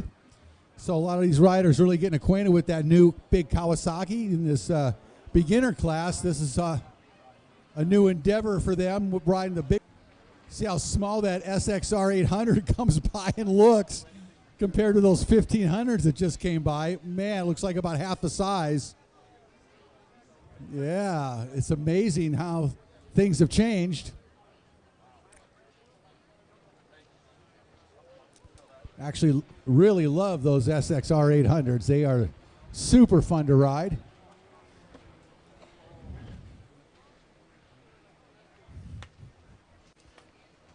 Dean McCreary comes by on his SXR 1500. So everything evolving into the SXR 1500s, really, in all the ski classes, other than the classes that allow the aftermarket hold boats, namely the Commanders. Valentina Lescano takes the white flag, 1 lap to go.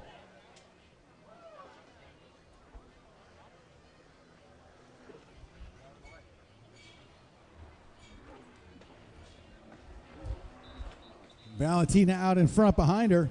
Clinton Pace. Clinton out of Westminster, South Carolina. 29 years old, riding for Drippin' Performance, Watercrafters, and Granite World. Of course, Valentina Lescano on the Miami jet ski team. And they seem to have a boat in virtually every class, almost. But now getting into the ski class on the SXR 1500 with Valentina as the pilot. That's really good to see. Nice to see more women riders start getting into it. Valentina, very talented sport, or I should say probably EX and Runabout racer. Both has done very well on both platforms. Now taking on the stand-up, and she looks very good out there. It's the first time we've seen her on a stand-up, and she seems to have no problem whatsoever handling that big SXR 1500. I'm very, very impressed with Valentina's riding style here as she works that Kawasaki around one more time, and she is going to take the checkered flag and the win here in beginner ski stock. Valentina Lescano takes the win. I believe this is her first race on a stand-up, if I'm not mistaken, at least in pro watercross. And in second place, it is going to be 678. Clinton Pace will take second.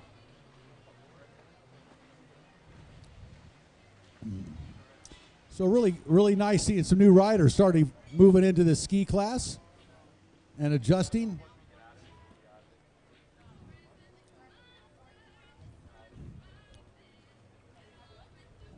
And that is going to bring us to our freestyle riders, Kyle Burtka and Gary Burtka.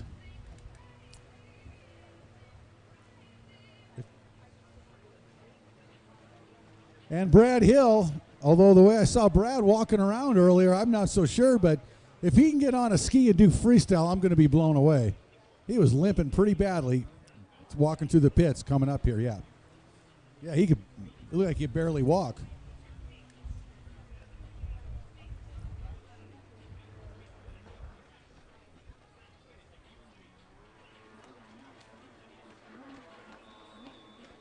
Yeah, that's what I think. So, all right, we're going to have a little freestyle action. Whoa, look at the belly busters. Man, we got a crowd down there. They came back, the riders coming back from their ride, and I'm guessing there's some ribs down there to be had later. Yeah, we don't get that. We have to work. We got work to do. Great crowd for the rec ride, the Carolina Watercraft Club Belly Buster Rec Ride, an annual tradition here at Lake Hartwell. Great seeing everybody down there after they get off the water. Had a nice ride today. More will be coming in as they filter back. Some of them went out for longer rides than others, and just all around great time here at Lake Hartwell on the water. Got fun on the water, fun on the beach behind it, up on the hill. Man, what a great view from up top there. Yeah. They can see everything. We got to put our tower up there next year. Never know.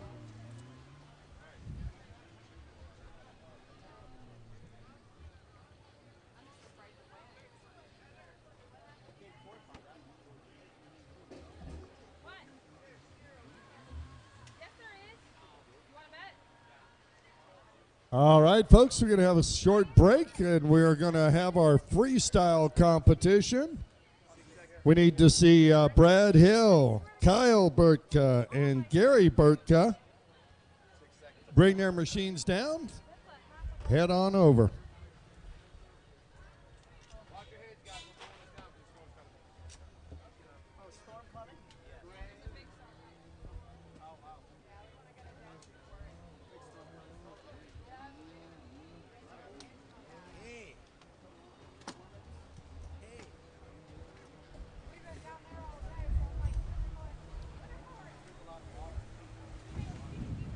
And that's Superjet. Going to use that number 17 machine, do some old school. I'll tell you what, type freestyle maneuvers. Brad got a knee injury and having a hard time walking, but he's going out there and going to a little.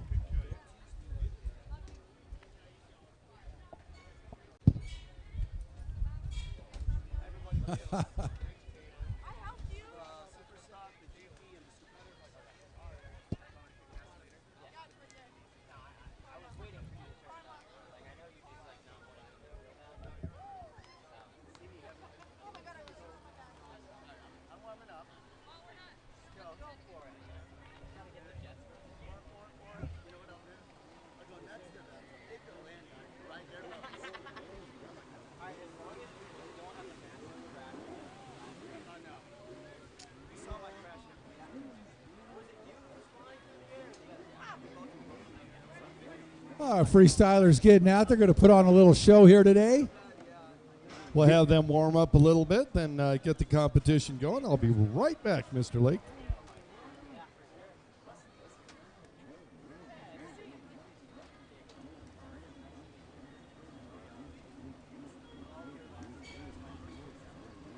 Once again, I'd like to welcome everybody out to the 2021 Pro Watercross LIQUI-MOLY National Tour, powered by HydroTurf here at beautiful Lake Hartwell, Georgia. We're about halfway through the day here today on Saturday. We've got some great closed course racing in, and now we're going to have some freestyle out in the water. Carolina Watercraft Club having a good time down there, their belly buster event. And just a great overall day here for personal watercraft, jet skiing, whatever you want to call it. It's a good time. Everybody involved in the sport. Perfect combination of racing and recreational riding, and everybody having a wonderful time.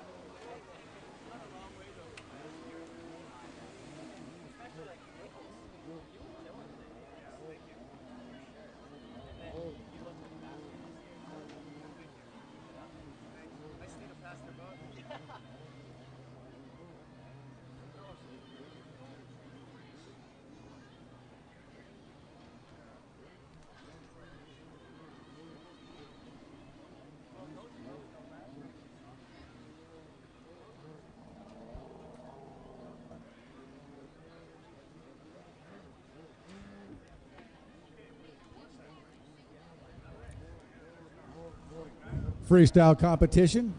Got 3 riders here today. Gary Burka, his brother Kyle Burka, and Brad Hill.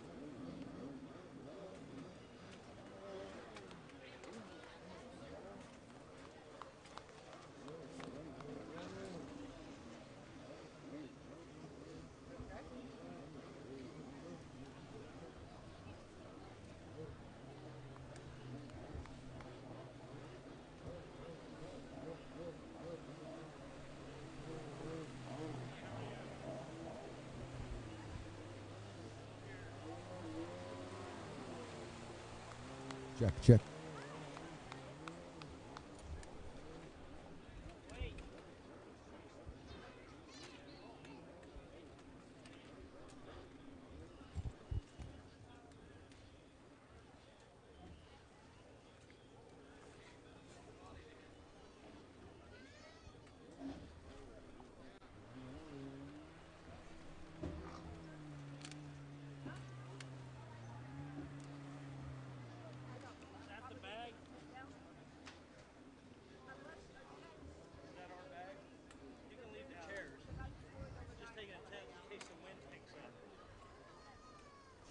Kurt, when you get a chance, could you please come back up here? I need to leave.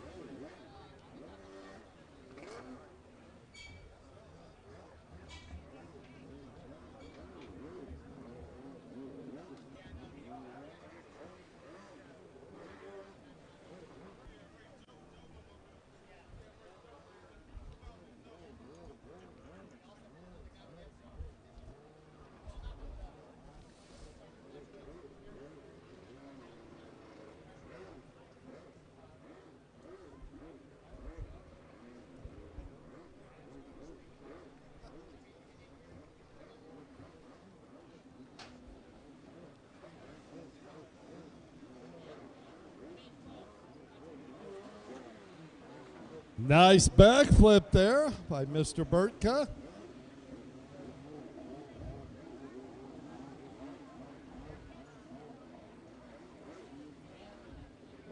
Where is Jessica Wiebesek?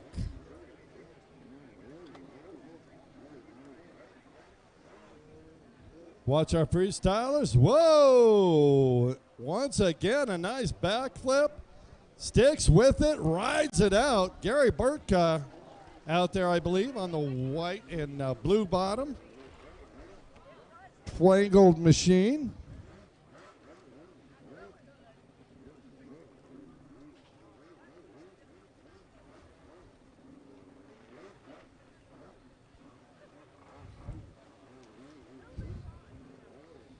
Kyle Burtka having some issues with his machine over there on the far right-hand side of the course. Gary, another backflip, drives it out. All right, looks like Kyle got that thing running. We'll bring that over here. Shows what's for.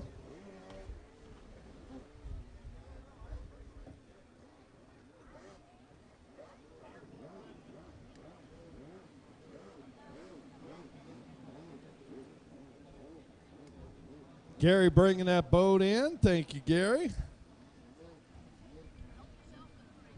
Kyle will bring his in.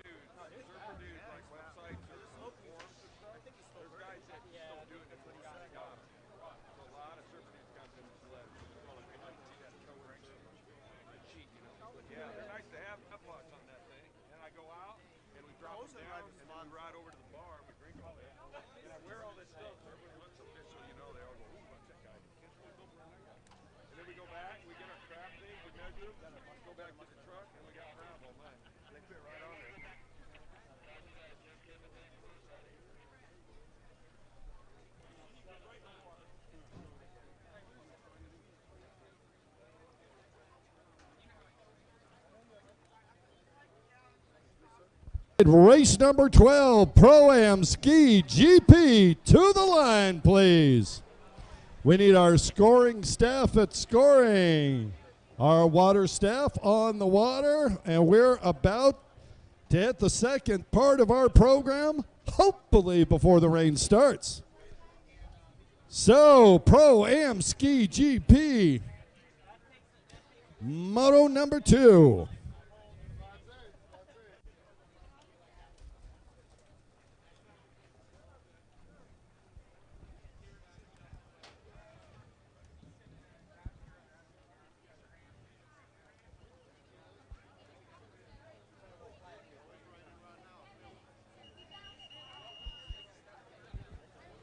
All right.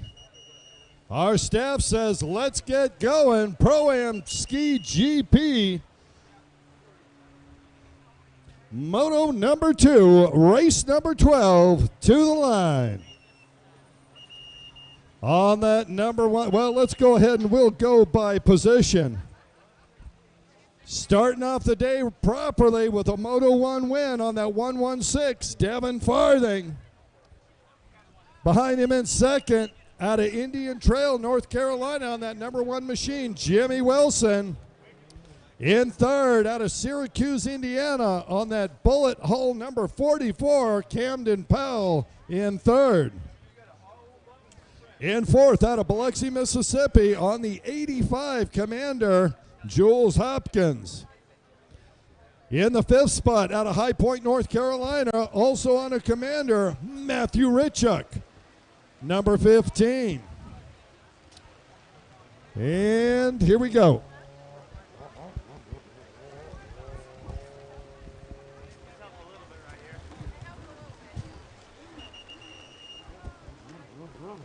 And folks, you might notice a little moisture. Don't be alarmed. It's called rain. Well, we're in California. We haven't seen it since, well, 1997.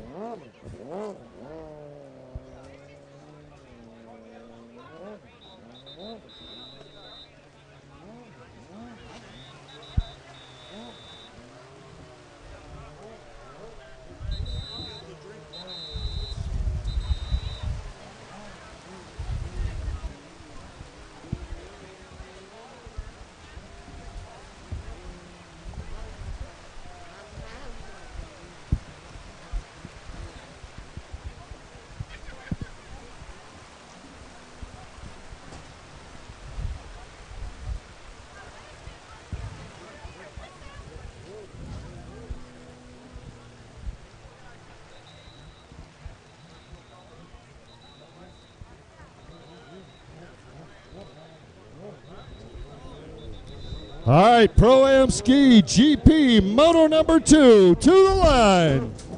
Ooh, good catch, good catch. Stuff's going wild up here. It's going to be going wild out on the track.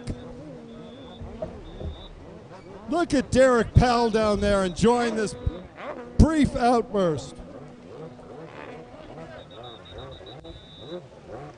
All right, we need riders on the line. Race number 12. We'll have to ask Robert, 35, 40 laps?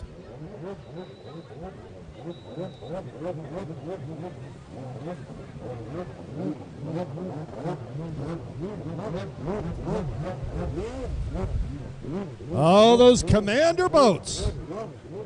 1,500 cc's of snarling, 4-cylinder, 4-stroke Kawasaki power. Powering the entire Pro-Am Ski GP line, I do believe.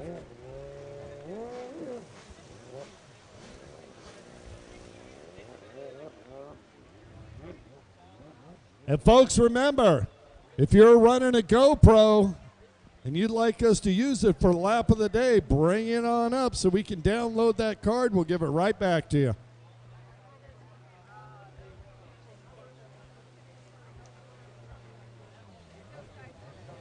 Yeah, for your son back here, we're starting.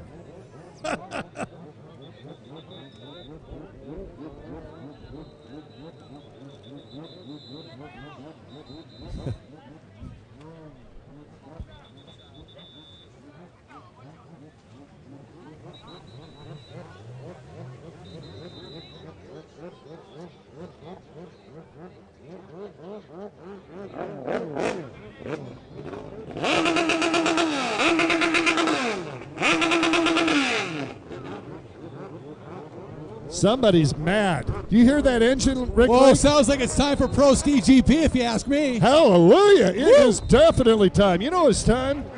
We need to move some stuff here.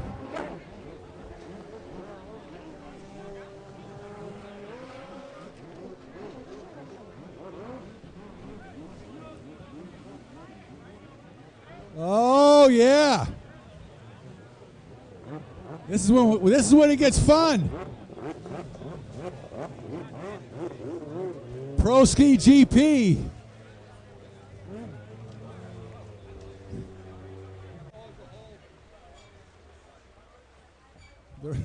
They were all hiding down there, and you took care of them, Kurt. It's all your fault. This is who to blame. Oh, yeah. Pro Ski GP Moto number 2 on the starting line. We're going to watch our starter. Remember, it was and the 17-year-old out of Ackworth, Georgia, really laid it on this fast field in Pro-Am Ski GP, looking for a spectacular Moto 2 here.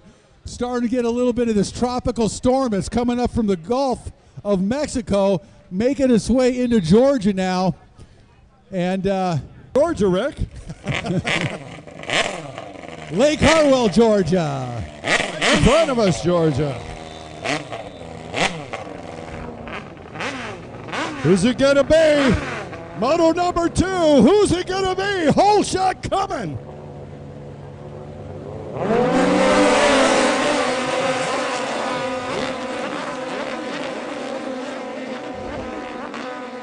Looked like Anemi out there on the inside. We'll see when they make the turn. Well, Farthing again out in front on the inside split. Devin a rocket ride today on that 116 Commander GP1 on the inside. And Camden Powell on the outside, likewise on his Bullet V4 on the gas here to start the second moto. I think it's going to be David Cabrera in 5th.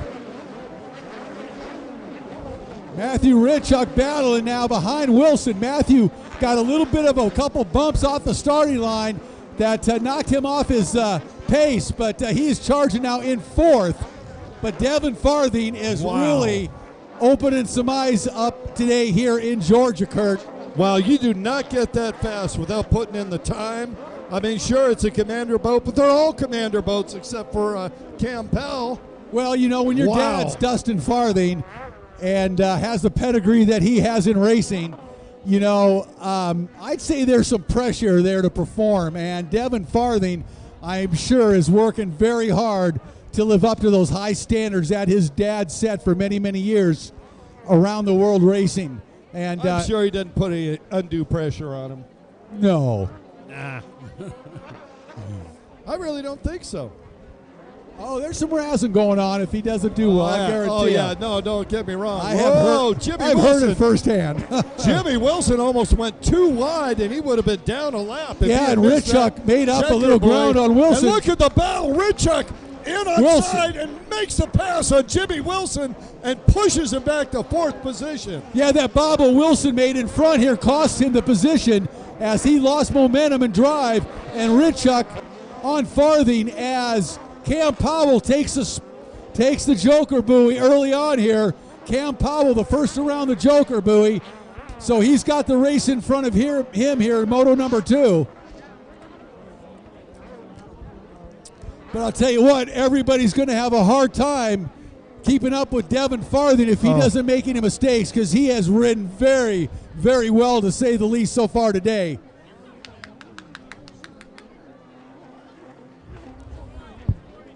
He is riding the wheels off that machine. And now Richuk in second. Remember, whoa! Cam took the Joker buoy, right, so he's got that under his belt. No one else does. He's the only one. He's the only one. Watch Farthing. Oh.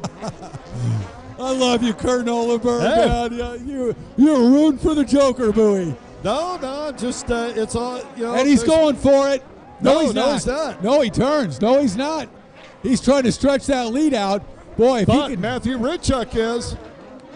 Richuk's going to get it. Will be back on it. So Richuk and Powell both have the Joker buoy. And Richuk trying to stay that in front. Right in front of Cam there. So those two guys are in good shape. Well, I'd say Devin Farthing's in pretty good shape right now, too. The best shape. Yeah, I mean, at this point, he could take the Joker buoy and be back in first position. And Bob Dixon telling him to take the Joker buoy. Bob Dixon and his holder on the line, giving him the sign to take that Joker buoy. Let's see if he sees him. Jimmy Wilson up in second position. Wilson hasn't taken the Joker either. Oh, let's keep an eye on Devin now. See if he looked over and saw Bob Dixon. And if he did, is he going to listen to him? Yeah, and remember, Richuk now, the most forward rider that's gone around the Joker buoy. So he is literally sitting in the catbird seat, and Farthing not taking it. Devin does not take the Joker buoy, continues in the lead. I think that's a mistake as this tightens up. He may not have the lead that he's got right now. It's possible. It is possible. He has been tough to beat. Devin Farthing flying out there. Boat number 116, 17-year-old out of Ackworth, Georgia, is on the gas, but he has got about 4 fast riders on his tail right now, closing in fast. Well, most importantly, he's got Matthew Richuk in. That's right. 2 riders back, and he is taking the Joker buoy. And if you let Richuk close up here, it's going to cost him the overall or for the MOTO win here. Absolutely right, Kurt. Richuk in a really good position right now as we watch this race unfold in front of us. Cam Newton also right there in 4th. Both of those guys having taken the Joker buoy. Let's see what they do this lap. Here they go on the back part of the race course here at Lake Hartwell, Georgia. Is Farthing going to take it or not? No, he does not, and neither does Wilson. All right, well, those two going at it. Meanwhile, Matthew Richuk back there licking his lips, hoping these guys get into some lap traffic so he can tighten it up. Richuk loving the inside. He's just got to attack that thing. Watch Richuk as he goes through the inside here, trying to chase down Devin Farthing. Not an easy thing to do, but Richuk is making some headway, Rick. Yes, he is. He is trying to tighten it up right now. Richuk charging. Farthing all by himself out in front still. Wilson in second and Richuk in third. Remember, Richuk has taken that Joker buoy. White flag, final lap. Whoa! It's all about Richuk right now. Boy, Matthew Richuk's looking good. Rick? How close can he get? Matthew Richuk could be in the driver's seat, but he can get by Wilson, but I don't know. I think Farthing may have enough of a lead over Richuk to maintain. Here goes Farthing. Here goes Wilson. Here comes Richuk. Oh, Richuk's got it. Here he goes. Oh, yeah, Richuk. By a mile. Set himself up perfectly by taking that Joker early. Now go to the inside. He does. Richuk looking good for this MOTO. Farthing riding the outside like a man possessed. Look at Farthing on the outside, Rick. Richuk better hurry up. There goes Farthing. Farthing on the gas. Here he comes. Devin Farthing boiling the water on the outside. Richuk set up. Oh, Richuk's got it. Make it. Richuk's got it. A great job, Matthew Richuk, down the front straightaway with the win. This race. We got a rider down over here that needs some assistance. We're going to stop it. It's what a battle, Richuk, Farthing. Jimmy Wilson, 1, 2, 3. You know what that means, don't you? It means Devin Farthing won that race because when there's a red flag, they go back one lap. And it might have been, we won't even, it's an unofficial call at this moment. Oh, that's Cam Powell down there in the water. Shoot. Course marshal's assisting Cam. Hopefully he's not too badly hurt, but they are administering safety measures to bring Cam back to the beach.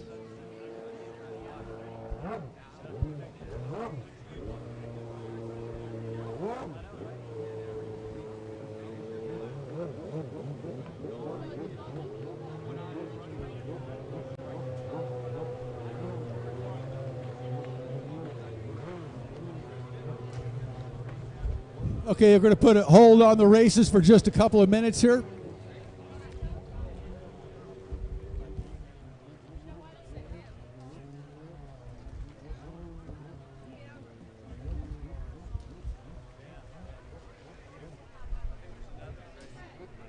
Okay, we're going to take a little break here while our course marshals bring the injured Cam Powell back to the beach. We're going to send some positive thoughts and prayers to Cam. Hopefully he is okay.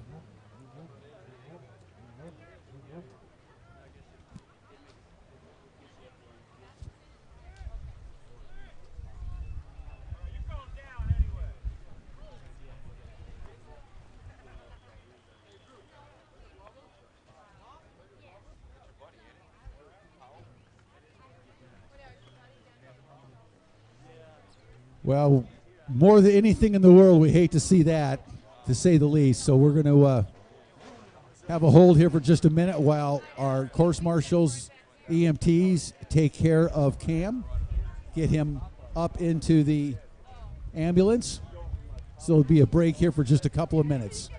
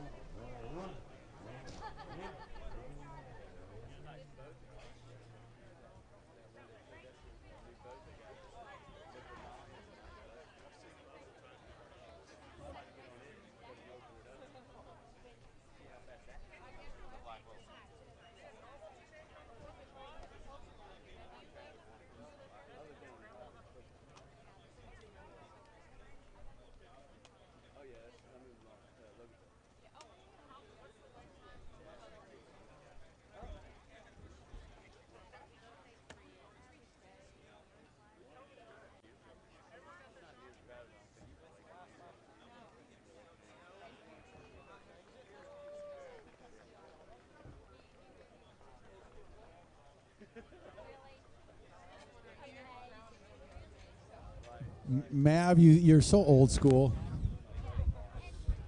Okay.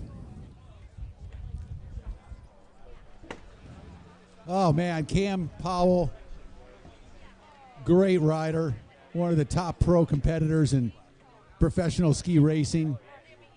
Heartbroken to see him get injured out there, as we are with all the riders, and we've been pretty lucky. Oh, looks like he's walking away, I believe. Is that Cam? Cam.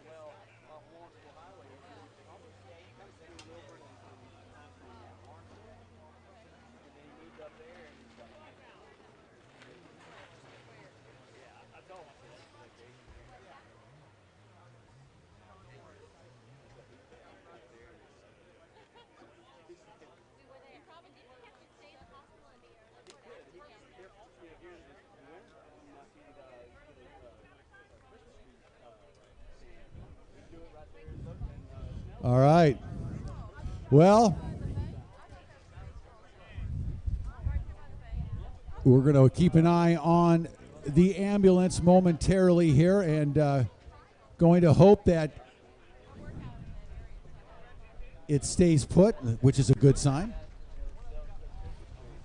Well, it certainly means that Cam Powell's not injured to the point that he needs immediate medical attention, which is a great thing.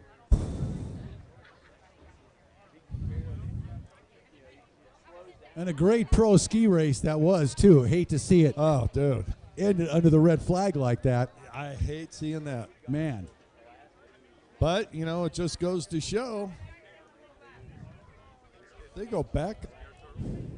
Man.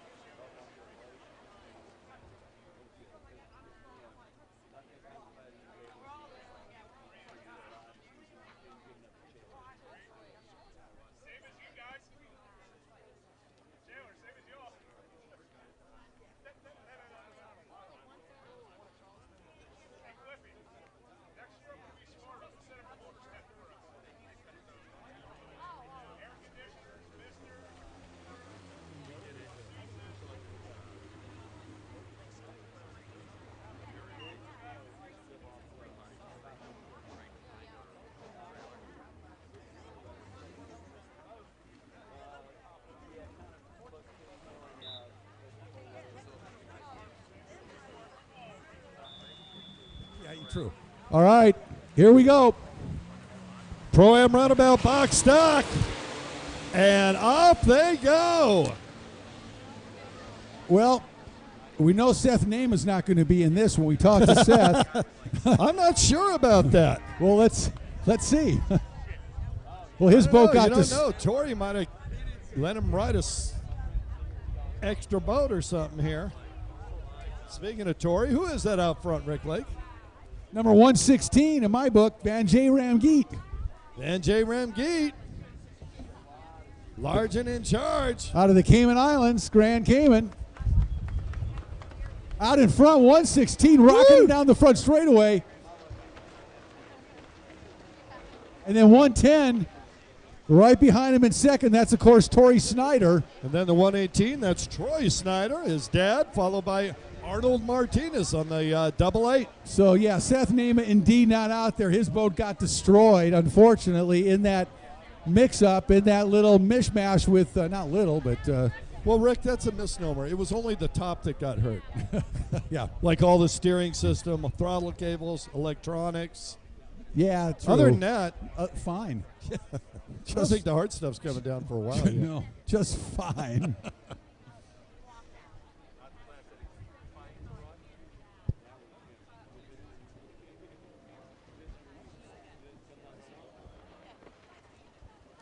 All right, Vanjay Ramgeet continuing the lead, but here comes Tori Snyder. Tori on the gas on that 110 Yamaha Snyder-built Judge-tuned boat. Vanjay Ramgeet out of the Grand Cayman Islands riding for Broward Motorsports, Saint of Speed, Fly Racing, Cabrera Motorsports, LIQUI-MOLY, and D-Mac Racing. Love hearing that D-Mac still here. Missing D-Mac out there. Yeah, hope, Dennis, if you're watching, hope your leg's getting better, my brother. Maybe he's here. He probably is here. I haven't seen him. I saw Jennifer. You saw him? I saw Jennifer. Oh, really? Yeah. Oh, well, gosh. Maybe we can wheel him down here somewhere so we can say hi. Crutch him down here, whatever it takes. Wow. All right, Vanjay Ramgeet out in front on the Yamaha. Tori Snyder on the inside split. Vanjay Ramgeet on the outside. Here comes Tori. Ramgeet on the gas. This young man is making this a race. Tori Snyder's doing everything he can, and he is not catching Vanjay Ramgeet at all right now. Wow. Vanjay on the gas, looking good out here. Moto number 2. Got to ask, Rick. Haven't seen anybody take the Joker buoy yet. What do you think? Vanjay did? All right. Already. Our eye in the sky up here is on top of it. Well, if Tori didn't, that pretty much Going to be tough. calls it pretty early in this race. Yeah, going to be tough.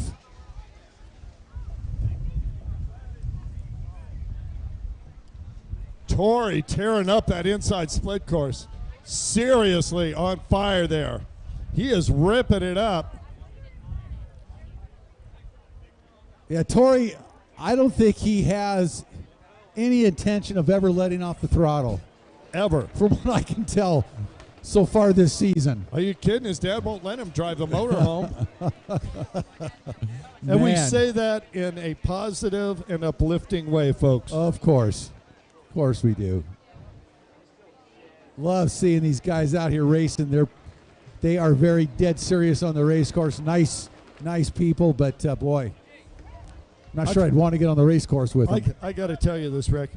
After when we had a little break there, Tim Judge came over and called up. He says, "Kurt, you know that was just an accident. Tori's not a bad rider." I'm like, that's what you want. You want your mechanic to support you all the way through, not just by turning wrenches. And of course, I told him, we know he's not he's just not going to back off. He's an aggressive professional racer. Yeah, just as Seth Nema is. Either one of them. Nobody's backing down unless they have to. Yeah, Jay Ramgeet, whoa, left Tori Snyder. Yeah, and Seth Nema was kind enough to bring up his GoPro footage for CBS Sports, so we are going to have that. We're going to take a look at that a little later. And I think that's going to be used for our lap of the day today. It could be. I think we're going to do that. Isn't it funny? And we might use it for the opening of the CBS Sports Show. Isn't it funny that Tori's out there for two of the... We say that tongue-in-cheek, just blessed that we have such consistent, good young riders and that nobody is hurt.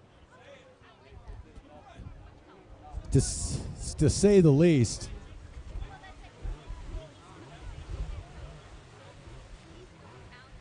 And here they come.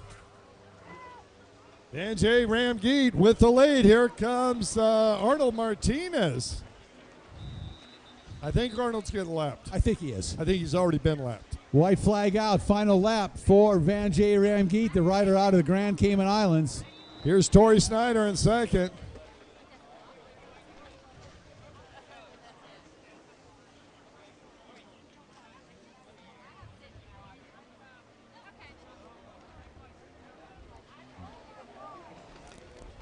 And here comes the 118, Troy Snyder, getting the white flag.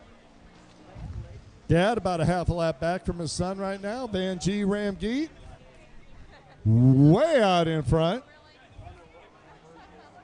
And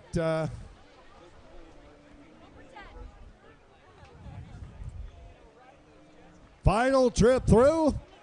Folks, put your hands together. Van G. Ramgeet going to win this moto, and he missed the yellow buoy. So he is down a lap. Unbelievable. Unbelievable. Dennis Mack will tell him about it. Yes, he will. Yeah. Unbelievable. I don't believe what I just saw.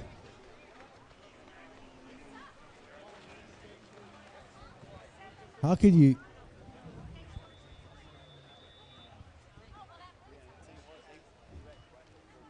All right, Junior Ski's on the starting line.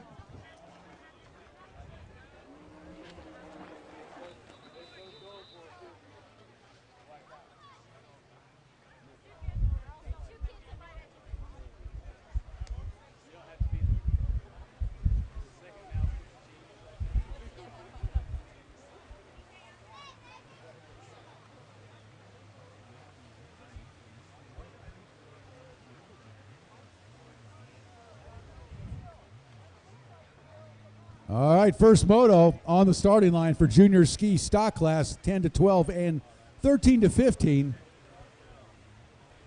On the starting line, boat number 11 out of Soddy Daisy, Tennessee, 10 years old, Cooper Smith. On the number 53 Yamaha, sponsored by Jet Blast, Jet Pilot, JetTrim, Jet Iron Horse Wrecking, Jet 3Cs, Jet Properties, Jet Junior Stars of Florida, Gary Holbein Jr. Number 85 out of Ottawa, Tennessee. 13 years old, Jax Rowe. Well said. In junior ski stock, 13 to 15. On that number 18 Yamaha out of Rutherford, North Carolina. He's sponsored by Power Sports Supply and B&N Power Sports, Tegan Hill. And number 36 out of Naples, Florida, on the Yamaha, 15-year-old Jax Hayden. That's our lineup. Race 14, junior ski stock, 10 to 12 and 13-15. We are ready to go. Always a lot of fun to watch these junior ski riders compete out here in Pro Watercross. This is where our future stars come from, and boy, we have seen that program come to full fruition over the last number of years with the riders coming into the pro class out of this junior class all over the country. But on the Pro Watercross Tour, particularly the, Nemi, Skellets, gosh, a whole bunch. Yes, Farthings, exactly. So a really great program here with the junior ski. Oh, 30, they're just a little too much throttle there on number 36. That is Jax Hayden. He's really ready to romp. Enthused.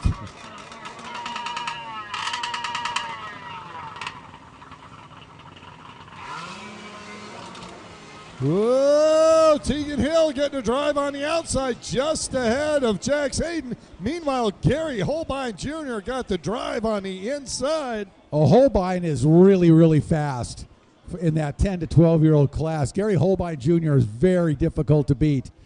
And on the outside are the 13 to 15-year-olds, Tegan Hill and Jax Hayden, and that should be a good battle. It's going to be a great battle. These three riders. Oh, and Gary goes down. Just as we talk about how good he is. I didn't even use his name until he went down. What a cool kid, too. Boy, I had a great chat with him in South Padre Island. And what a fun child. I don't know too many 12-year-olds that can drive a stick shift car. Right. But he can. He let me know he could. Well, I'll bet you Tegan Hill can. He is out front. Tegan having a day today. Jax Hayden right behind him. Right, exactly. Tegan Hill's fast, man. He has gotten very fast. Remember, he won that amateur ski class earlier, the first moto.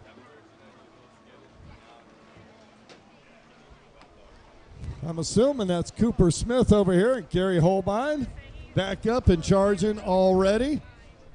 That's Cooper Smith.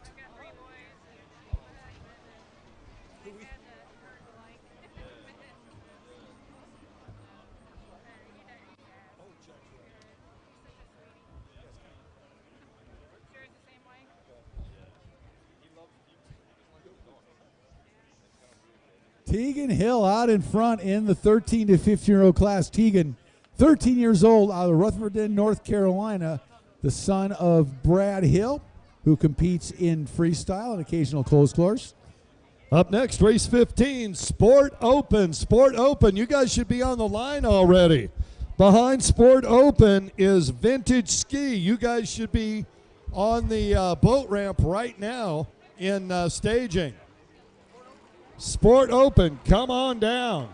Down the front straightaway, our race leader, number 18, that's Tegan Hill. Jax Hayden in second. And they're running 1-2 in junior ski stock, 13 to 15. And let's see who we got leading now since Gary Holbein went down. Looks like he's up and back into the lead again in that 10 to 12-year-old class. Gary Holbein down the front straightaway with the lead. Watching Gary Holbein, I'm thinking, like, even if that's a carbon fiber helmet, it's still about a quarter of the weight that's on that machine. Yeah, it looks like it. You watch him in the corners, that helmet's going off to the side. I'm like, well, always with these young riders, man. The helmet's bigger than they are half the time. But he has got great positioning on the boat, honestly. Well, he's so experienced. I mean, for 12 years old, the guy's ridden so many races already that he's just fast as heck out there. And here we go. It's a side-by-side race through the splits in the 13 to 15-year-old. On the outside, Tegan Hill. On the inside, Jax Hayden. And I think Jax Hayden's going to take it over right here, Rick. Boy, Yep, there Jax he on the comes. inside made a good move and gets in front of Tegan Hill. That's some great racing by Jax Hayden right there.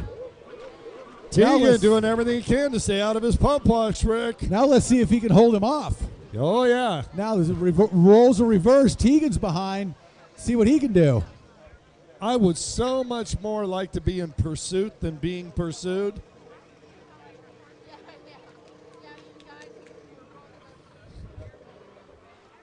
Yeah, I shouldn't say it, but Courtney, how'd you get all wet?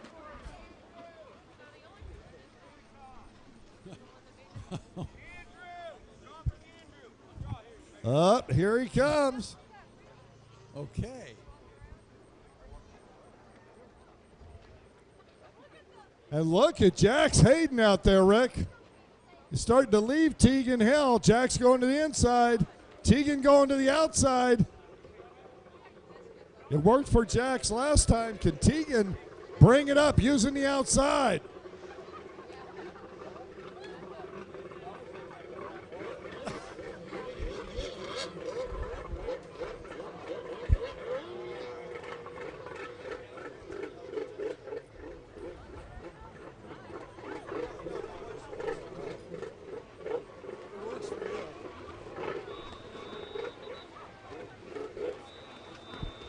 So Jax Hayden out in front, white flag out, 1 lap to go.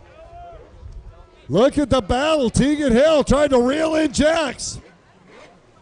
Jax Hayden getting way down in the tray. That young man from Naples knows who's behind him, who's trying to hunt him down. This is a great battle going on. These two riding, battling tooth and nail out there.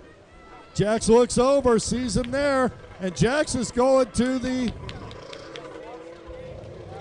Joker boy. Tegan already did, I do believe.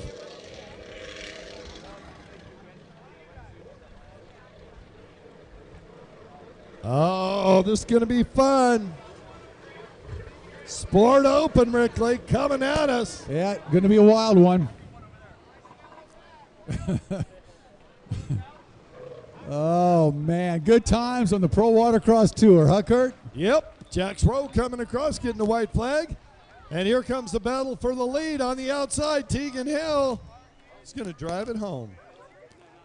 And just remember the yellow buoy. There we go. There he goes. Man.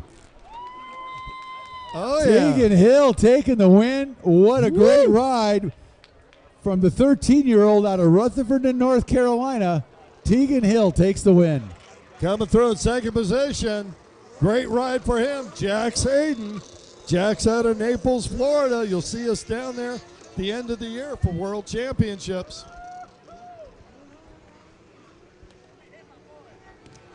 All right. There goes Gary Holbein. He's fired up as usual. Well, he won his class. He's pumped. Yeah, looking good out there, Gary.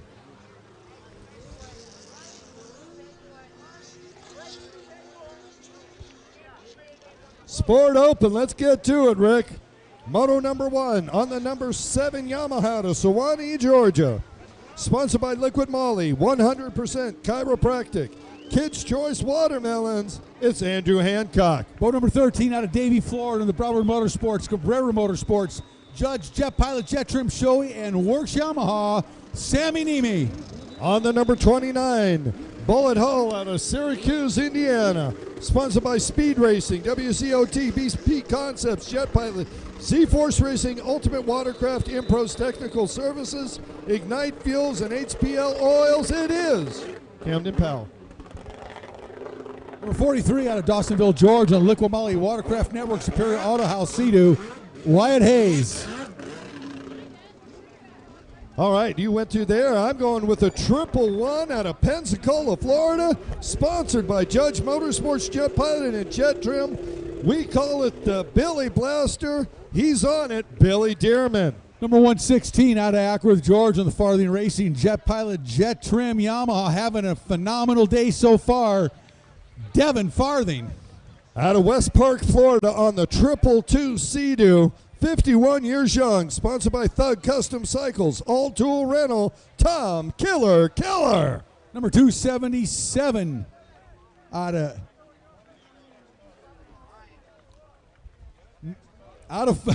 Mia. Nope, Mia Canopy, Florida.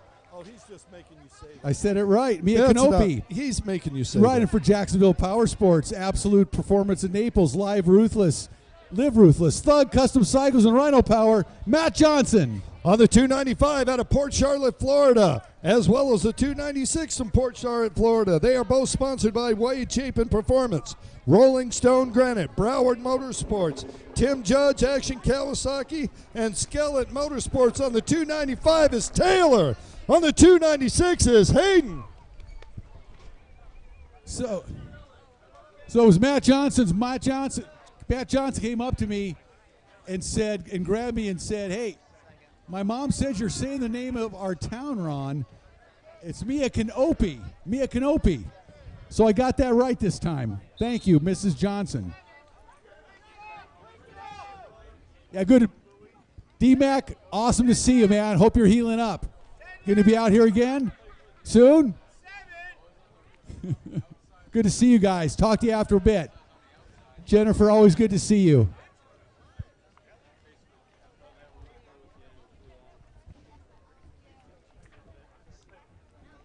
All right, here we go. Sport Open, motor number 1.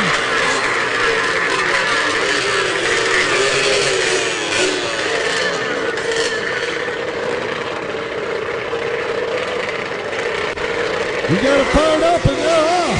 Oh, Sammy Niemi with a great hole shot on the outside split. Sammy Niemi rocking it out of the gate there, Kurt. Great drive on the outside, and that looks like, can't count it. 111 on the inside, Billy Dearman. That's the Billy Blaster out in front on the inside, Rick. Oh, he's got that Billy Blaster rocking here today in Hartwell. Wow, Sammy Niemi on fire on the outside. That Broward Niemi's Motorsports Blaster is rocketing. By 6 miles, Rick. And here comes Niemi. Here comes Dearman, but it's going to be Niemi taking the whole shot and the lead down the front straightaway. Number 13 out in front. That looks like Hayden Skellett in third, Devin Farthing in fourth, Taylor Skellett in fifth, Killer Keller in sixth, and the 227 of 277 and Matt Johnson.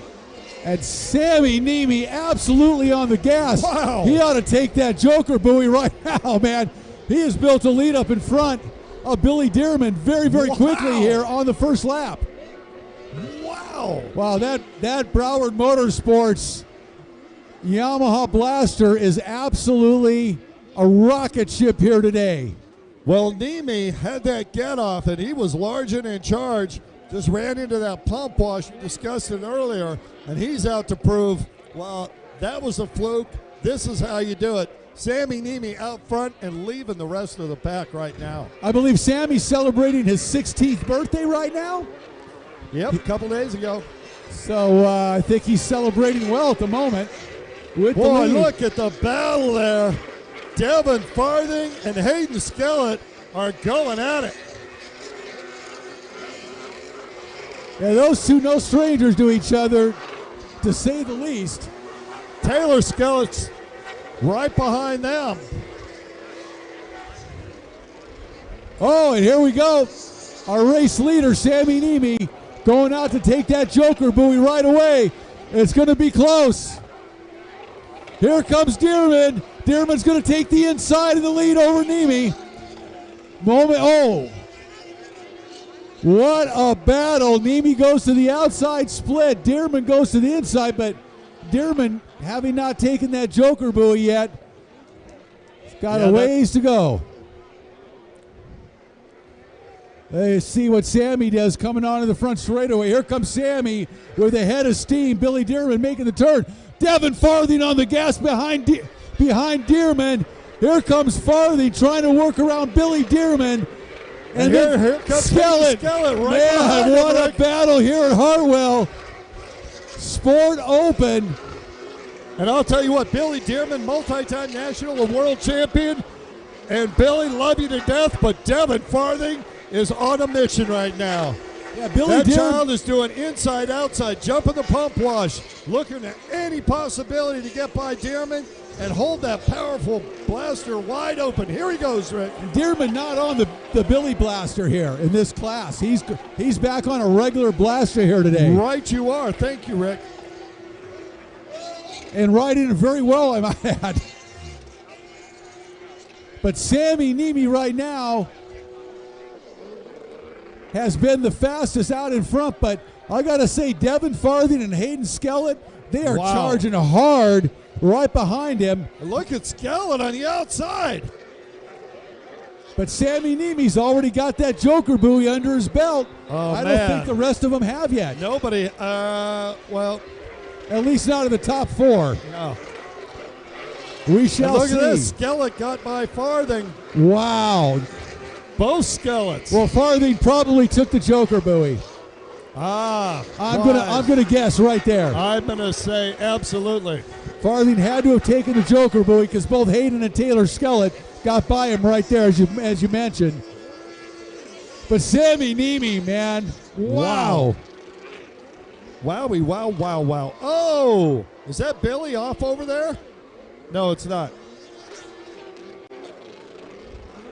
Sammy Niemi is riding one of the great races we've seen him ride. And I tell you what, this young man has got a lot of great races under his belt. This might be one of his finest motos right now because he is leaving a very, very fast field in his wake. Absolutely, no question about it. And he's not barely doing it. He is dominating this class in this moto right now. This is called domination. Good. This is domination, Kurt. You said it correctly.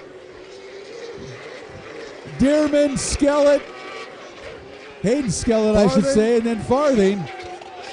And then Taylor. Andrew Hancock. Well, Taylor must have taken the Joker on that last lap. Yeah. Oh, rider down over here to the left. Who is that, Rick?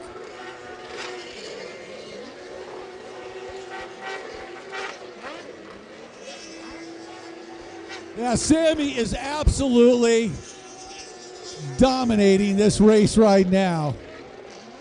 Wow. You see the number on that boat, Rick? Which one? That's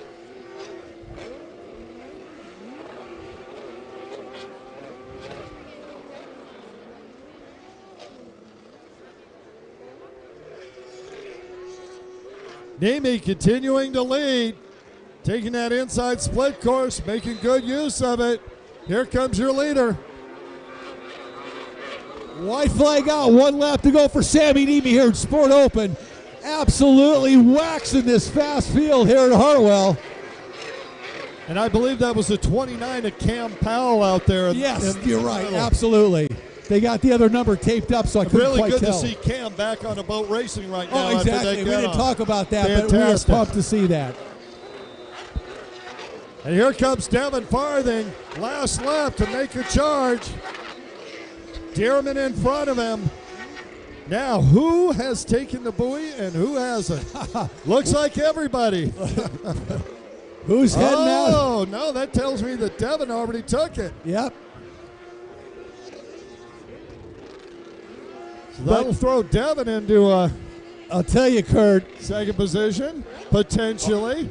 Good battling going on for second, third, and fourth, but right now, coming around on to the front straightaway, and we are witnessing one of the more dominant performances we've seen in a long time. Close. Watch Farthing as he makes a turn. Here comes Skellett. Farthing has got it. Yeah, 13, Sammy Niemi absolutely tears apart this fast field in Sport Open. What a great ride by Sammy. Farthing in second, Hayden Skellett in third. Andrew Hancock in fourth, Billy Dearman in fifth. Billy Dearman might be in fourth. Might be. And then Taylor Skellett in fifth or sixth. Wow, Sammy Niemi lit it up out here, Moto number 1 Sport Open. Great ride. Yep, Matt Johnson followed through by Tom Keller. Wow. Really enjoyed that. Let's do it again. Race 16, Vintage Ski on the line.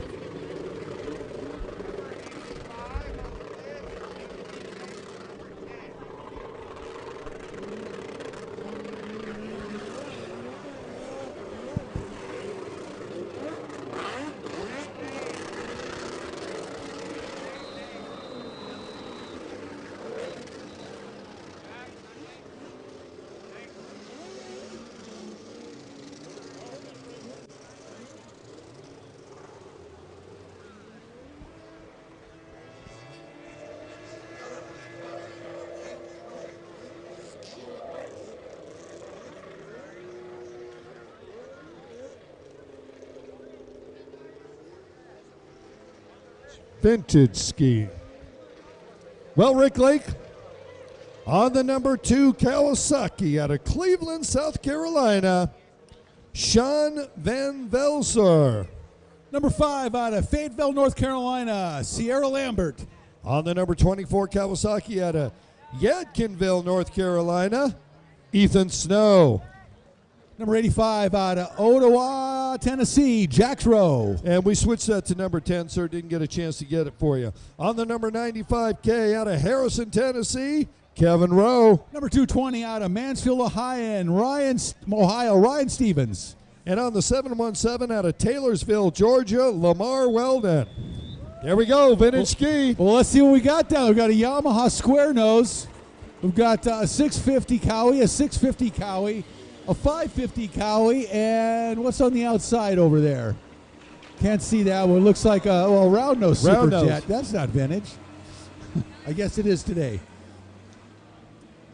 It's vintage now, baby. Well, you know what's interesting in the vintage world is the square nose Superjets have become the boat to have. They are probably the most highly sought after of all the older watercraft. Well, unless you're really into a 550 or 550 unless you want a guy. blaster or an HX. Well, I'm talking about stand-ups, but if you're a 550 guy, then you're a 550 guy, and that's understandable. But square nose Superjets are probably the most highly regarded of the older watercraft. The handling on them is phenomenal, and the motors are solid. Sold my last one about 5 years ago. Should have done that. Maybe 6 years ago. Mistake. Yeah, I got $400 for it. You scored. I'm kidding. I got a lot more than that. Scored. Yeah, I think Mav up here's got one too. He's got a square nose. He won't give it up. No. Comb your hair right, nobody will notice.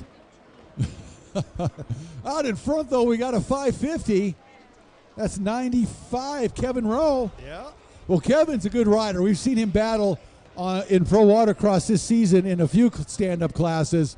So he's not only good in the modern boats, he's good on the vintage 550. Yeah, he's ballistic in the vintage class. And I'll tell you what, Sierra Lambert, right behind, 30 years old. Well, looks like a modern, almost a modern Superjet, if I'm not mistaken, but that's okay. If they don't mind, you brung. If they don't mind, I don't mind. Race 17, IROC GP, IROC 1100, Junior Spark Stock combined. You guys should be on the line already. And race 18 in staging over on the Sports Stock, Moto number 2. Well, we've had a lot of fast riders we've seen in vintage this year. Ralph Henning out of Texas is one that is absolutely mind-boggling on a 550. We saw him in South Padre in the surf, and he just ripped it up. We've seen him before. And then there's another rider. I'm trying to think of his name. He's 26 years old, and my goodness gracious, is he fast on a 550 as well. I'd like to see them all in one place at one time, Was it Taylor Stewart? No, not Taylor. No, it was just a week or a couple weeks ago. Might have been in... you are. Might have been in Panama City Beach. I'm trying to remember. Incredibly fast.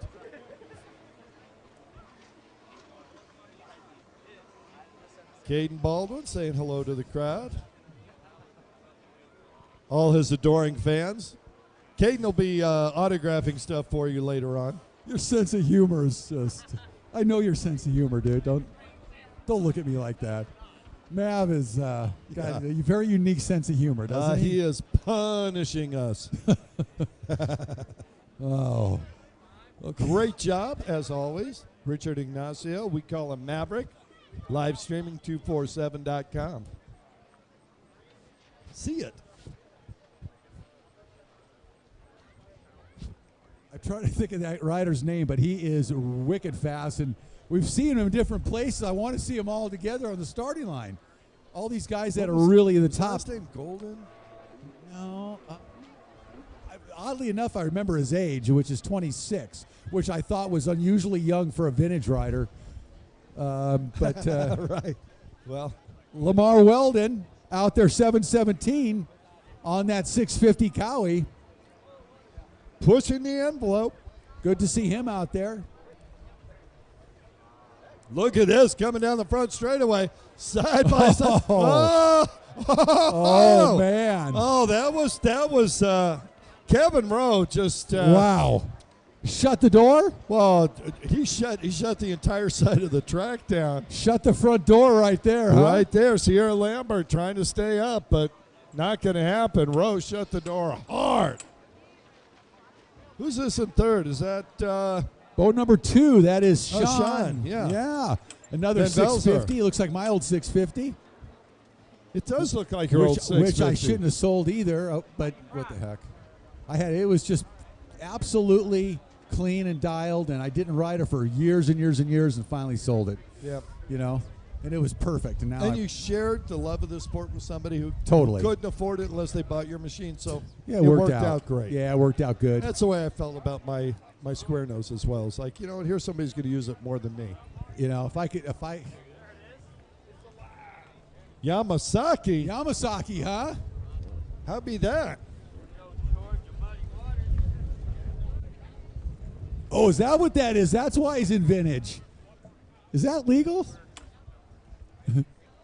I think so. Oh, that is great. Yeah. Oh, that is just too funny. Is that legal? I think so. Yamasaki. Kevin Rowe on the Yamasaki in front. Getting a white flag. So what do you say? Is that Superjet hull with a 550? Is that what it is? That's odd. Know. But Kevin Rowe looking good. Kevin out of Harrison, Tennessee, 43 years old. Competes in both vintage and modern ski classes. Real smooth rider. Rarely makes too many mistakes out there. Well, he's out in front right now.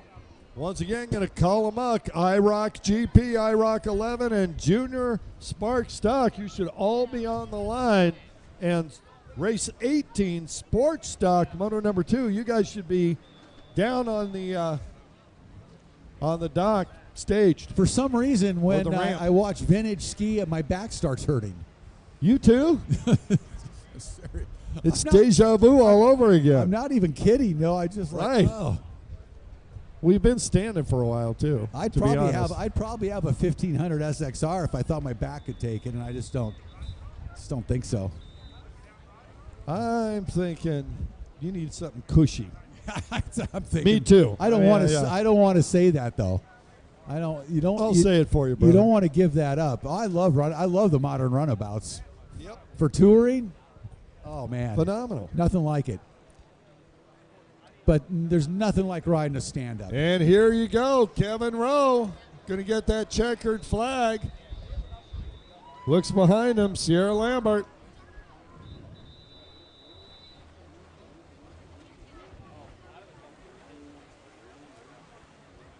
Good stuff. Vintage ski, moto number 1.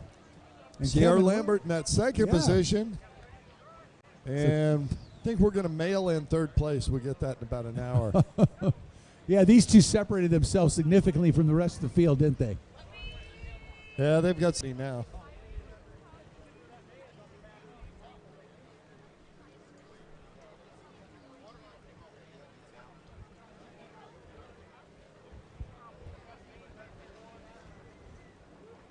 All right, who is that?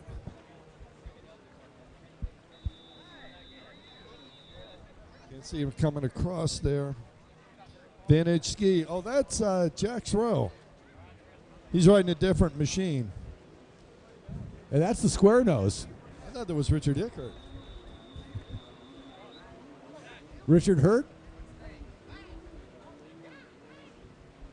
You're not pronouncing it properly. Try again.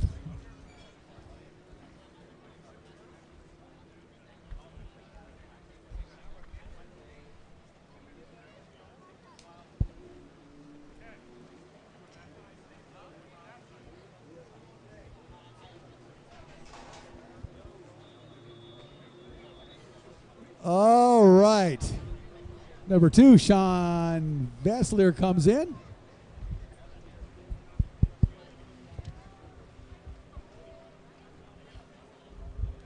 IROC.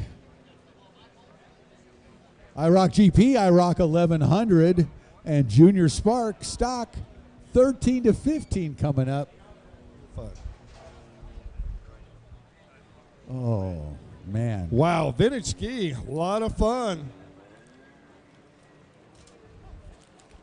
Yeah, it is. Really enjoy the class.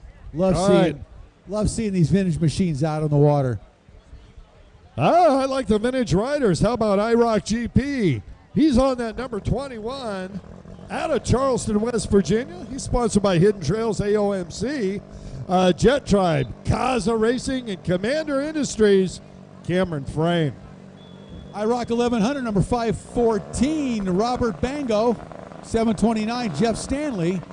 In our Junior Spark stock, 13 to 15 on the 59, Caden Baldwin, sponsored by Champion Power Sports, Fly, Reba, and BP Concepts. Hey, good to see Robbie Finlinson out there. On the 589. Robbie. Well, Cameron Frame is gone. I should have said that before they started, but Cameron Frame is gone. That thing is Cam Newton, right? Yeah, there's that too. Oh, you'll never live that down, Mr. Nolenberg. Never, ever. But, you know, it is what it is. It's not a bad thing. It is what it is. So now these things are starting to tighten up a little bit. Cameron Frame charging off of the inside. He has got the whole shot by a significant margin. Yeah, that boat is dialed in. That number 21, Yamaha EX, Hidden Trails, AOMC, JetTrim, Kaza Racing, and Commander Industries has that dialed. A half a lap, he has a 10-second lead. Yeah. That's not right. IROC GP, there is a GP EX. How about that? Oh, man, Robert Bango having a mechanical shoot.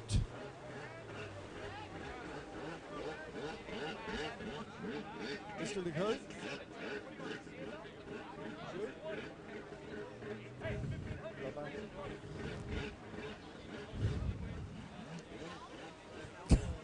All right, out front, Cameron Frame just literally embarrassing the competition. But he's the only one in his class, in the GP class, and it makes sense. Well, there's that. Well, there's that in the half a lap lead, 1 1/3 laps. That's a whole nother world right there he's on. Somebody just had a little pop. We need some other riders out here on GP IROCs. That's right. I like that. I like it too.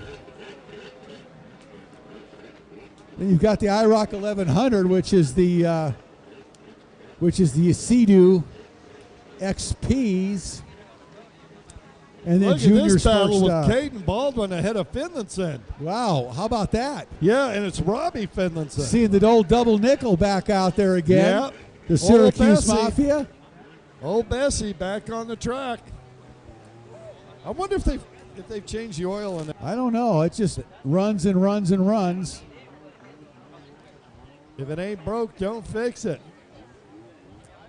Well, they got that Ignite Fuels sponsorship, and that thing is tuned in to run that special Ignite Fuels blend, and it is fast for a stock EX.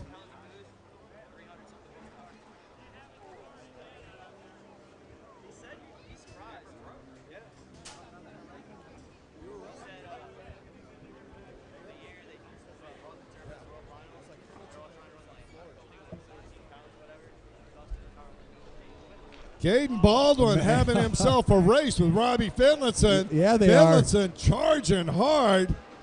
Is that? Yeah, it's Jeff Stanley on the X4 hole. That's 729. Trying to keep up with the larger holes in front of him. Stanley doing a good job. Cam Frame over on the far left-hand side of the course, setting up to, well, lap everybody. It sounds like a stock EX, doesn't it? Oh, exactly. Yeah. Never tell the difference there.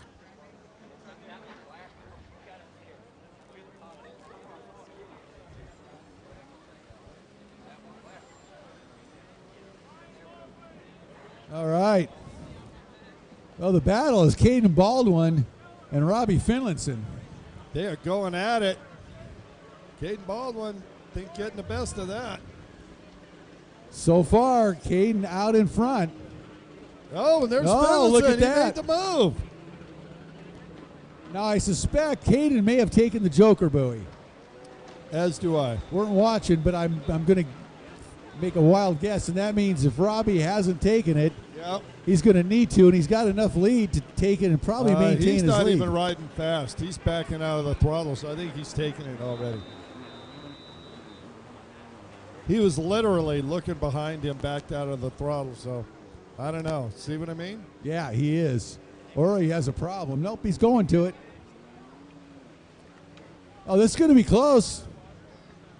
This is going to be close with Robbie and Caden. No, Jeff Stanley taking the lead. Jeff Stanley, although in a different class. And That's true. Yeah. And it here look- they go. Stanley to the outside. Well, and Caden Baldwin on the outside, Robbie Finlinson on the inside, and they are going to be very, very tight when they come onto that front straightaway. Let's keep an eye on that split, this battle for Junior Spark Stock 13 to 15. Caden Baldwin, Robbie Finlinson. Looks like Robbie Finlinson is going to make the turn, maintain the lead, tucks in behind Jeff Stanley. As they come by, take the checkered flag. Finlinson will take the win over Baldwin and Jeff Stanley in front of both of them. Well, Jeff Stanley and will win in IROC 1100, and Cameron Frame, of course, in IROC GP. Up next, race 18, Sports Stock Moto number 2. Going to be a lot of fun out there. Oh, man, here we go again. A whole gate full of sports stock riders. Quickly, let's take a look and see who's down there. Number 2, Riley O'Flattery. Got the number 13, Sammy Nemi. 59, Brian Baldwin. The 93, Gary Burtka. 95, Ken Waddle. 110, Tori Snyder. 116, Devin Farthing. The 201 of Christopher Landis. 222, Tom Killer Keller. 277, Matt Johnson. 295, Taylor Skellett. 296, Hayden Skellett. 521, Talon Farthing. The 711 of Andrew Hancock. And 999, Dusty Burry. All right, that rounds out the field. Sports Stock Moto number 2. Well, first moto, it was Matt Johnson taking the win out of Mia Canopy, Florida.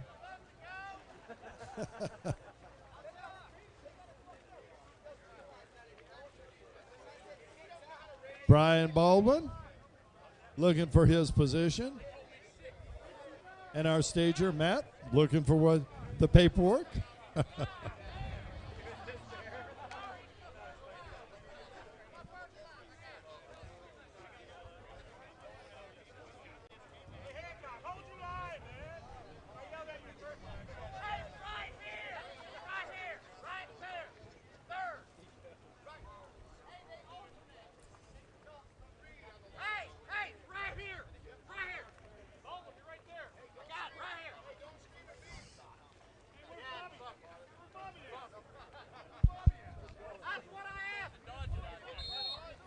Okay, getting things sorted out on the starting line.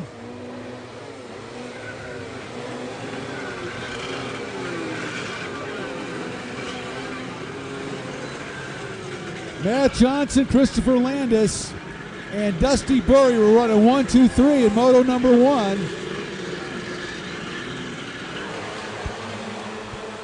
Sammy Nemi, another great drive on the outside.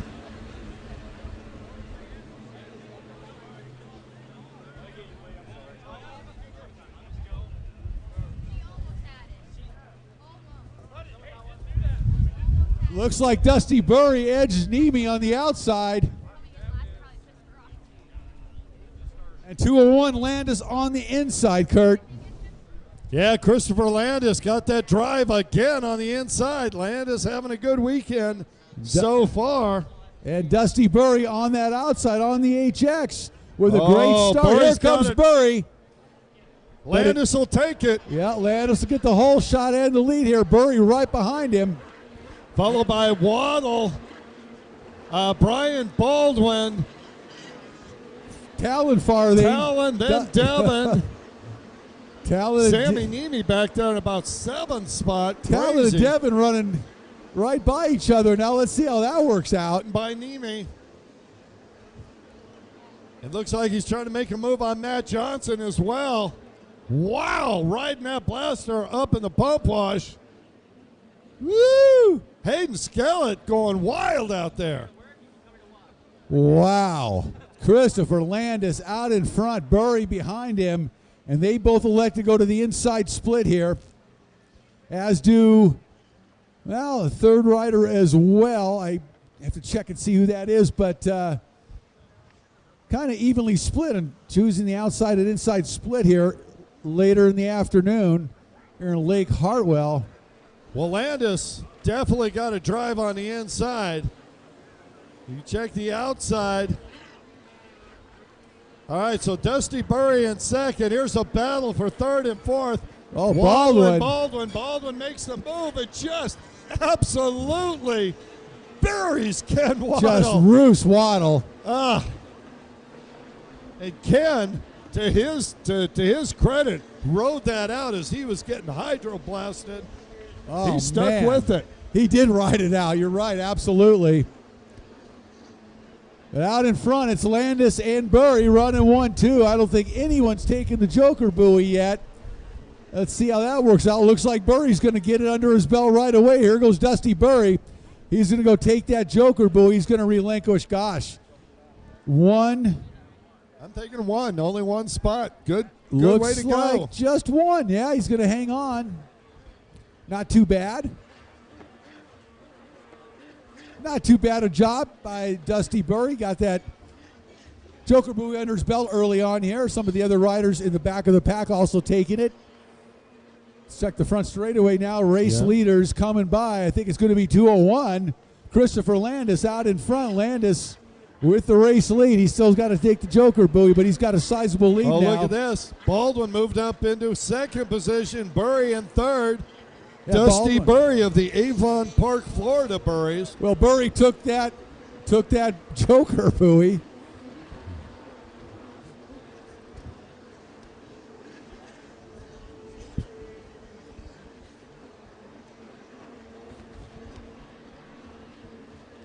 Oh, Kurt.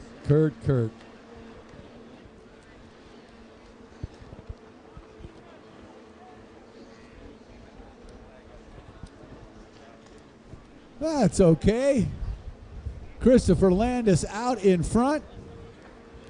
Christopher having a great time out there, but then so's Brian Baldwin in second. Baldwin having to move up into that position. And he's giving that HX everything he can right now. Yeah, he's really riding a really, really good race here, Moto number 2.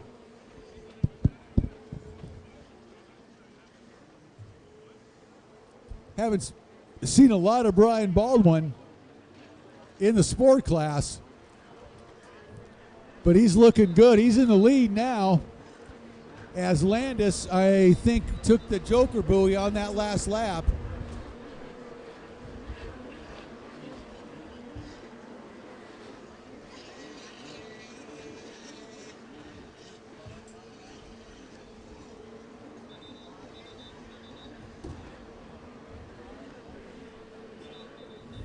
Yes, Landis in third.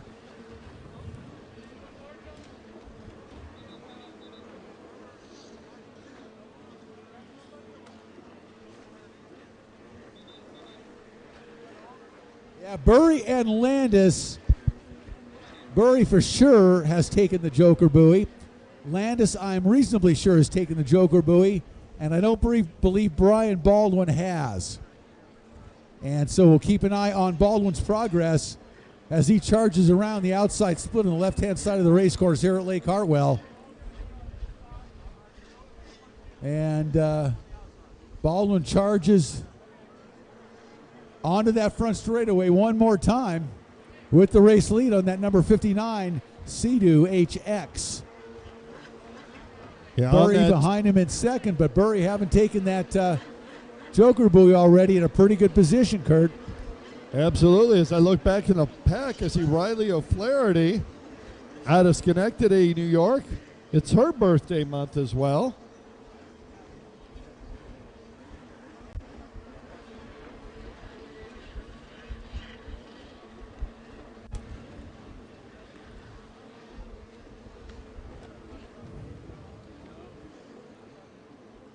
Baldwin still not electing to take that Joker buoy. So trying to build up as big a lead as he can before he has to run out there and take it.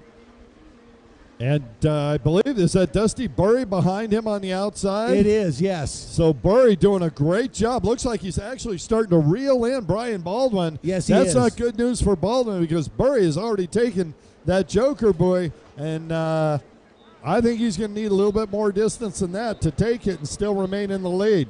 Absolutely, Kurt. Baldwin riding as hard as he possibly can, trying to get some distance so he can maintain the lead after he takes that Joker buoy. But Not gonna be Brian easy. wasn't thinking about the lapped riders in front of him. No. Now, there's very few pilots that are better than Brian Baldwin at passing in traffic. That's but safe. that's on a runabout That's with true. brakes. This is a runabout. This is not a runabout. That's an HX out there. HX, I think, stands for Evil Log. Evil Racing Log. Still not exactly taking sure. that Joker buoy.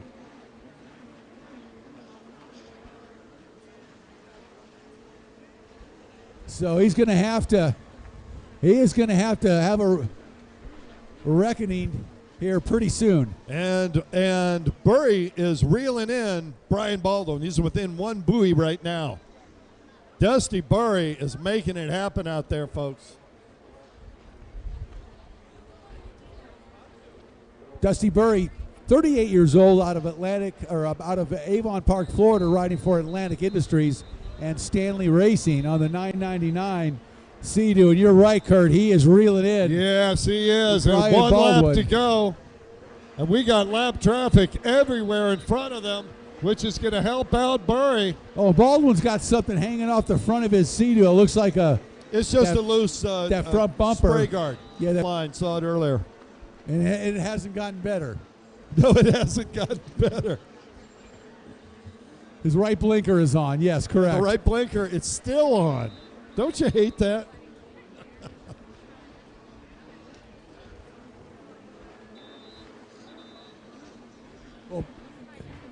Well, this is the last lap, and I'm guessing Baldwin must have already taken that because he didn't go out and take it, I don't think. On this last lap, I didn't see him go out there. Well, neither did I, but We shall see. So coming around, he'll take the checkered flag and the win here.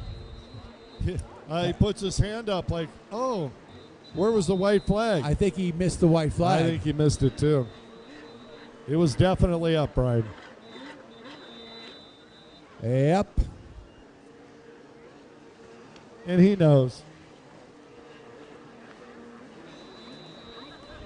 Well, that moves us to race 19, amateur runabout, box stock. Boy, that sports stock class, a lot of fun.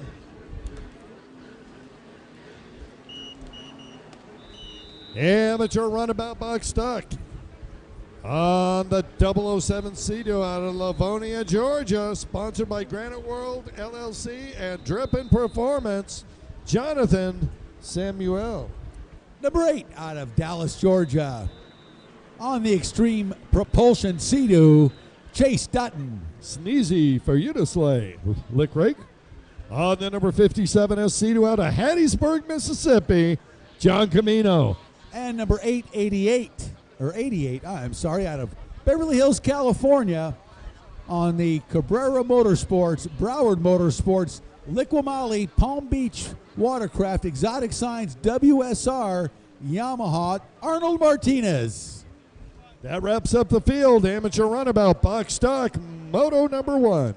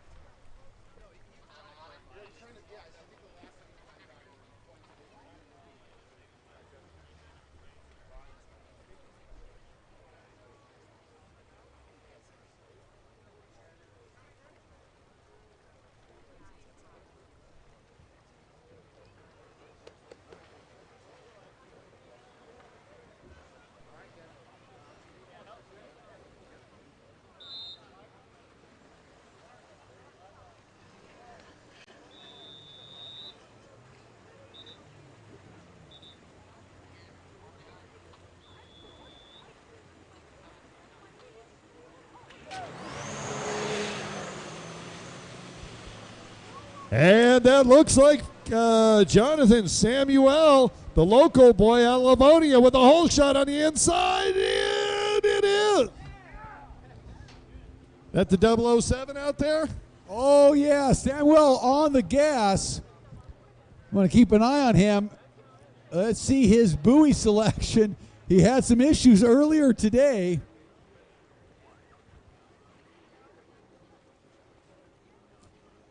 Comes around the left-hand side on the outside split. Samuel on the gas on the 007 Sea-Doo.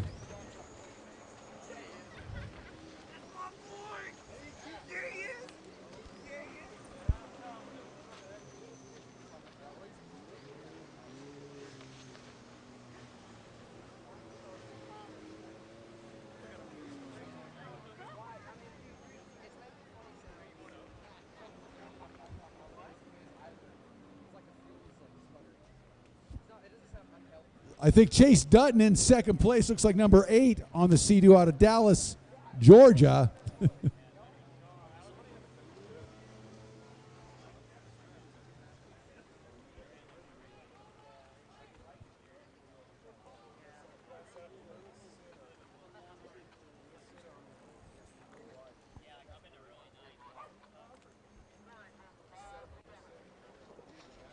Samuel down the front straightaway. Whoa.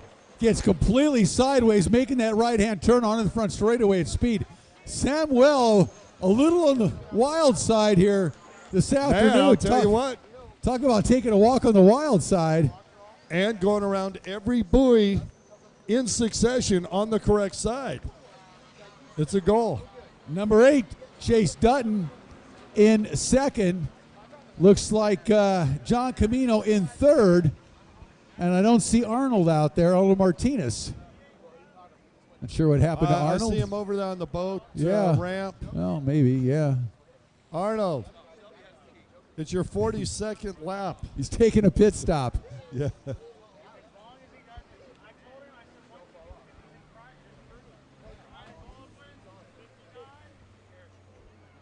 All right. Jonathan Samuel. I think that's right. Lavonia, Georgia. Hometown boy. Hometown boy putting the pedal to the metal, I'll tell you. He is. Look at this guy go, man. He is just railing that Sea-Doo RXPX around this race course here at Lake Hartwell.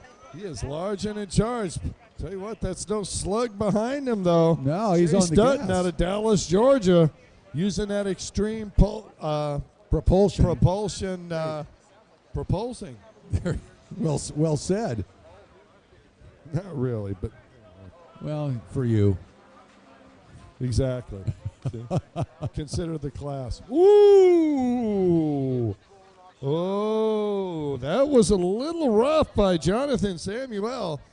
Now, he made it around that boy, but it would not surprise me if Robert Sands sent him a check, sent him a bill for a buoy.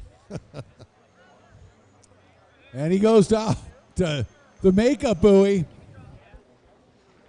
and continues his way around the track here, picking up the white flag.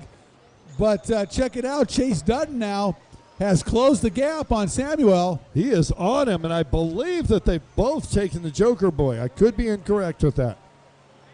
We are going to watch as they make this final lap, see if either one of them does need to go out there yet. Yeah. Or both, maybe, or neither. So happy to see Cam Powell on a ski down in front of us. Oh, great. Great to see. Wow. Scary. Understatement of the day. Scary, Mary. Yep. All right, Jonathan Samuel on the outside. And Chase Dutton on the inside. Dutton way back, but Samuel got him making around every one of those buoys. Dutton's charging right now, going to make that turn. Here comes Samuel. Here comes Dutton. It's going to be Samuel going to hang on and take the checkered flag here. Amateur box stock Runabout, Moto number 1. Wow, great ride for both of those riders. Yes, it was. Boy, Chase Dutton, he was about a half a second away from being able to make that pass a little earlier in the race, wishing he had done it then. All right, race number 20, Ski 4-stroke stock, Ski 4-stroke stock Superjet.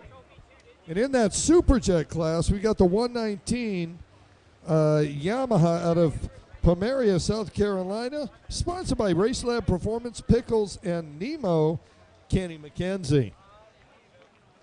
In Ski 4-stroke stock on boat number 4 out of Syracuse, Indiana, riding for Ignite Fuel, Jet Pilot, and Bullet Racing, Z-Kime.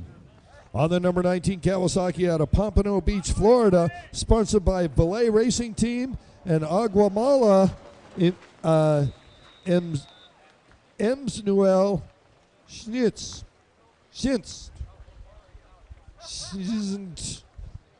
Somebody made this up, right? You made that up, didn't you? All right. So anybody who knows him, come up and give me a pronunciation, will you? Rick Lake, jump in there, number 44. Oh, Kurt, you never cease to amuse me. Oh, I want to hear you Out pronounce of it. Syracuse, Indiana, Speed Racing, WCOT, and PP Concepts, Camden Powell.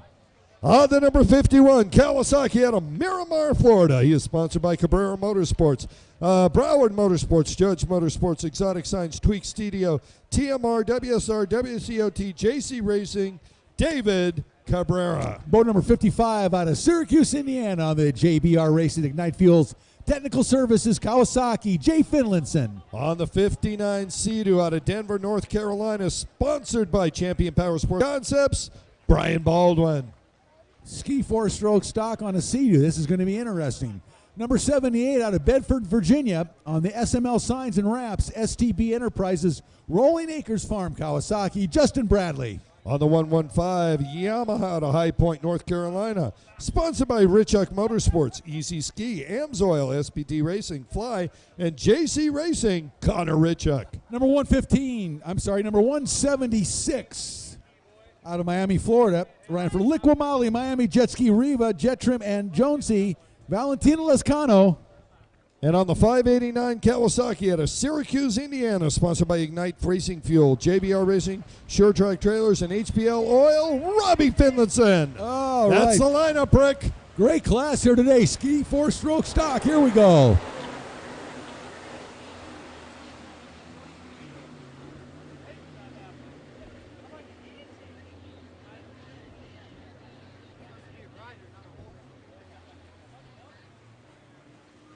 Looks like 589, Robbie Finlayson with the hole shot on the outside.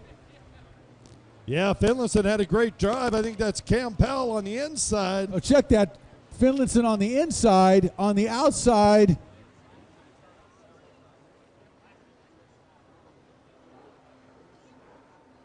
'59, that would be Baldwin. And look at this. Finlayson makes the move and takes it away from Baldwin. Baldwin goes sideways and stays on the gas. Wow, 589, Robbie Finlayson, 14 years old, out of Syracuse, Indiana. My goodness, is this 14-year-old just railing at SXR 1500 around this racetrack here at Lake Hartwell, Kurt? Brian Baldwin got himself wrapped up with the entire Syracuse, Indiana crew. Zeke Kimes Yes, he back did. behind him. There's Camden Powell. Look out, Brian. The state of Indiana is coming for you. Oh, man, I can't believe Robbie Finlayson, 14 years old. This guy is absolutely on fire here. Amazing performance by Robbie Finlayson. Yeah, we Moto haven't number seen one. much of Robbie yet this year. What's that? We haven't seen much of Robbie Not at this all. year. Yeah. Not at all. And, man, he's been practicing. Oh, it's going to be close here. Yes, Robbie it will is. have it, but not by much. No, it's going to be tight. Baldwin's got the outside. Here comes Finlayson. He's going to maintain the lead, but just barely. You're right, over Baldwin. Keep that power on because Brian Baldwin's coming with speed. Well, we don't see Brian Baldwin ride a stand-up very often either. Well, he's sure doing a good job of it today. Oh, yeah. And look at that. Zeke Kime right there. Jay Finlayson right behind him. And let's round it out with Camden Powell, Indiana. All three of the top four spaces. Like you said, good to see Cam Powell out there after that injury he Wow. got earlier today in Pro Ski GP. Obviously looked scarier than it was. Yes. Hey, who is number 19 out there, Rick? That is the young 33-year-old out of Pompano Beach, Florida. What's his name, Rick? Emmanuel Shiznik. Hurry up.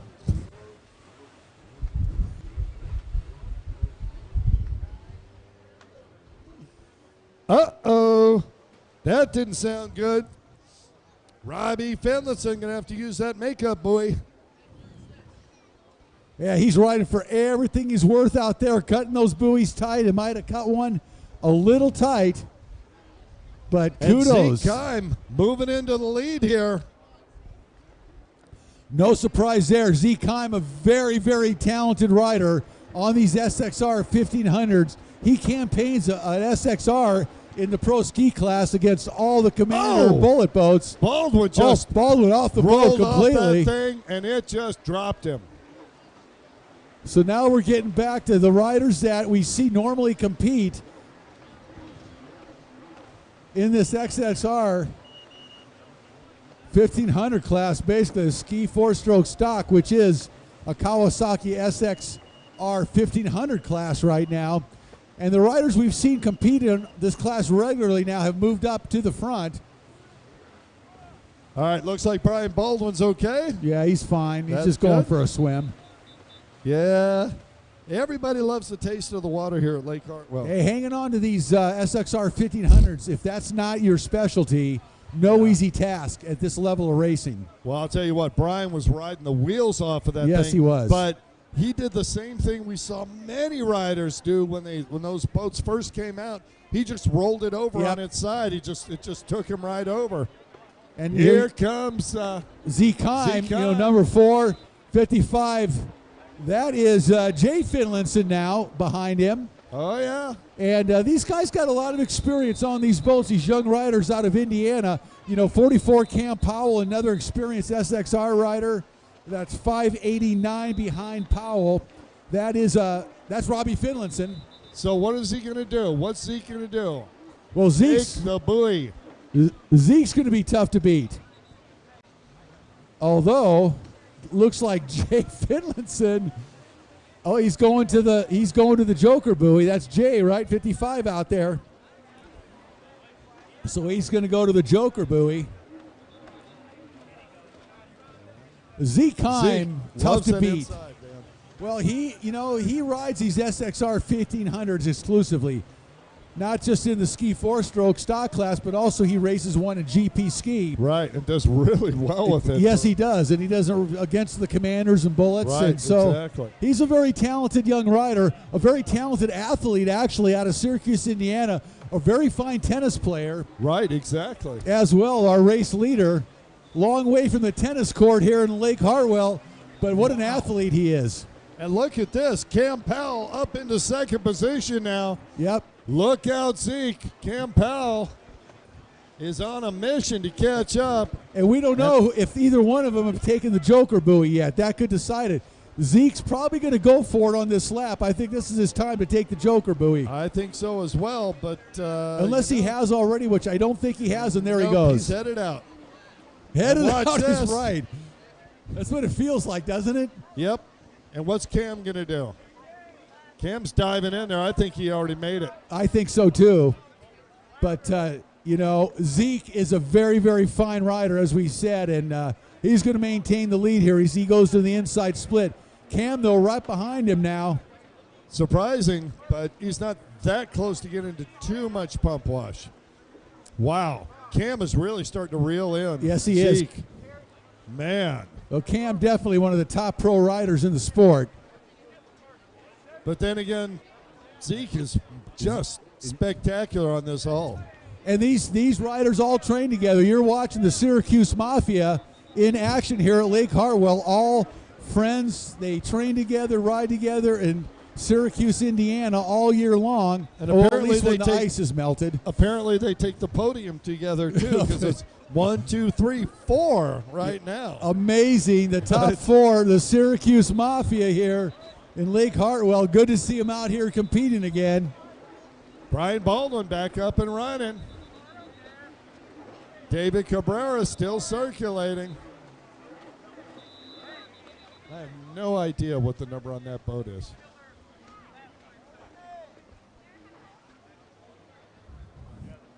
So Zeke Kime and Cam Powell.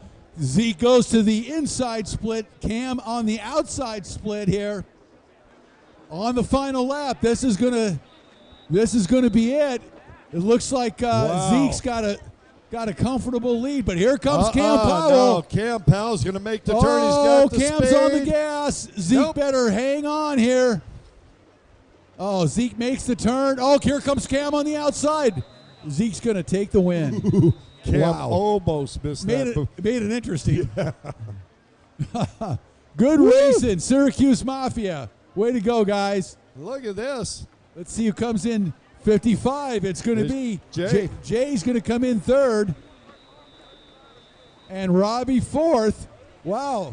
Top four, Syracuse Mafia. Wow.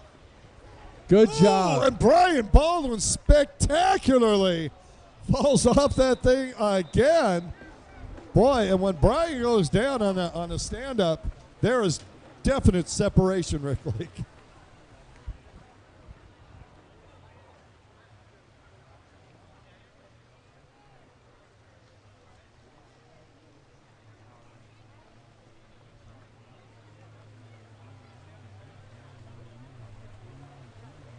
Oh, that was a good one. Syracuse Mafia showed up right there, huh? Wowie zowie, Batman. Well said, Kurt. Thank you, sir. Oh, I'm looking forward to this. Race 21. It is amateur ski stock, Moto number 2, Pro-Am ski stock. In amateur ski stock on that number 5 Yamaha out of Fayetteville, North Carolina. 11th in Moto number 1, Sierra Lambert.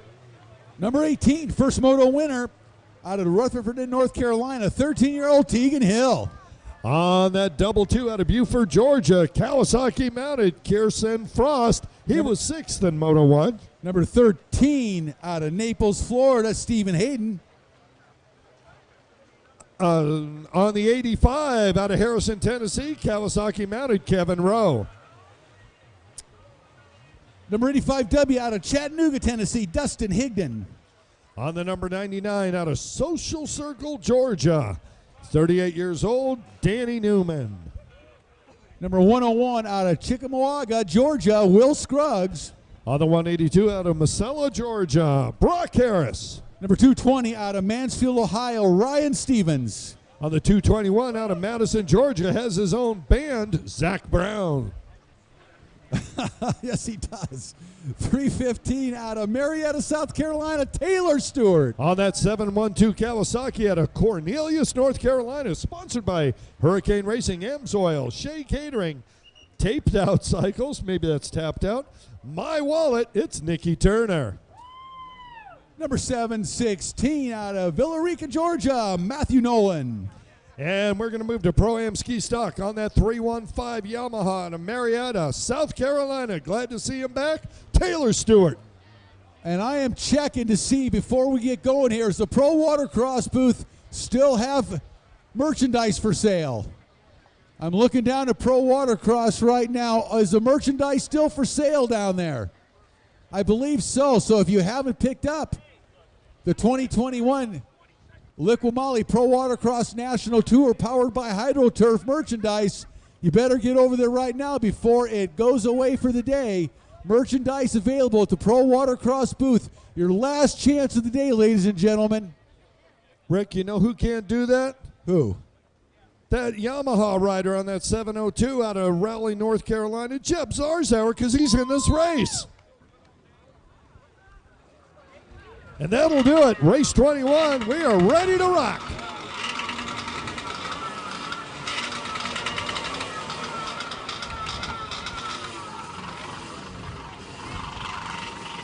All right, here we go. Amateur ski stock. Moto number 2. 13-year-old Tegan Hill. First Moto winner. We had some rather enthusiastic riders there. We're going to stop them, start them up again, and see if we can't keep them behind the line.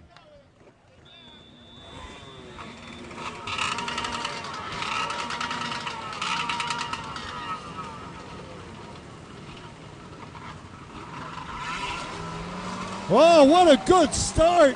Taylor Stewart on the 312, timed that perfectly on the outside. Oh, Tegan Hill got a great jump on the inside, Kurt. And we both call him. There goes Stewart on the outside and Hill on the inside. The 13-year-old first Moto winner takes a hole shot on the inside split. Tegan Hill looking good today. Taylor Stewart as well. We haven't seen him for a while. No, it's his first. He's had a new son and says business has been crazy. He's got to take the money while he can, but so glad he showed up here. Yeah, good to see Taylor Stewart. Here Yes, comes Tegan Hill. Here comes Stewart. Stewart charging down onto the front straightaway, but it's going to be, oh, and Stewart goes down that hard. Was solid. Yes, it was. 18, Tegan Hill with the lead. 101 Scruggs in second. Yeah, the unfortunate thing about that is that Taylor Stewart was in the lead for his class. He could have let Tegan Hill go away. But now he gets the opportunity to lap up into the pack. 36, Stephen Hayden in third behind race leader Tegan Hill. All right, we're playing the Scruggs. Joker buoy game again, Mr. Lake. Yes, we are. Nobody taking it. Well, I take that back. Somebody's taking it right away. You like get that? it out of the way.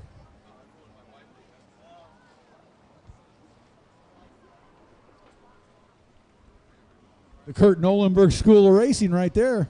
Yeah, buddy, get it done. Get her down. Once again, last chance to get Pro Watercross merchandise. Is it too late? No, it's not too late. It's never too late. Last chance to get Pro Watercross merchandise. Get it here today while we still got all the styles and sizes. Well, what an opportunity for a Father's Day present, Rick. Oh, you know what? Hello. Boy, you are a marketing genius. I like that. Well, you know, I got my eye on one of those BB3 shirts. Oh, yeah? Belly Buster 3. Have you seen those? Oh, yeah, I They're have. awesome. Whoa, look at the battle right down in front of us here. Zarzauer got a whole bunch of, was that Brock Harris?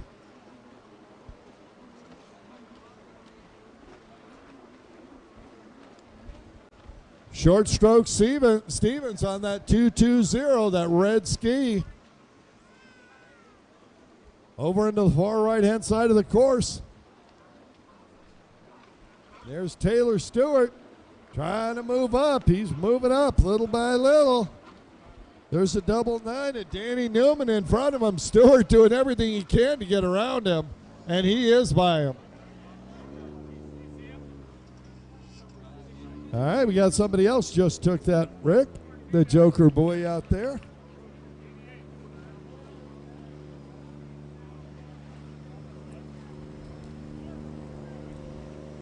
Race 22, Pro-Am Runabout, GP on the line. Tegan Hill, Will Scruggs, and Stephen Hayden running 1, 2, 3, 182 in fourth position.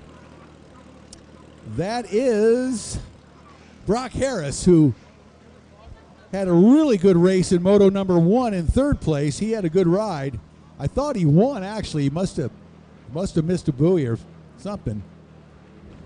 Sebastian, does Juan have a GoPro?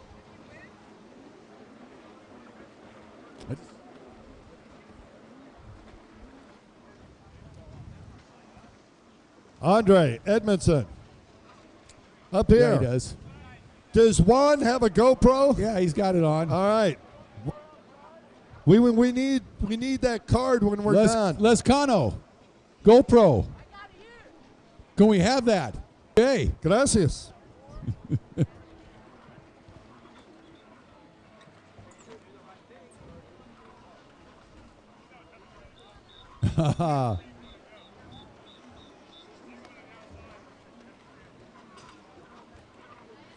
All right.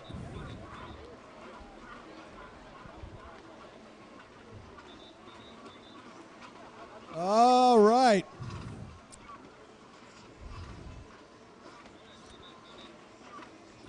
Some GP runabouts on the starting line coming up next.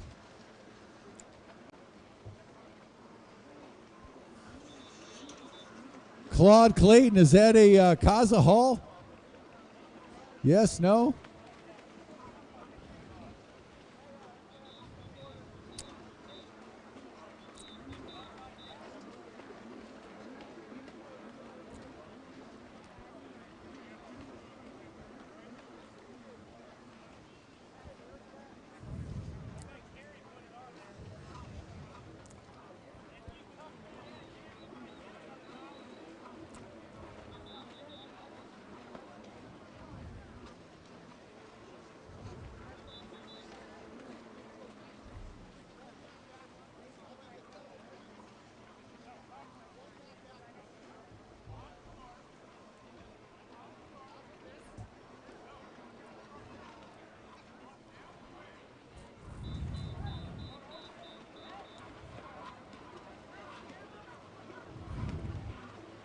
All right, race leader, number 18, Tegan Hill, down the front straightaway past the flagman on the dock, and our scorers chased by Will Scruggs. Those guys having a good race. Interestingly enough, Tegan Hill, 13 years old, Will Scruggs, 57 years old. And boy, that is about as big a discrepancy in age as you could ever imagine. But Tegan Hill and Will Scruggs just going at it lap after lap. Really good to see. And then 36, Stephen Hayden, still in third place. So those top three have maintained those positions the entire moto here. Moto number 2 for amateur ski stock.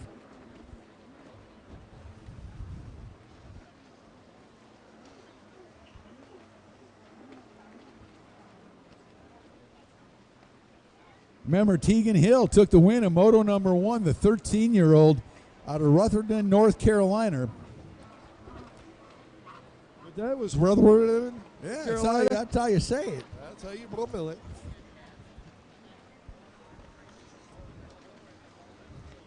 Who's racer 19 in this race? Number 19? I don't know. You tell me. You got a scoring sheet. There is no number 19. Well, why did you want to know? And there goes Tegan Hill, your race leader. Large and in charge. Tegan way out in front.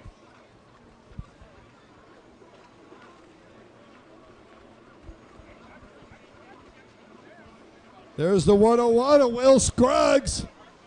Scruggs out of Chickamauga, Georgia, 57 years young. He putting the power to the metal.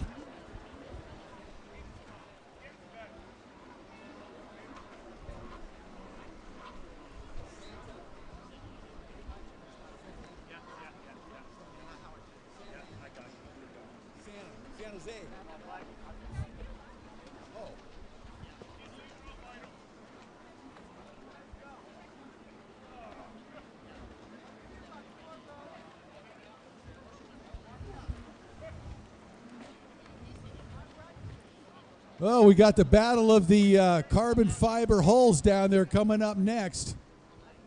Oh, yeah. Some fast machinery on that starting line. Yeah.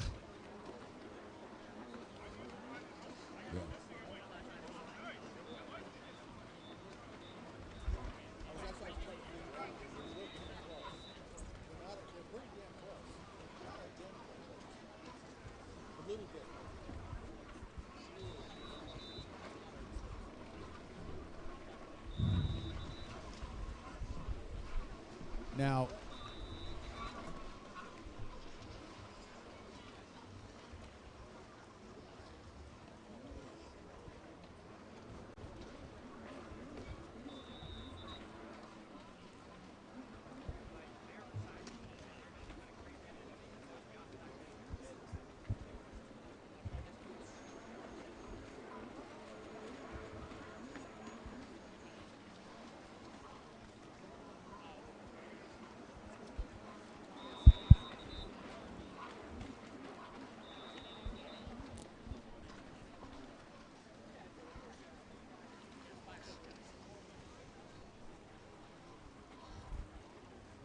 white flag out, final lap here, amateur ski stock, moto number 2.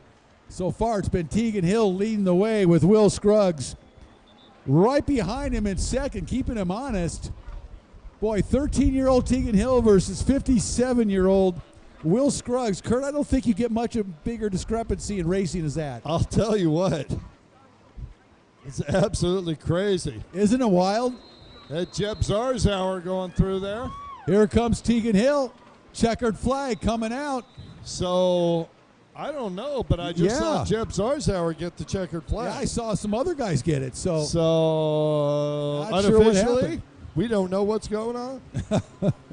Well, that was a surprise. I know what's going on. Race 22, Pro-Am Runabout GP is what's going on next. Well, let's take a look on the line. Number 4 out of Lindale, Georgia, Stan Hightower.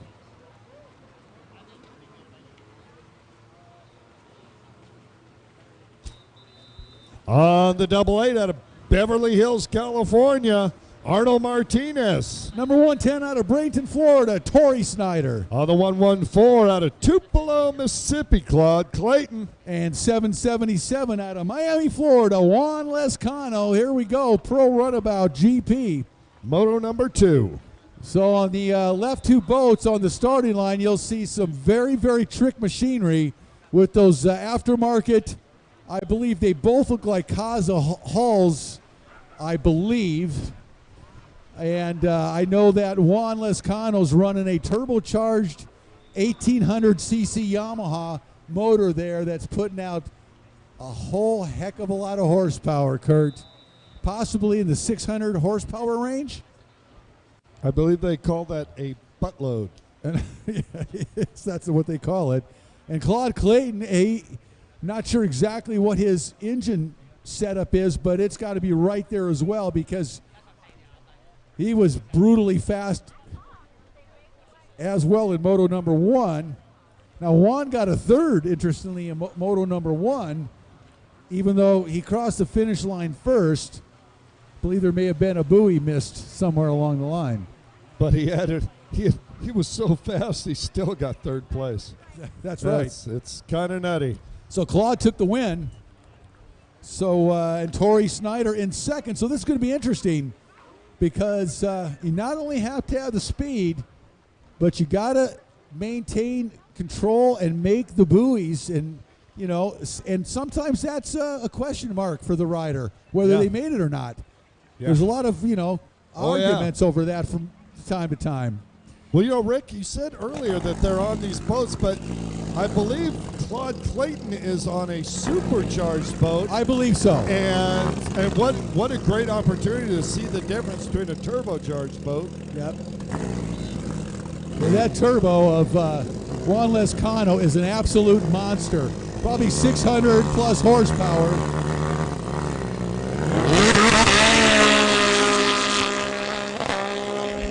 Wow.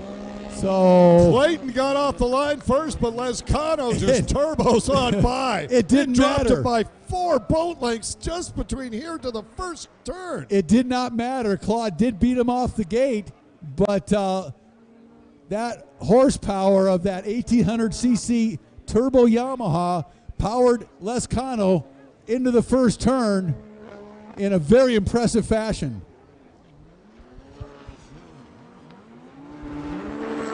Lescano just leaving everybody except Claude Clayton.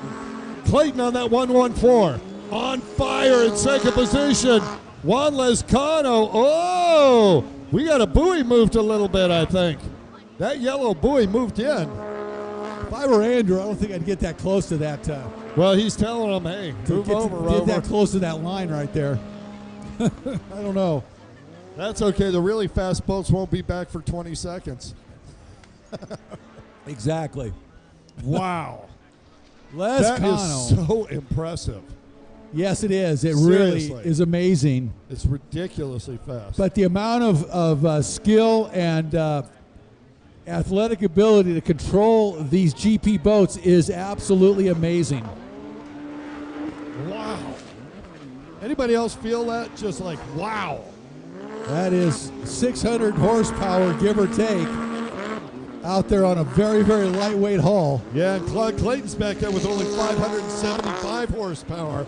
And look at what it does. That's probably, I don't know, those probably 600-pound watercraft with probably God knows how much more horsepower than your car has, depending on what you drive. Well, here's the thing. Here, let's put this into perspective, Rick. Last place is Tori Snyder right now. Yeah, that's incredible. That should put that all into focus for you. Tori, going out and looks like he picked up the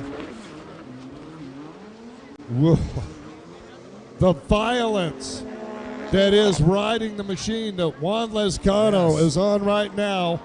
What a boat that thing is, and what a rider to hold on to it. That is absolutely violent. That's a very, very good way to put it. That's what they call unnaturally aspirated. Wow, that is amazing. And Tori Snyder on the normally aspirated Yamaha. Oh, that'd be a supercharged boat as well, but it's a stock one. It just feels like a naturally aspirated. That's a full supercharged Yamaha. Is it? But that Tori's on? Oh yeah. Just not in the same class as this boat Lescano's on, to say the least. That's playing in a whole nother league right there, and that's a boomer bust situation. When you're producing that much horsepower, to make it through 3 motos in one day, yes, doesn't always happen. That's always the key, isn't it? Yeah, it's in GP Runabout racing. There's a fine balance between speed and longevity and reliability, and it's often if you had 20 true GP boats on the line, by the end of the day, you'd probably have about 10 running. 3. Sometimes. Oh, and Tori. Watched it happen in King's Cup in Thailand. Tori just watching as Lescano goes by. Wow.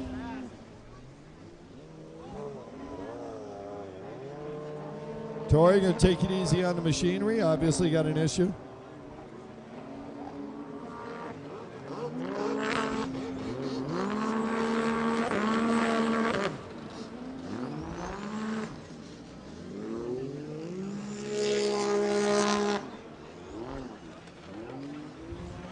Out in front, Lescano, far left-hand side of the course. He's taking the outside.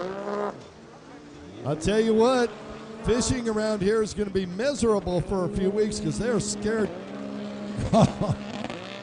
Silly.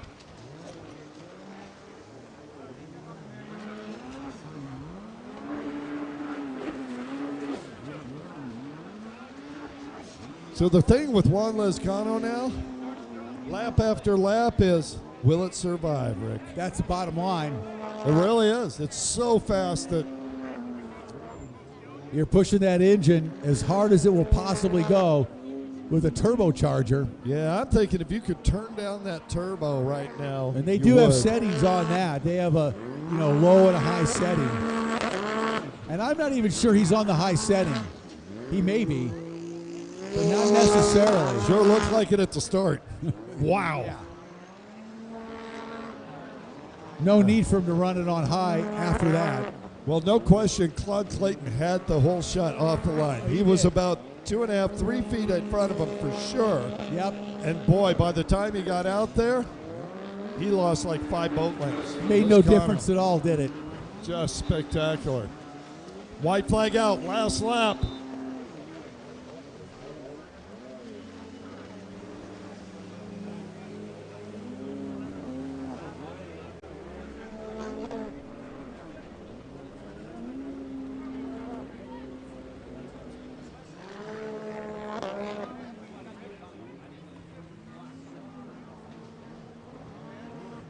And here comes Claude taking the white flag, and Lescano, if this race was any longer, he could almost lap the entire field. And that won't be necessary, however, as the 777 out of Miami, Florida, the Miami jet ski boat that Juan Lescano's aboard. What a monster. And he'll take the win here in Moto number 2. In stellar fashion, no question about it. So that'll give him a 3 and a 1 unofficially for the day. It's a good start. Not Clayton bad. 1 and 2, so Claude will be in the lead. Yes.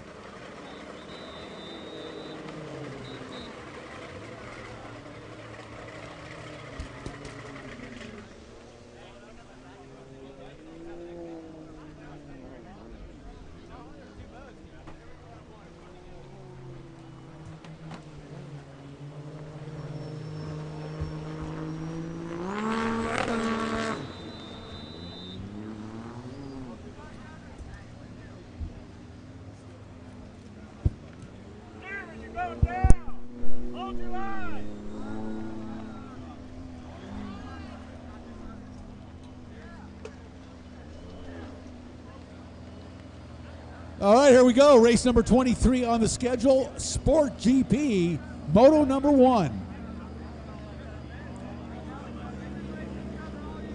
Run the number 6 Sea-Doo out of Seneca, South Carolina. Sponsored by Tampa Bay Jays Power Sports, Anthony Segravs. Number 21 out of Delray Beach, Florida. Riding for Mark Landis Racing, Riva Racing, IPD Graphics, JetTrim, and Jet Pilot, Christopher Landis. On the 111 out of Pensacola, Florida, sponsored by Judge Motorsports, Jet Pilot, and JetTrim. On the Billy Blaster, Billy Dearman. And number 116 out of Ackworth, Georgia, riding for Farthing Racing, Jet Pilot, and JetTrim, Devin Farthing. Rounding out the field out of Port Charlotte, Florida, on that 296. Sponsored by Wade Chapin, Rolling Stone, Granite, Broward Motorsports, Tim Judge, Action Kawasaki, and Skellett Racing. It's Hayden Skellett. That's our lineup for Sport GP, Moto number 2. Yeah, now we see Billy Dearman on the Billy Blaster today, and in a little different setting than the surf races that we've had the last 3. And now here in the flat water of Lake Hartwell, we'll see how that that boat of Billy stacks up against these this field of blasters. And actually 21, Christopher Landis.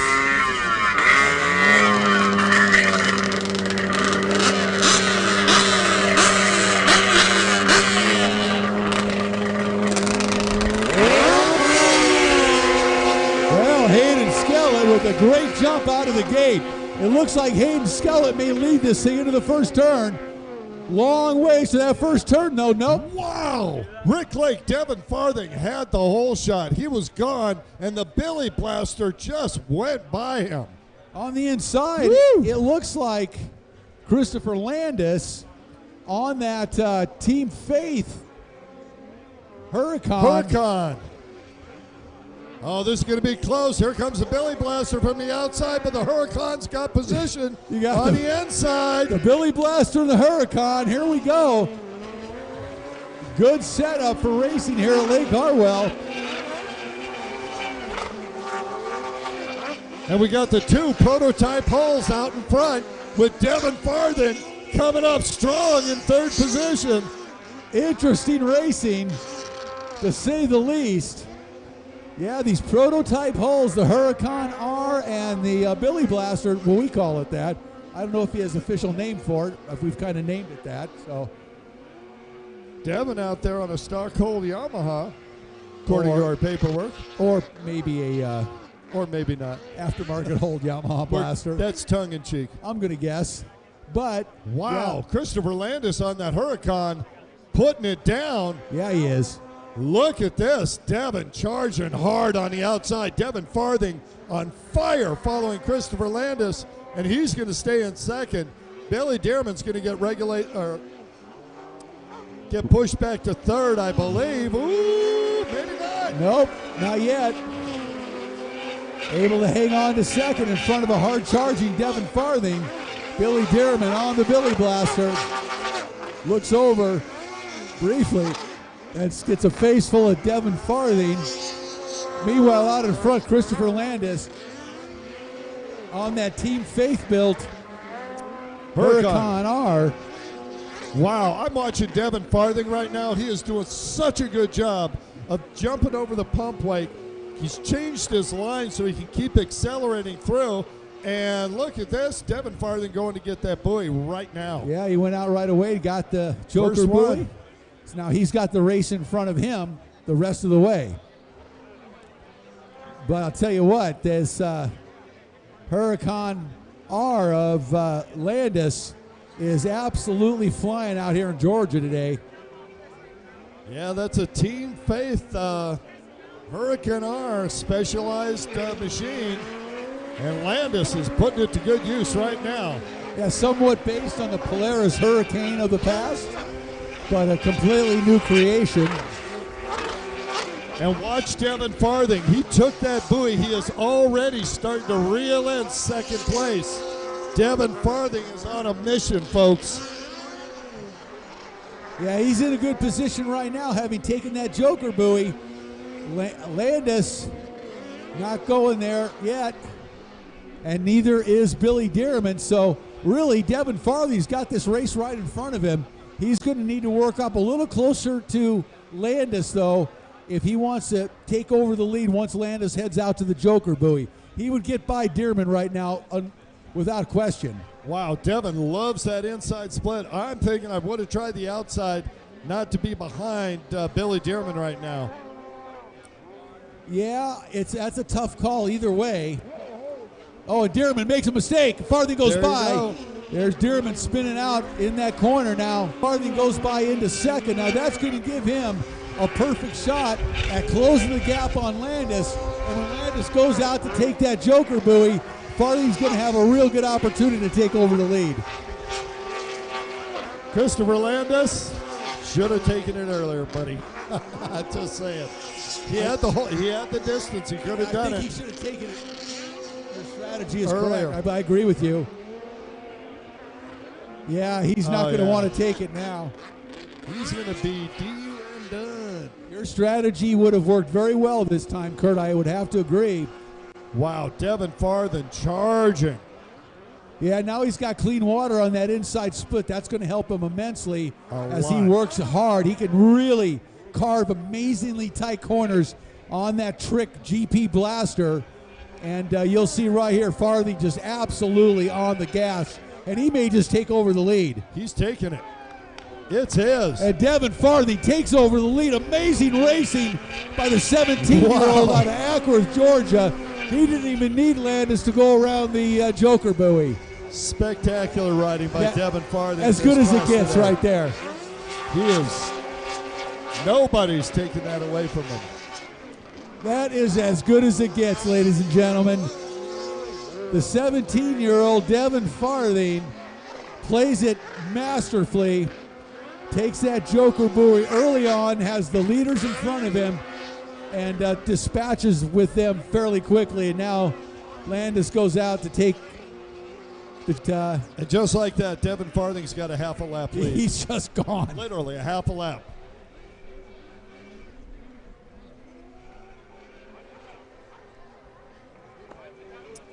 Devin going to make the turn, head towards the front straightaway, going to take the white flag, and barring anything bizarre happening, going to have an easy win in his pocket here, Moto number 1. Devin Farthing showing the rest of the field what's for.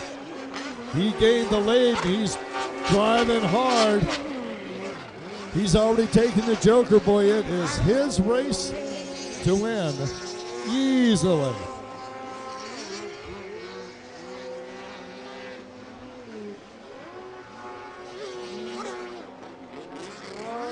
And Billy Dearman pushed way back.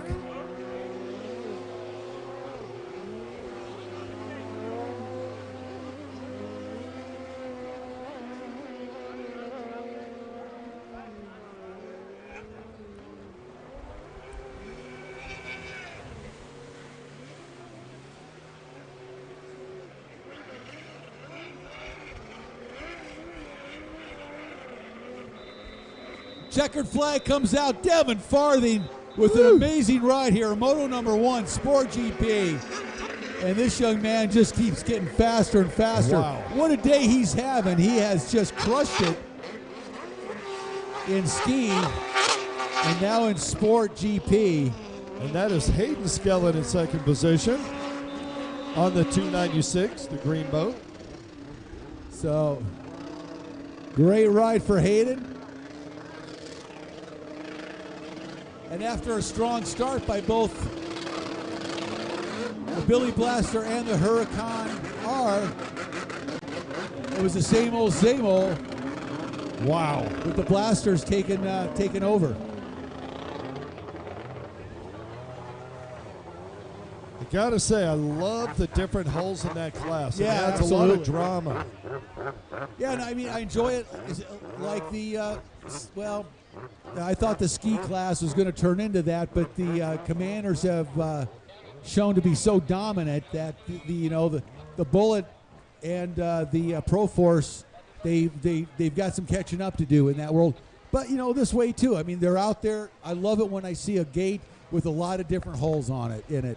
Absolutely, and both of those other holes are spectacular as well. Hey, I just want to point out, in about 20 minutes, they're going to start serving ribs down there.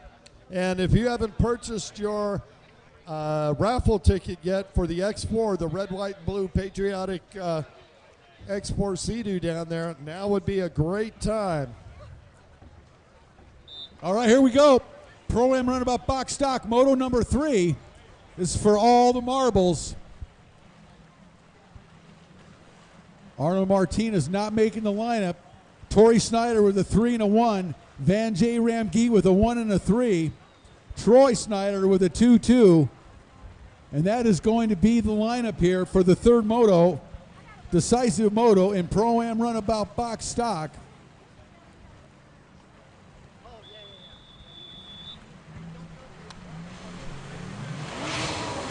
And here we go.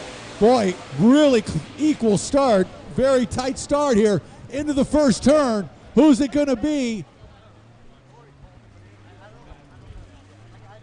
110 gets a hole shot. That's Torrey Snyder.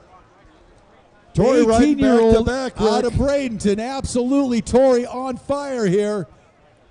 Trying to take over and get the overall win. Now he's got a first and a third on the day. And Van J. Ramgee has a first and a third. And Torrey's father, Troy's, got a pair of seconds. So they're all equally tied right now going into the final moto. So this is going to decide it. Whoever wins this one's going to win the overall. Pretty much as clear as it gets, huh, Kurt? Clear as mud.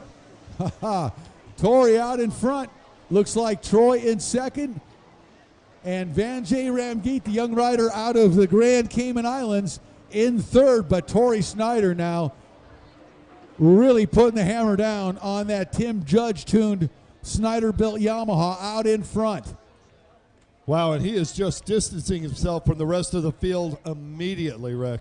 Oh, yeah, Tori is leaving nothing to the imagination. And this is nothing new. We've seen Tori perform like this all season long on the Pro Watercross Tour, and he has put it all together here at the start of Moto number 3 for Pro-Am Runabout Box Stock, and he is on the gas, and he's got his dad behind him.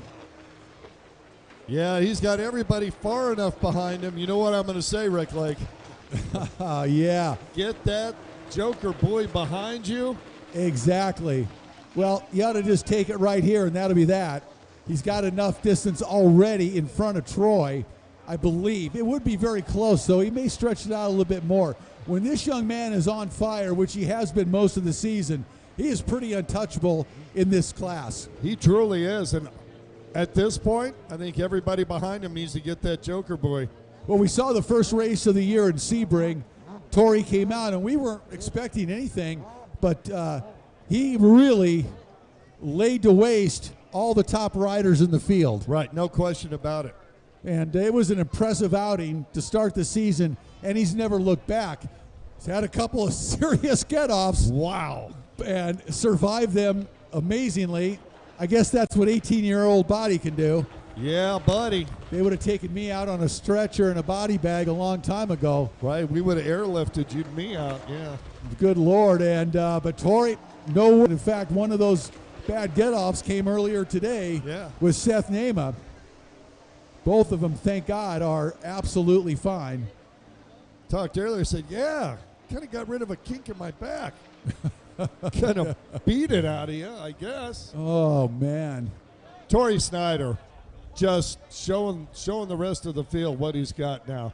Yeah, he is. His dad's now in second, and Vanjay Ramgeet, who took the win in Moto number 1, has dropped back significantly. Of course, he did take the Joker buoy just now. So I believe he's the only one. Yes, he is. So there's no way Troy and his dad would ever get together. Right. We've never seen that. Right, we've never seen that. So Vanjay Ramgeet may be in a good position. Yeah, he may be in a very good safe position. It may be the best position to be in out here right now. You never know. Once again, we say that tongue-in-cheek. The Snyders. Well, I just wonder if incredible racing family. Would Troy block for Tori if necessary? Absolutely. Well said. Absolutely. It took you about a millisecond to come up with that one. And Tori's going to go out and take that Joker buoy right now on this lap. Oh, I'm sorry. That is Troy taking the Joker buoy. No. Tori's already done it. He better not forget. Tori's already onto the front straightaway almost. You know, he's on the outside split. And look at this. Vanjay Ramgeet starting to move up on Troy. Well, Troy took that Joker, which let. But so did Vanjay Ramgeet. So those two are on equal footing. They are. 110, Tori Snyder absolutely rocketing around this racetrack here at Lake Hartwell today.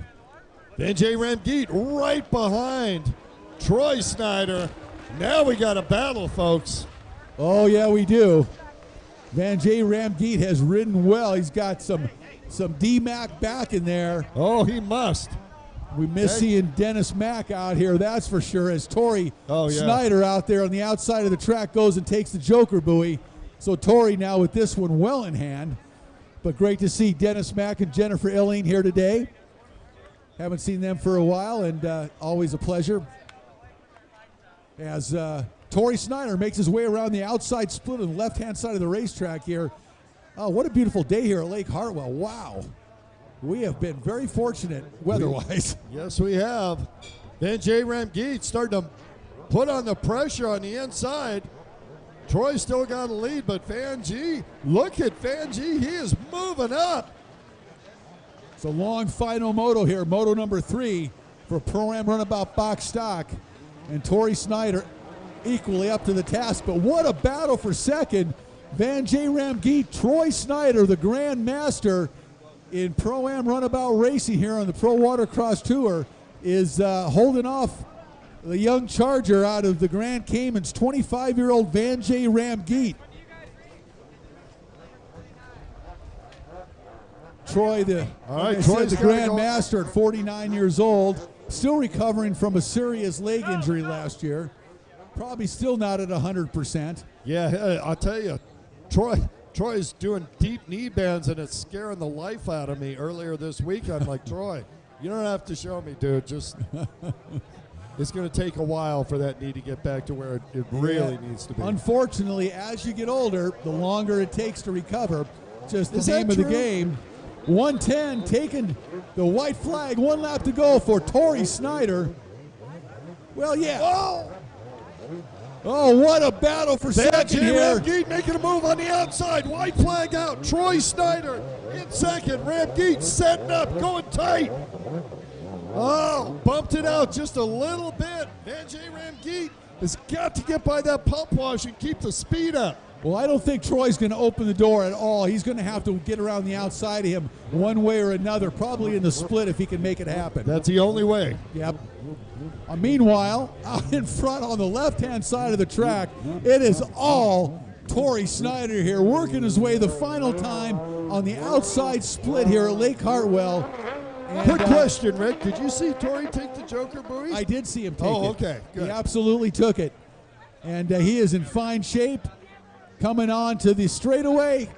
Got a couple more turns. A little left and now a hard right. And here he goes, taking the checkered flag and the win. Tori Snyder. All right, quick question. How many Snyders does it take to win Pro-Am Runabout box stock? And all of Troy takes second, right in front of Van J. Ramgeet.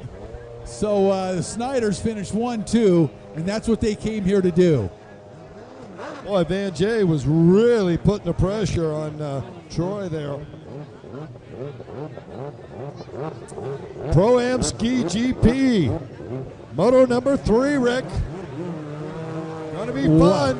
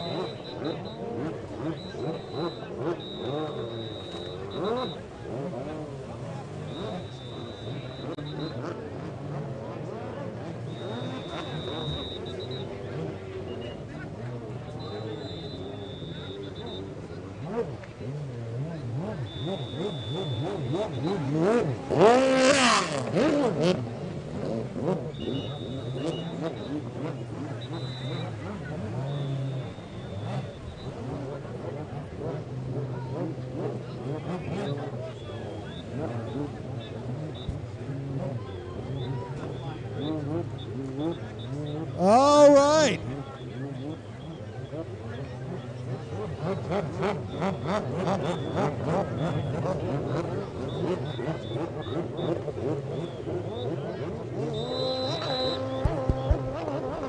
Check, check. Pro-Am Ski GP Moto number 3 making their way to the starting line, and this is going to be a good one. This is the third and final moto. Well, Devin Farthing has had an amazing day today so far with a first and a second. Matthew Richuck's got a 5 and a 1. Jimmy Wilson a 2 and a 3. Cam Powell a 3 and a 5. So this is going to be a good one. It's anybody's race, but well, I tell you what, Devin Farthing has looked amazing today on this ski.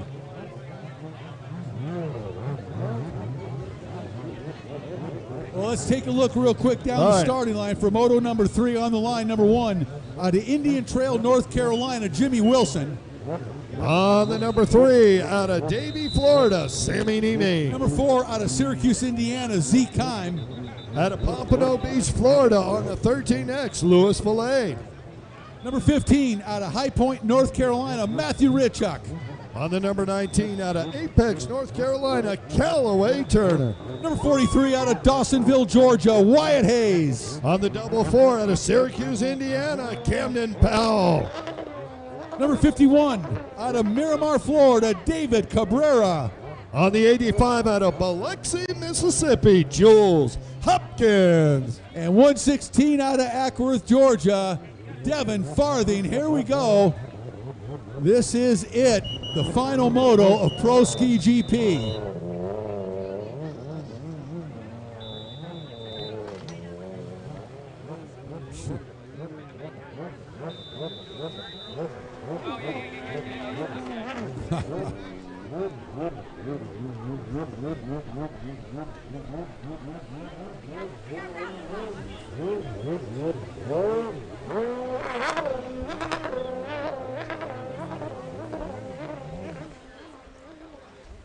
All right, some quick math here, Rick.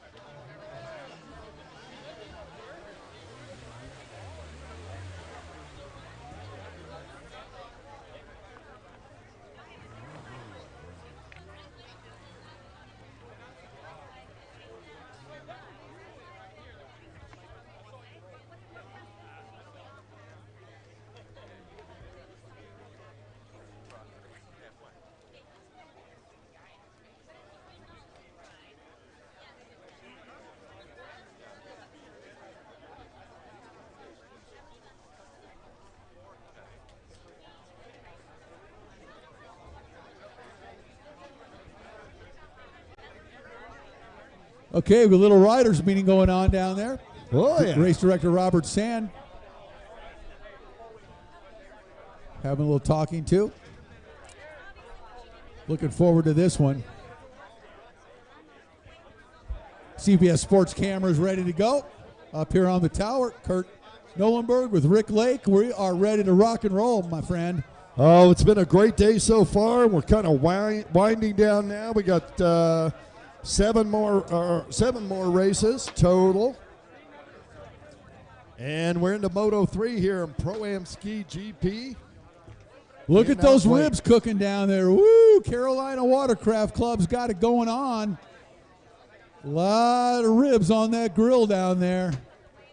Starting to smell much better up here, Rick. Be a lot of hungry peeps down there in a little bit. I know that. So what's the fee for the barbecue? If you're getting a barbecue, how much does it cost you? I don't know. Zilch. That's what I thought. Nadia. That was a trick question. Well, it was an opening the door for you to say, no, the Carolina Watercraft Club once again comes through, feeds the entire nation here. Thank you very much. And if you're going to get the free food, you ought to try and buy a raffle ticket. The entire nation. I love that. And, yeah, they do. It's amazing. And, yeah, go buy some raffle tickets and have a good time. Lots of ribs, lots of good folks, lots of very enthusiastic jet skiers all over here today. So if you're part of the tribe, this is the place to be. Yeah, ton of prizes are going to be given away, not just the Sea-Doo. So drop on over there. I think tickets are $20. Hey, that's not a bad investment. And we're going to join you in just a little bit. Oh, yes, sir. Look at you, you little slickster. Made it down and back.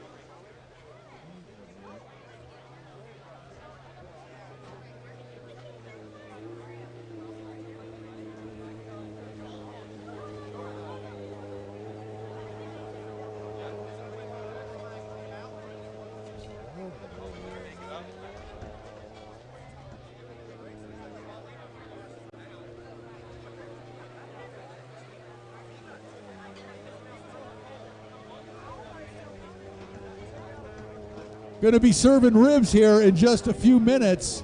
And I'll tell you what, you get involved with that raffle down there. Ribs are on the Carolina Watercraft Club. They've got everybody covered. But they've got a really cool Sea-Doo, custom painted, tricked out Sea-Doo that they're raffling off, as well as one of these really cool fresh and salty beach carts. And I know a lot of the people here, a lot of the riders here, for sure would love to have one of these fresh and salty beach carts. So go down there and enter the raffle, because somebody's going to go away with that beach cart and the ski today, among other things.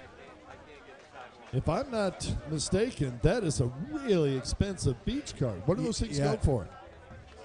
That's what I thought. Yeah, they're just really about nice. $1,000. They're super nice. And they've got the best name around. Fresh and salty. Right, fresh and salty. We'll leave that alone for now. Just stop. We're going to leave that alone for the moment. Scott, thanks for the opening. We're going to let it go by. Scott Moore and Carolina Watercraft Club putting this whole thing together. We appreciate it, man. It's so much fun. And what a cool annual event this has become, huh? Yeah. Yeah. Third year in a row now. This is too 3B. cool. The hell are you doing? Holy cow, get away from me.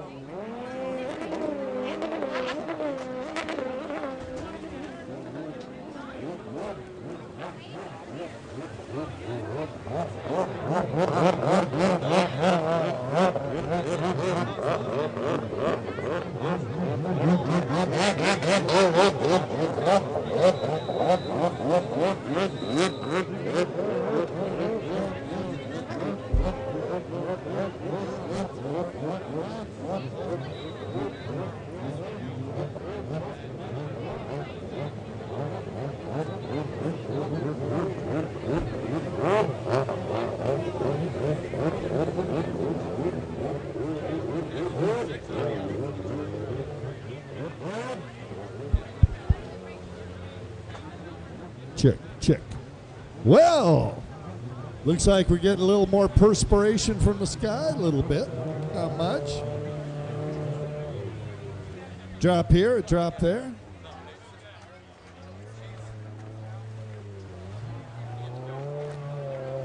Oh, Rick Lake. Look, it looks like a Commander showroom down there, you know what I mean? It really does, Kurt. You know, Commander, other than the Bullet GP boat, the Bullet V4 that Cam Powell's on, every other competitor, I believe, is on a Commander GP1. And they have basically become an OEM of sorts. And I believe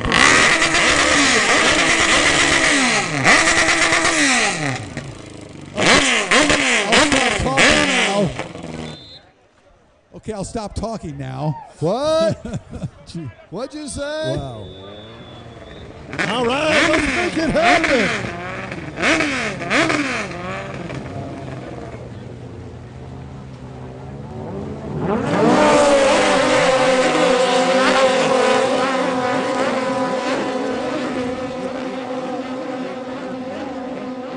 Jules Hopkins with the drive on the inside. Oh, Matthew Richock on right the gas on the inside, Kurt. Red flag comes out. Yeah, they're going to bring it back.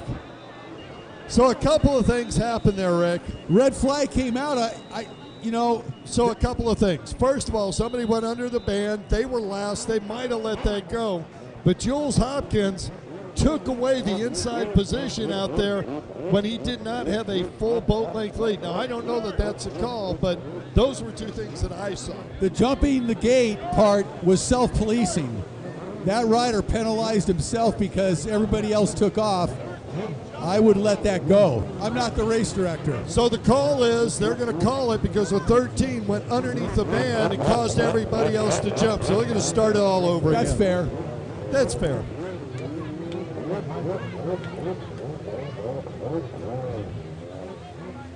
Although the rider that jumped was self-penalized, and otherwise it would be okay in my book. Because he self-penalized himself. Oh, easy, Jules, easy. Whoa.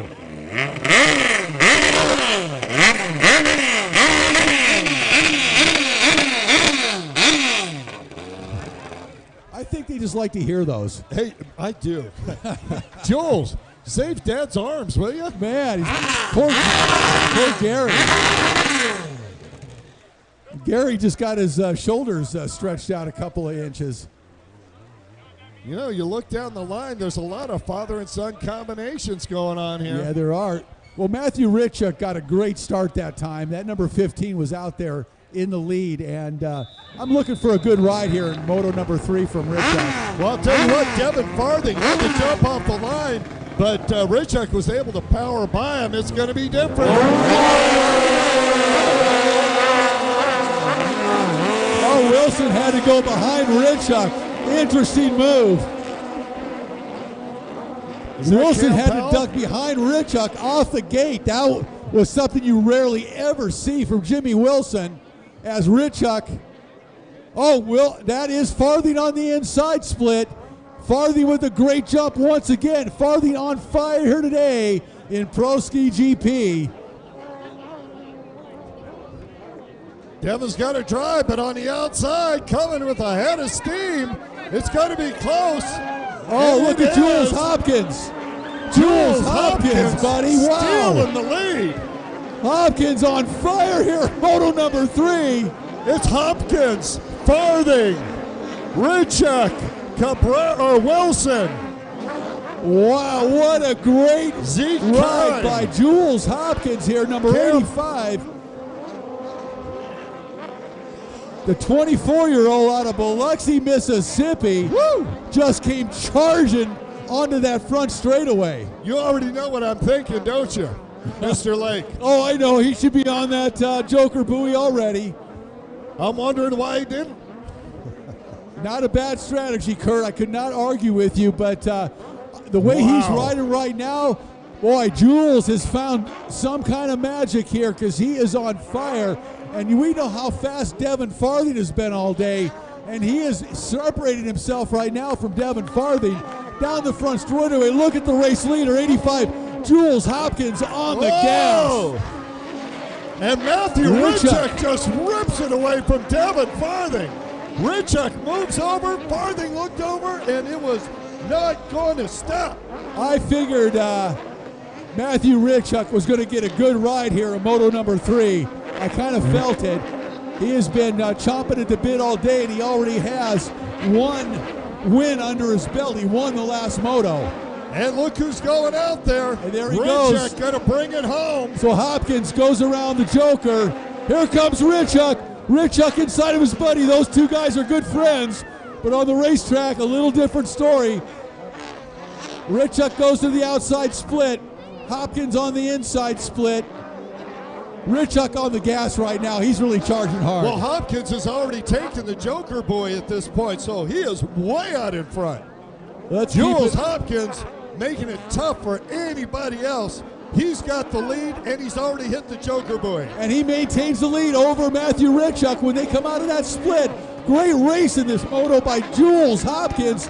This is probably the best ride we've seen him put in in a long, long time, if ever. What a great race here at Moto number 3, Jules Hopkins. Yeah, all he needed was an opportunity to get out front. He got it. Boy, he's making the most of it now. Already has the Joker boy down. Yes. He's ahead by about 8 boat lengths. Jules Hopkins is in the driver's seat for this moto. And can I tell you, Jules Hopkins has 8 points. Devin Farthing has 3. Matthew Ritchuk has 6. Jimmy Wilson has 5. There's your top 4. Well, Farthing in a really good position for the overall right now. Yeah, no question.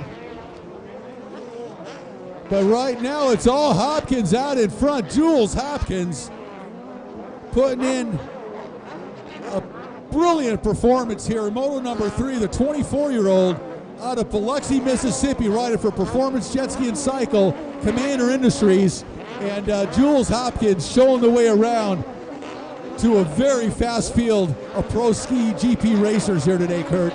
Well, I'll tell you what, Matthew Ritchuk, if he is going to have any chance at all, has got to get by Devin Farthing.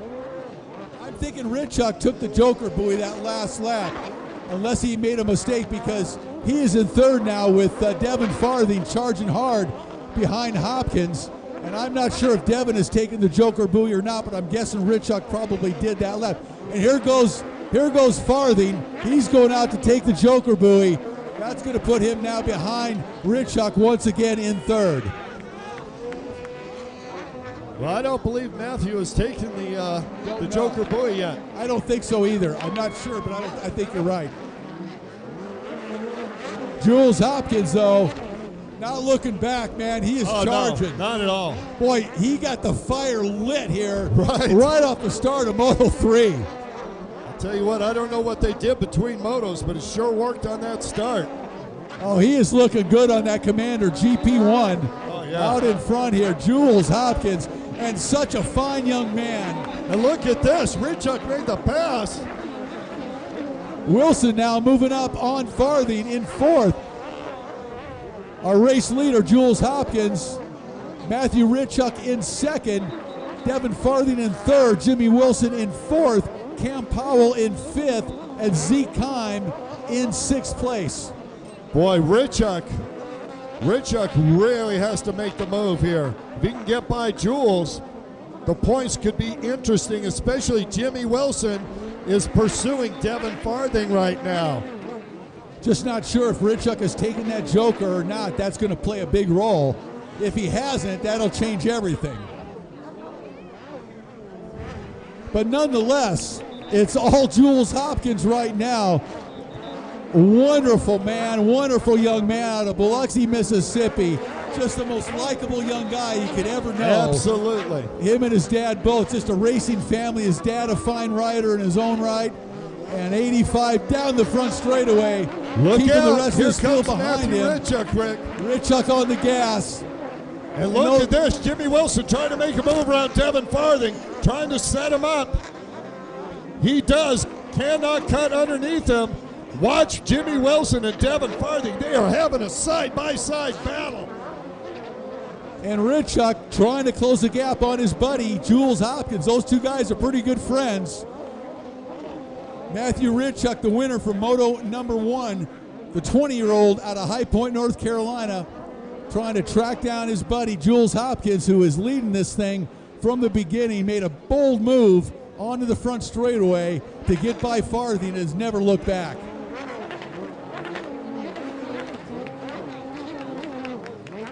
And so we've got Farthing with the Moto win. Moto 1, Moto 2, Matthew Ritchuk. Who's it going to be in Moto 3? Good up here, Scott. Smelling really good. Here comes Hopkins. All right, we got a lot of ribs down there, folks, and they're getting given away. Going through lap traffic now. Hopkins with Ritchuk in tow, and then Farthing and Wilson just a little bit back in fourth place right now. Did Wilson take the Joker boy? Don't know.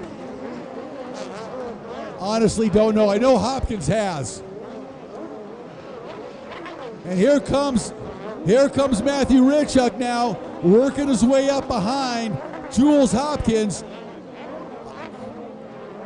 Richuk still not taking that joker. Maybe he already has. We'll see. But Hopkins riding the race of his life here in moto number 3 here in Lake Hartwell, Georgia. What a brilliant moto for Jules Hopkins as he has led this from the beginning, making no mistakes thus far and just looking brilliant on that Commander GP1 out in front. We watch Sammy Nini and David Cabrera come by. Here comes your leaders. Jules Hopkins. Hopkins working his way through lap traffic, as is Richuk right behind him. And they've got a small gap over third place. You see Devin Callaway Farthing. Turner there do the sportsmanlike thing. He sees the leaders coming. He moves over, lets Richuk by. Richuk and Jules Hopkins having their own private battle for first. Oh, they the really battle are. for third and fourth is between Jimmy Wilson and Devin Farthing. And I gotta think Jimmy Wilson must have gone out and taken that joker, boy. And I'm keeping an eye on Matthew Richuk, because I'm not sure if he's taken the joker or not. I suspect maybe he has, but I don't know. We do know that Jules Hopkins has taken it. Brilliantly took it early on, so he has the race in front of him. He is in control here in moto number 3 at Pro Ski GP. The 24-year-old out of Biloxi, Mississippi. And here he comes, Jules on the inside on that number 85 boat. Making the turn onto the front straightaway. And here comes Richuk. Richuk all over him, but he gets a face full of pump wash. And Jules Hopkins will not be denied here. White flag lap. Wow, here we go. One lap to go here in Hartwell. As my buddy Larry Huffman would say, for all the marbles and the mud and the blood and the beer. And the guts. And the guts. And the beer. And the beer. And yet the beer again. The final lap here. Hopkins and his buddy Matthew Richuk going at it here in Hartwell. So and they're still going at it. Look at the move. Look at this battle for the lead here. It's Hopkins and Richuk running 1-2 here at Hartwell. Hopkins on the inside.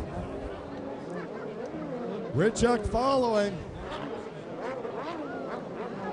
85, Jules Hopkins leading this thing wire to wire. What a race for the 24-year-old out of Biloxi, Mississippi. And it's going to be a big victory here today for young Jules Hopkins. He takes the win here at Hartwell. What a battle as he puts his hands up. He is thrilled. Monumental day for Jules Hopkins. Matthew Richuk right behind him. Devin Farthing and then Jimmy Wilson finishing 1, 2, 3, 4. And an epic battle here in Pro Ski GP.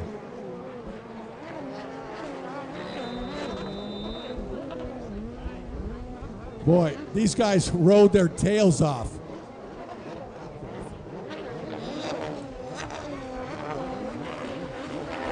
Big day for the Hopkins family.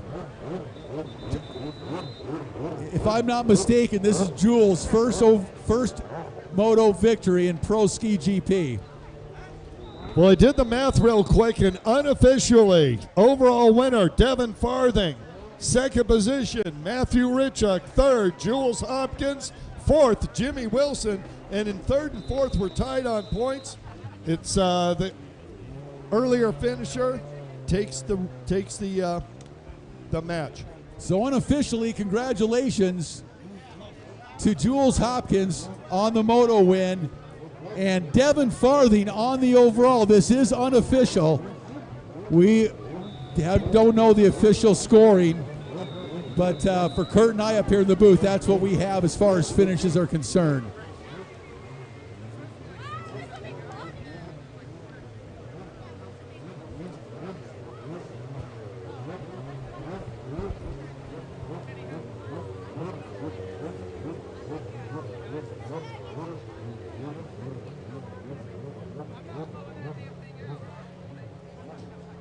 We're moving right to IROC stop, race 27.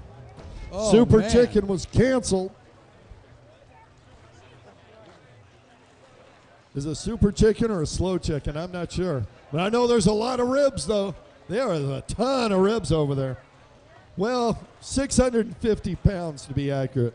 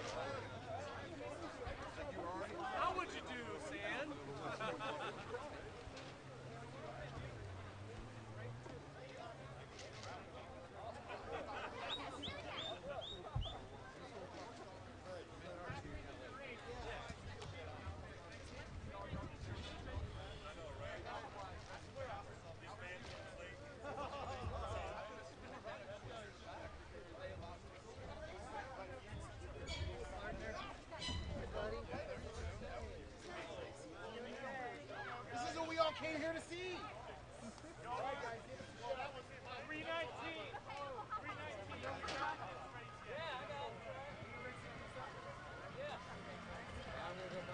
So we do have super chickens down there. I thought we weren't going to have super chickens. Oh, okay.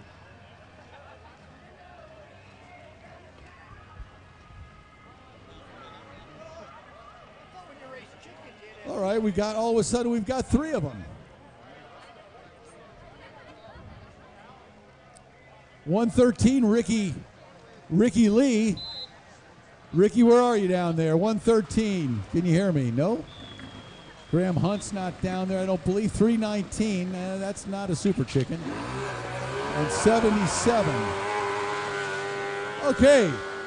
Now remember, this is only an exhibition, not a competition. Please, no wagering.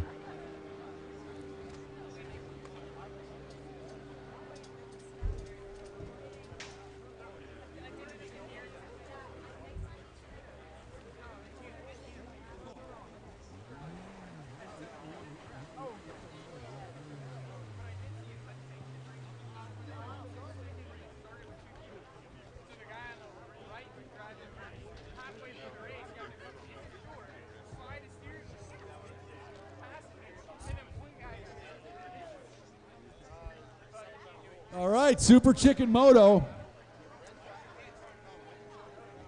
The Super Chicken Moto of the day.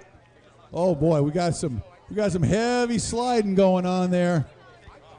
Might need a little scoop grate sponson work on these bad boys.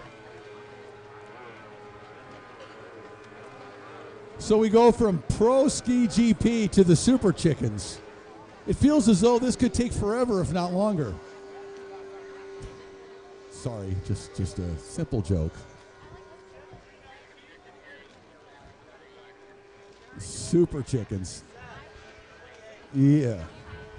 Actually, it's the Kawasaki SC model, and that's where they came up with Super Chicken. Courtney Mims from CBS Sports Network is dying to race a Super Chicken. It stands for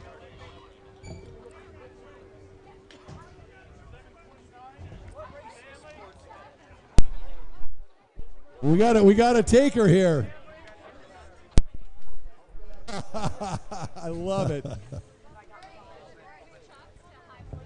The Super Chicken's getting it on out there.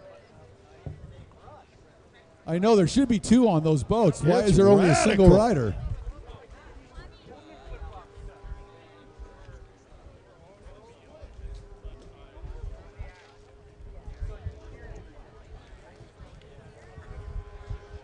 Like the way they set those things up to slide through the corners. There are slide. Look at that. Oh, yeah. Nice Super grab. slider. They're super sliders. Who we got out there, Rick? You know, I don't know. I tried to figure it out, but they're not on the list, either one of them. No. Of course not. Ricky Lee is listed, but I don't see a 113. Unless maybe that's 113 out in front. Oh, that is 113 out in front. Okay, so that is Ricky Lee out of Atlanta. Appropriately riding for Elite Chiropractic and Chicken Coops Racing. Kenny McKenzie in second. Seem to be making up their own course as they go. Well, that's okay. I don't think there'll be any protests afterwards. Well, they're heading out to the Joker. They're going buoy. out to the Joker buoy. Look at the savvy racing going on here in the Super Chicken class. Gotta love it. Impressive to see.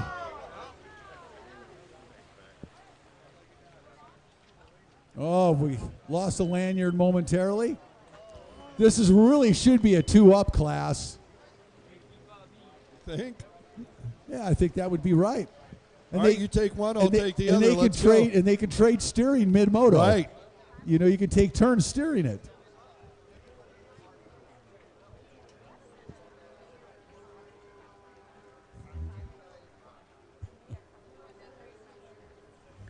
Ricky Bobby out in front.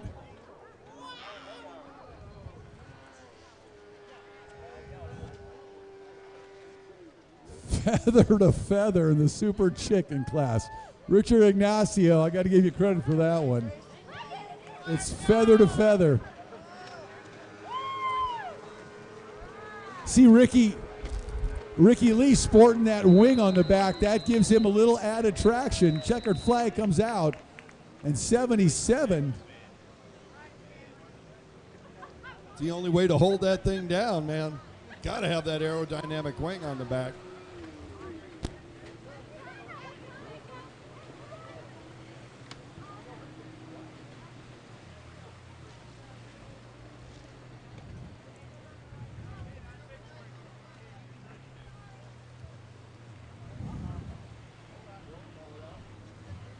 All right, going back to our IROC stock class. Good times there. It is IROC stock on the number 22 out of West Harrison, Ohio.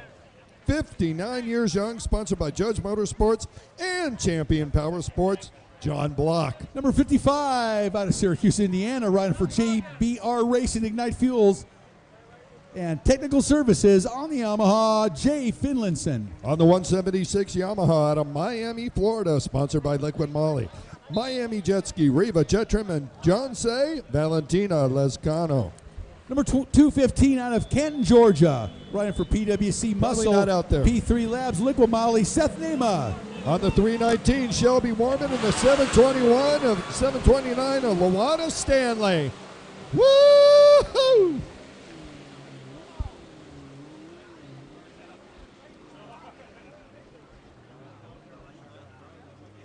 Valentina Lescano with a great start and the lead here early on. IROC stock, Valentina Lescano rocking it out there on that Miami jet ski. LIQUI-MOLY Yamaha. Looks like John Block in second position. Got a battle going on there.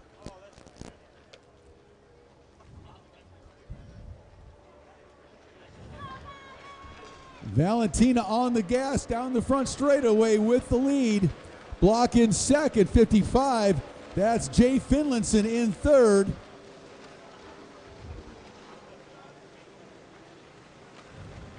.319 in fourth place, Shelby Warman.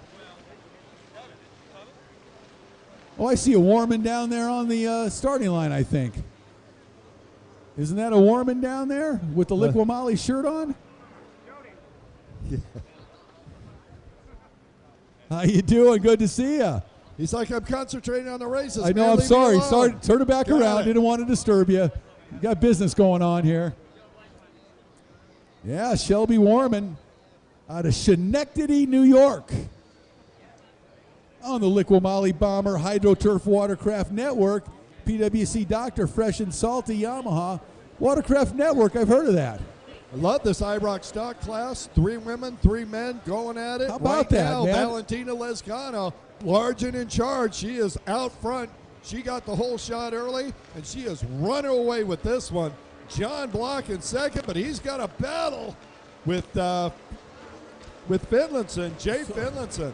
So you're saying this is kind of a woke class, huh? A woke class. I won't use that effing term. Oh, my God. I know. I just want to put an ice pick through my temple. I don't speak Democrat well. Okay, well, we just... Oh, and here we go. John Block has got some pressure. He's second, but Jay Finlayson putting the pedal to the metal. Out in front, Valentina Lescano. And I don't think anyone has taken that Joker boy yet. Have you seen anybody, Rick? To be honest, I have not seen one this rider take the Joker buoy. Now, that doesn't mean they haven't been focused on some other racing going on other than the Joker buoy side of the course.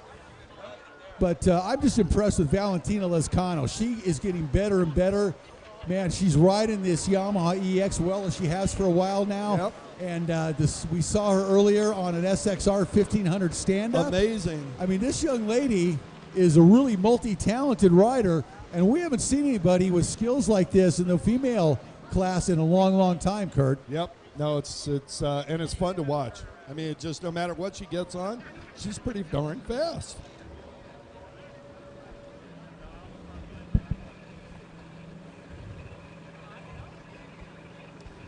Up next, race 28, Sport Stock, Moto number 3. Another great one.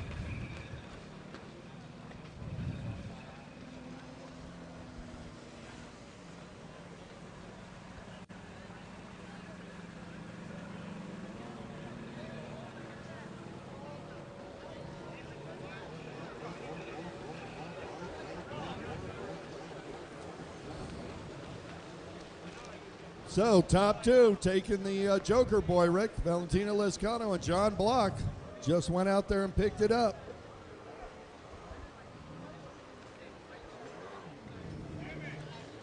Well, you know, Lescano, Finlayson, Block, all savvy racers, you know, rarely make mistakes in the race course. Wide flag is out. Finlayson, don't know whether he's taking the Joker boy. We better find out. I'm guessing not. As am I, but...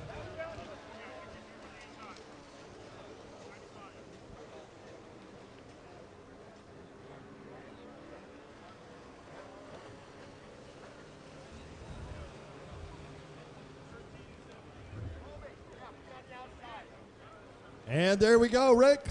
Valentina staying on course. While Jay goes out and picks up that Joker boy, Yeah. that's going to put Valentina clearly in the lead. She likes that outside. She's going to ride it through. Absolutely. She picked up she had a commanding lead, so I had a feeling that Finlayson hadn't taken it.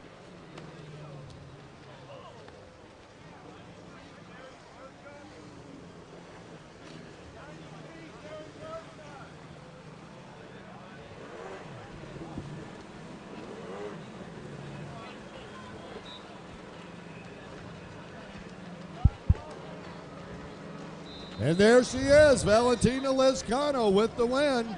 Nice Jay ride. Finlayson going to be in second. You know, good job by Finlayson on the 55, and then John Block brings it in third. There you go, battle of the sexes. The women win again.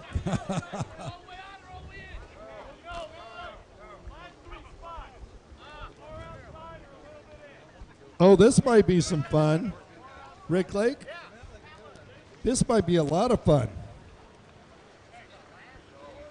Oh, you think? Only the Sports Stock Moto number 3. Yeah, I know. Well, This could be the Brian Baldwin swim team here. Well, I think the start's going to be a lot of fun. Oh, alone. it's going to be a lot of fun. This class produces the most hectic starts of any class we have. And realistically, almost anybody on that line could take the whole shot.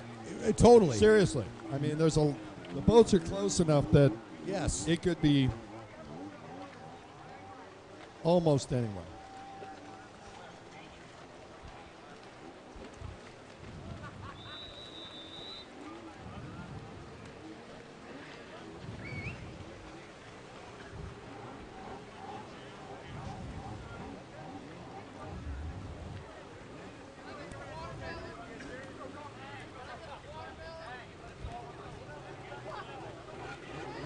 All right, let's take a quick look on the line.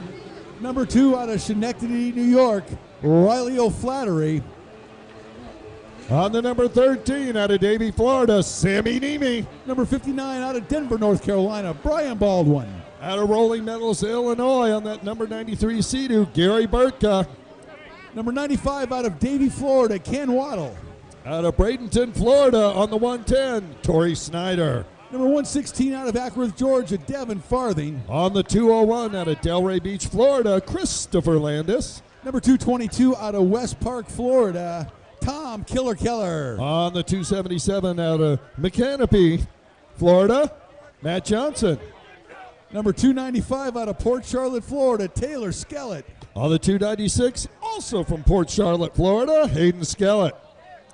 521 out of Ackworth, Georgia, Talon Farthing. Out of Sewanee, Georgia, on the 711, Andrew Hancock. And 999 to round out the field out of Avon Park, Florida, Dusty Burry.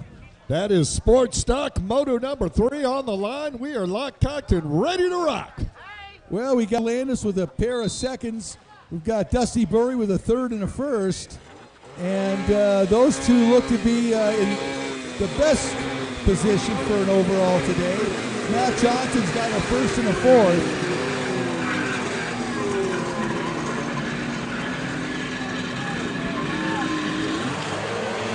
Well, we got a clean start. Whoa. Look at who's stretching the band. Oh, somebody had that band stretched way out. I think it was Baldwin. Again. Poor Brian. Landis Is that with the lead on the inside. Burry? Yeah, it's Matt Johnson on the outside, 277. It is Johnson with the hole shot on the outside. Landis with the hole shot on the inside. Burry in second on the inside, followed by Farthing, I believe. Let's check them as they merge here onto the front straightaway. Oh, it's going to be Landis by a country mile taking the hole shot and the lead here for Moto number 3. Yeah, and that is Burry in third and Farthing in fourth. Matt Johnson right behind Landis, and then Burry, and here comes Farthing. That's Devin Farthing. Yeah, and Ryan O'Flaherty right back there. There's Tori Snyder.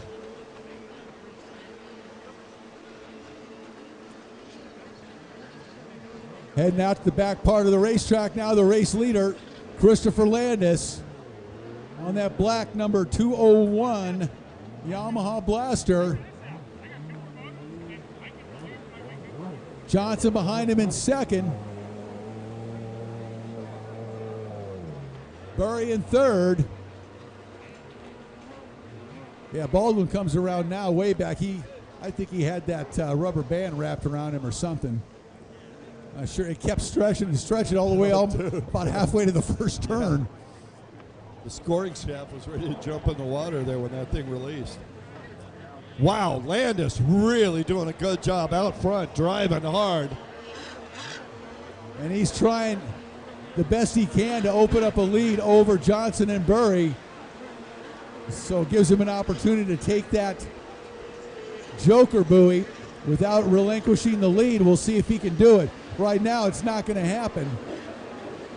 Well, there's also Farthing and Riley O'Flaherty doing a great job back there in fifth place. Here comes Sammy Nemi trying to make the move on her. Talon Farthing back there, I believe.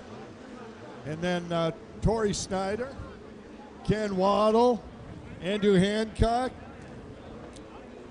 Okay, so one of our top riders, it looks like, have to check, maybe Burry went out to take the Joker buoy. Sounds like Dusty. Get it done early.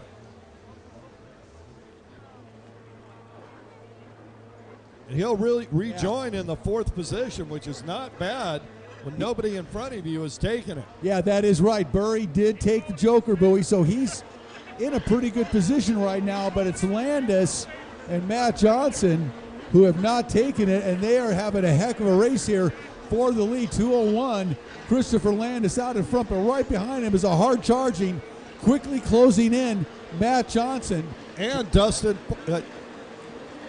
Farthing. Devin in a good position now because he's got the leaders in front of him, but Devin still has to take the Joker, I think. They all need to, except for Dusty Burry, I do Dusty believe. is the only one that I know has taken it for sure. None of the 3 are moving out there yet. So it looks like Devin's going to go take it. Yep. So Wise to Devin, get it over early. He'll take it now and put himself in a position where the race is in front of him. Oh, and Matt Johnson having his way with Christopher Landis right now. Landis and Johnson go at it side by side. Well, Landis on the inside split, Johnson on the outside split. Here we go. On to the straight, and it's going to be Landis continuing to hold the lead over a very hard charge in Matt Johnson on the 277 C2 HX. And here comes Johnson. Oh, yeah. Really closing the gap now on Landis. Tries to go around the outside and makes a huge mistake. Gives up a boat length or 2 in the process. And we've got a rider down there on the right side of the course.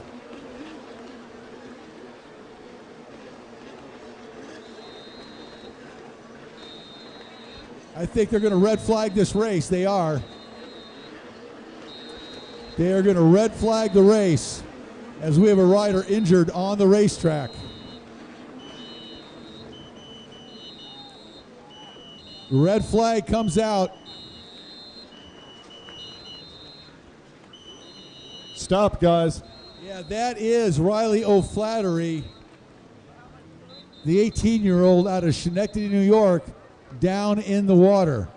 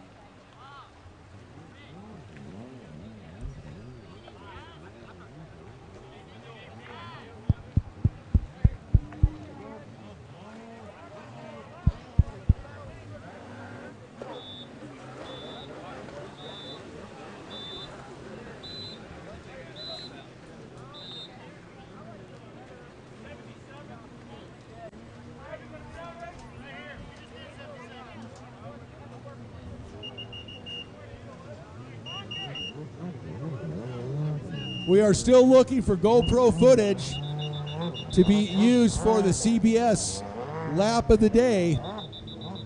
So if you have GoPro footage, please bring it up here. to Courtney Mims, and she will download it right here. You get it back immediately. And we get to make you famous on CBS Sports. Yeah, you get to be a star on CBS Sports Network. So looking for some GoPro footage still.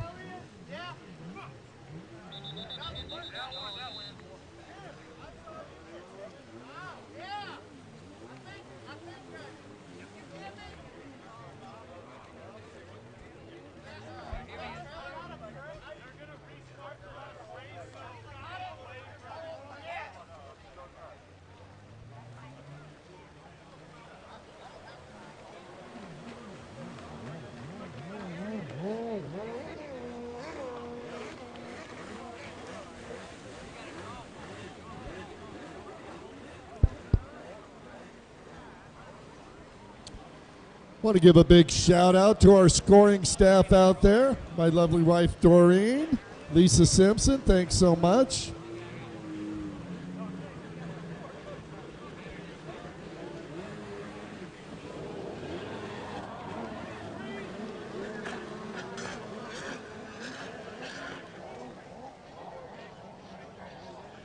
And Melvin, thanks Melvin, appreciate the help.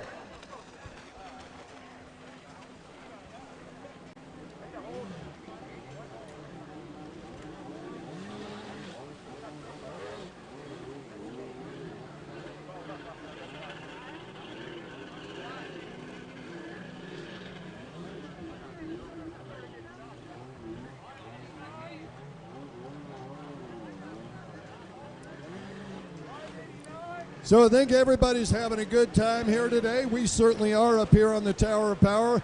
Just want to point out, if you're leaving and you see any garbage, please pick it up. We have plenty of black plastic bags if anybody needs them. Would love to leave this place cleaner than when we got it, as always.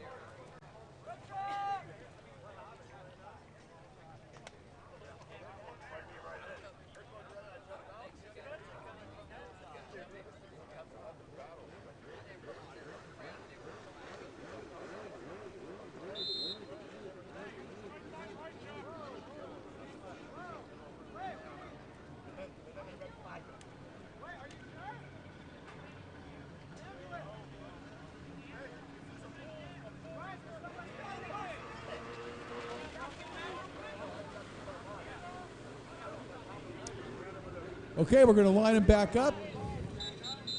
I'm not sure if we're starting this one from the beginning or picking it up, or it looks like a restart completely to me. I think it has to be. It's one or the other. Well, you can put them in file from where they were when the race was red flag, but the halfway flags weren't out, so you restart. Restart it. Use rock, paper, scissors is how I would do it. Row, sham, bow. That's the fairest way. So we'll start back over again. Moto number 3, sports stock. I believe this is going to be 6 laps is what I heard, if I'm not mistaken.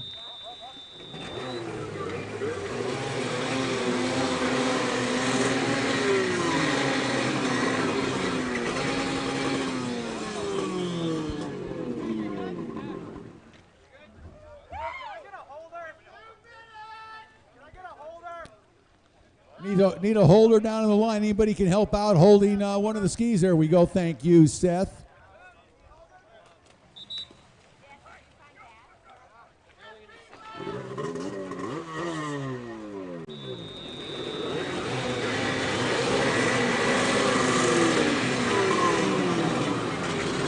Oh, Rick Lake, this is going to be fun. Here we go.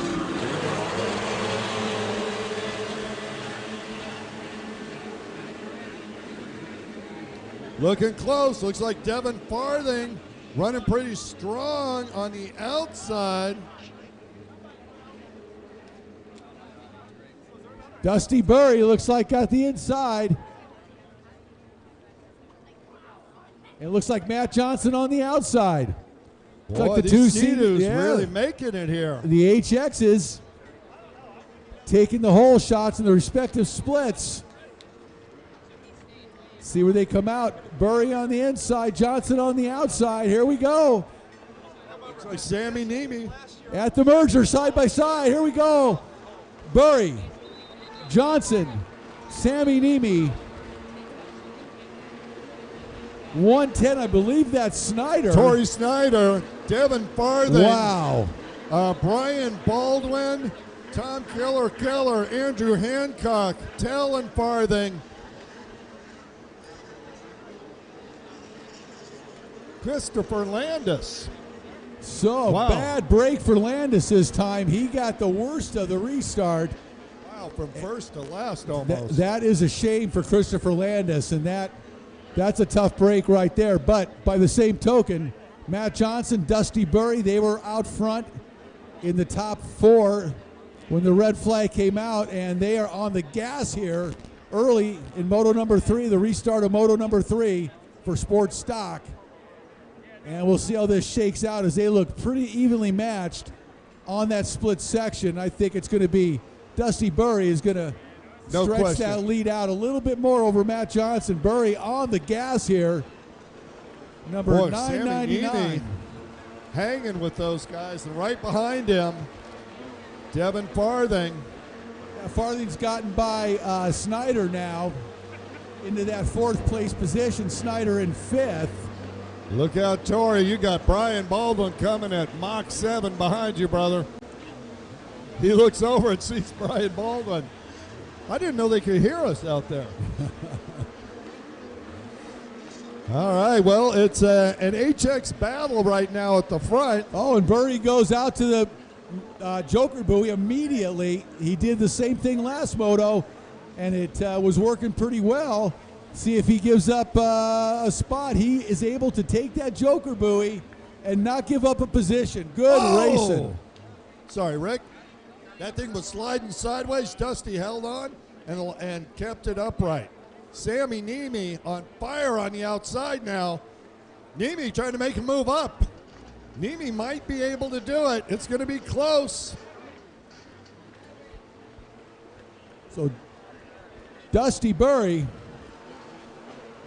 doesn't give up too much, taking that Joker buoy. He's got Matt Johnson in front of him. Matt has not taken it yet. And Devin Farthing made the move by Sammy Niemi. Farthing on a tear. Christopher Landis looks like he had a boat swap, is going to move over and let the leaders by. Great sportsmanship there.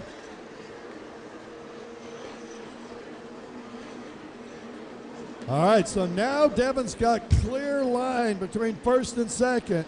And remember, Burry is the only rider currently in second position that's taken the Joker buoy. Yeah, he's in a good position right now because he has closed that gap on Matt Johnson just a little bit on the last lap. And as you said, he has taken the Joker buoy. Matt has not. So Dusty Burry in a great position right now in this third moto for sports stock.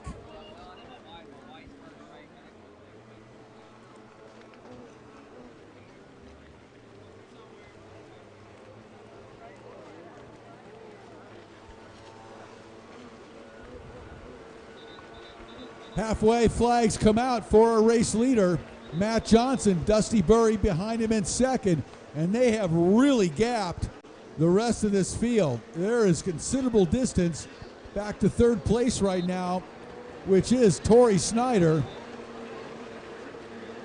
And then Brian Baldwin, Devin Farthing, and Sammy Nemi.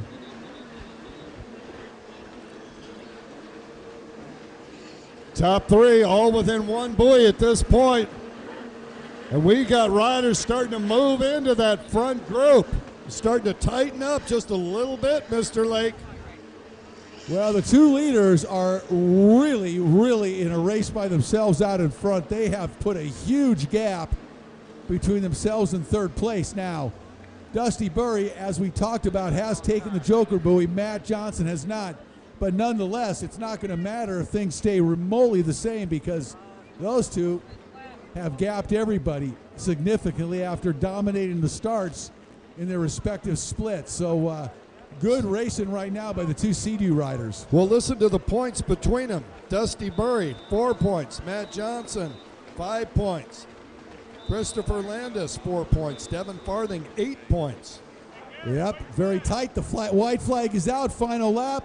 Matt Johnson's going to have to take that Joker buoy this lap, and the way it looks right now, once he does, it's going to be tight, but I would say Dusty Burry is probably going to take over the lead, but we'll see.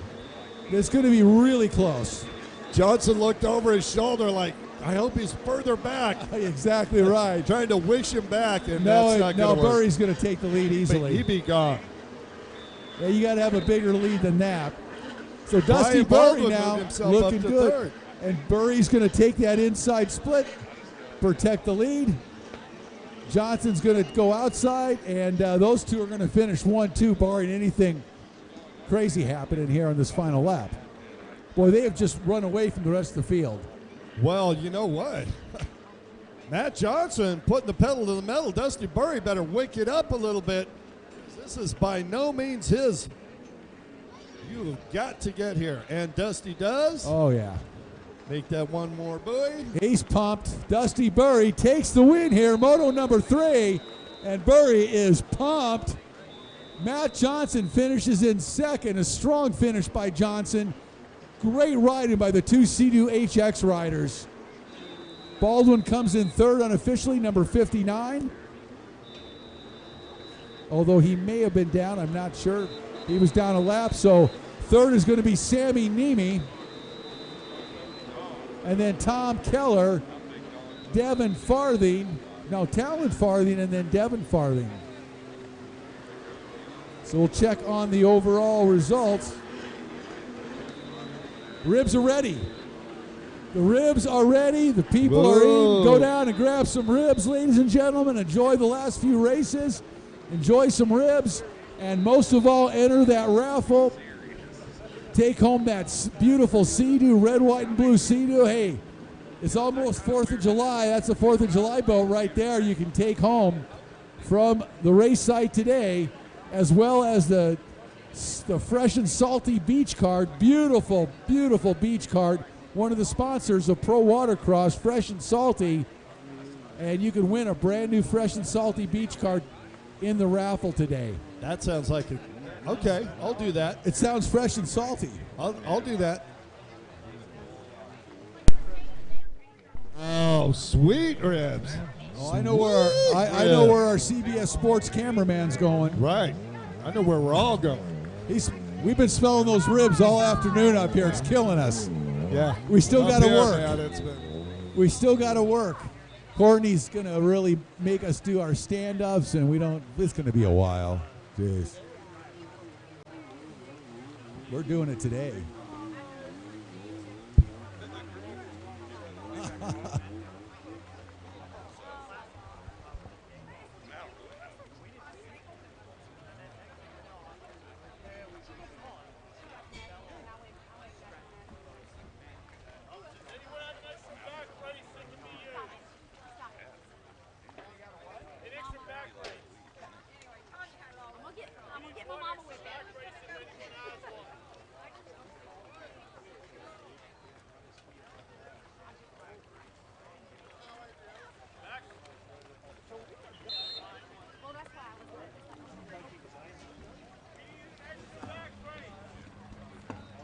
Veteran Ski GP on the line. Wow.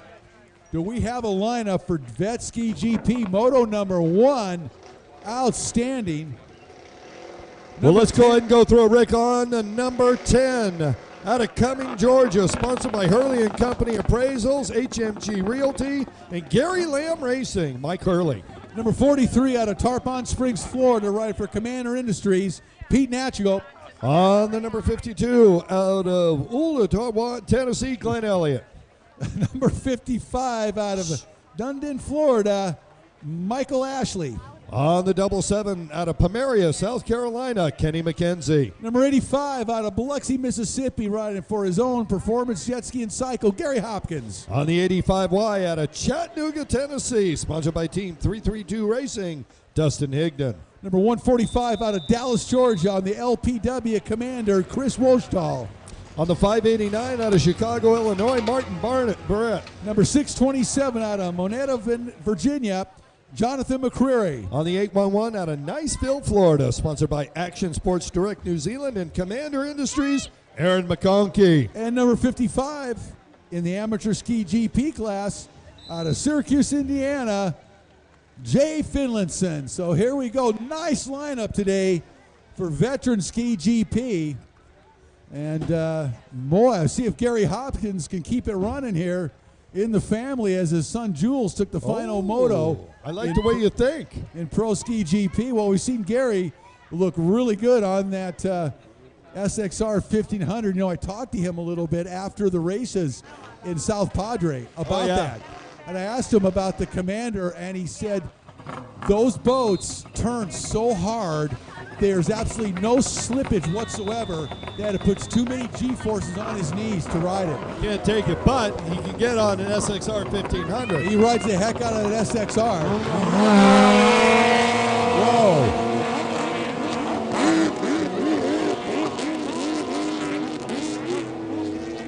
Well, Gary got bounced around a little, but that didn't seem to bother him too much. He's going to pull in here in about 4th position. Well, 77, Kenny McKenzie on the inside got a great start.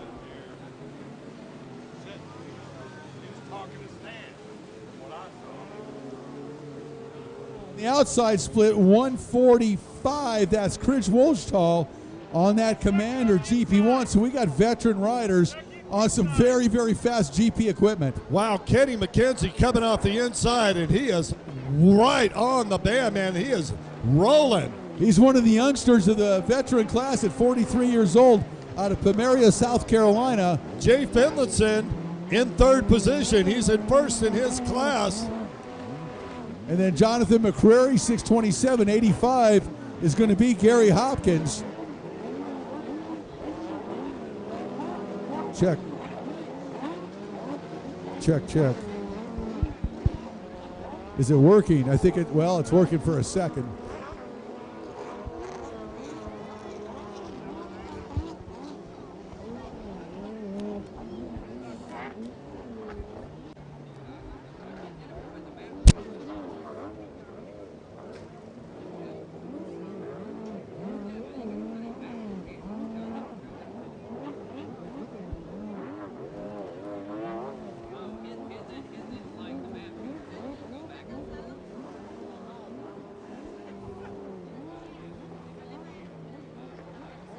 Kenny McKenzie stretching his lead out now. McKenzie doing the job here early on in Moto 1. 2nd position, here comes Jay Finlinson. Finlinson moving up through the back. In 3rd, that is Chris Wolsthal. Yeah, Chris in 2nd behind McKenzie in the Vet GP class. And then Jonathan McCreary in 3rd. In 4th, Gary Hopkins. And then Glenn Elliott, 52 in 4th or 5th. No, that's Dustin Higdon on the Superjet. Yeah. Got it.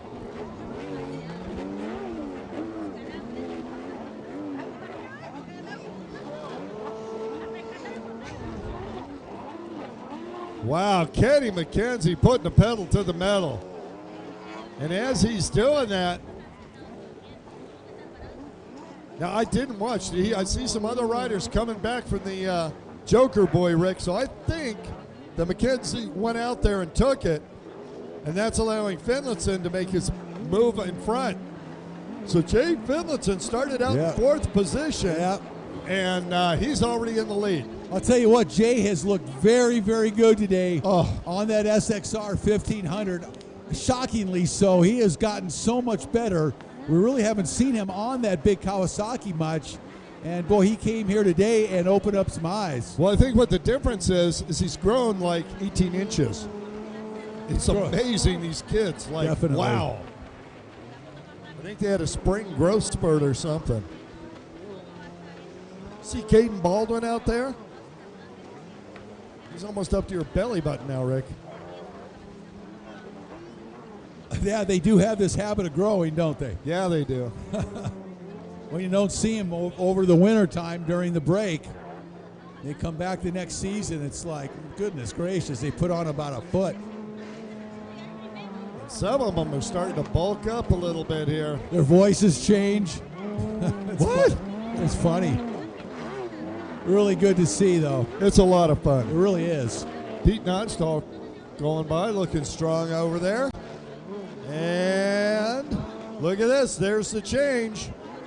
So Robbie obviously went to the Joker Boy, because now Kenny McKenzie is back in the lead, but Jay right behind him. Yeah, Kenny McKenzie, definitely the class of the field here. Moto #1 for Veteran Ski GP. They'll have 2 more motos tomorrow. Well, I'll tell you what. Top student in that class is Jay Finlayson then, because he is right behind him. Well, that's not fair. And those two have taken the Joker Boy. Jay's 16 years old. That's just not fair at all out there. Well, I was mistaken. Jay is taking it now. Yeah. So that means he must have had an issue out there somewhere, and that really cost him. But I don't know. It's like the speakers are shut off. Did something happen to the speakers? Anybody roll over our Somebody lines probably there? They probably got tired of hearing us. Can you guys hear us up top? Is that speaker working? Yeah, looks like it. We got a thumbs up way up there. Yeah? Thank you. Okay, great. All right. It's our ears that are shutting down. The other two were deaf. So. from sitting too close to the speaker, believe me, I know. McKenzie, boy, he looks good. He is the class of the field here in Vet Ski GP so far. Very impressive. Because we know how fast Gary Hopkins is. Well, Jay Finlayson now trying to bring himself up. Now that he's hit that Joker Boy. And Finlayson on fire. Look at the way he's riding that thing. Jay's got really nice form on that SXR 1500. That is how you ride those things. He is able to really carve that big machine around the racetrack here at Lake Hartwell. Yes, he does. That is how you do it. It's beautiful. Speaking beautiful of Gary style. Hopkins, here he comes. Gary about in that 5th spot, I believe.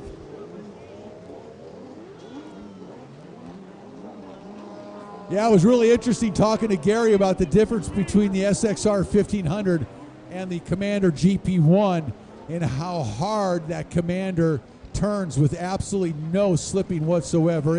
It just holds able to handle that force.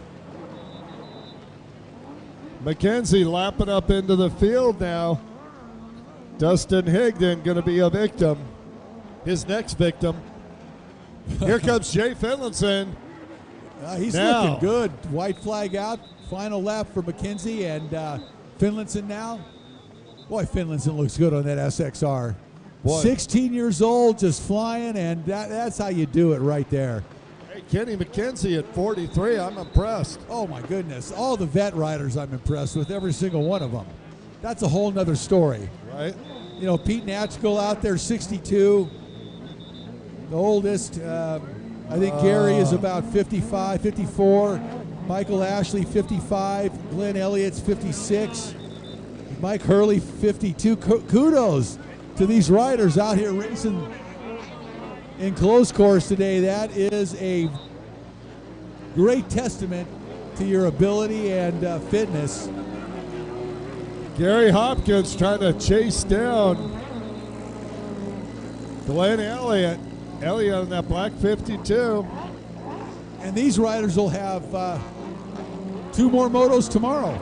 And here's your winner, Kenny McKenzie, getting the checkered flag.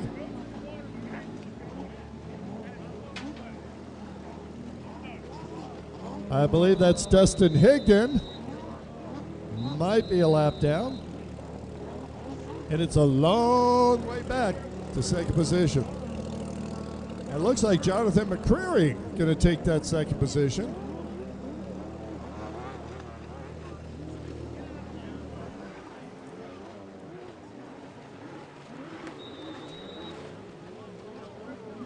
Up next, race 30, Pro-Am Runabout GP, moto number 3.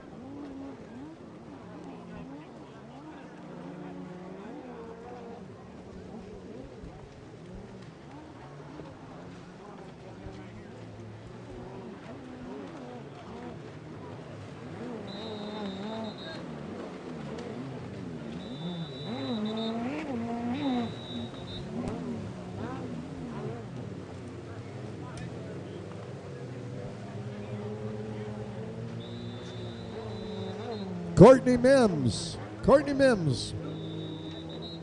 Where are you at?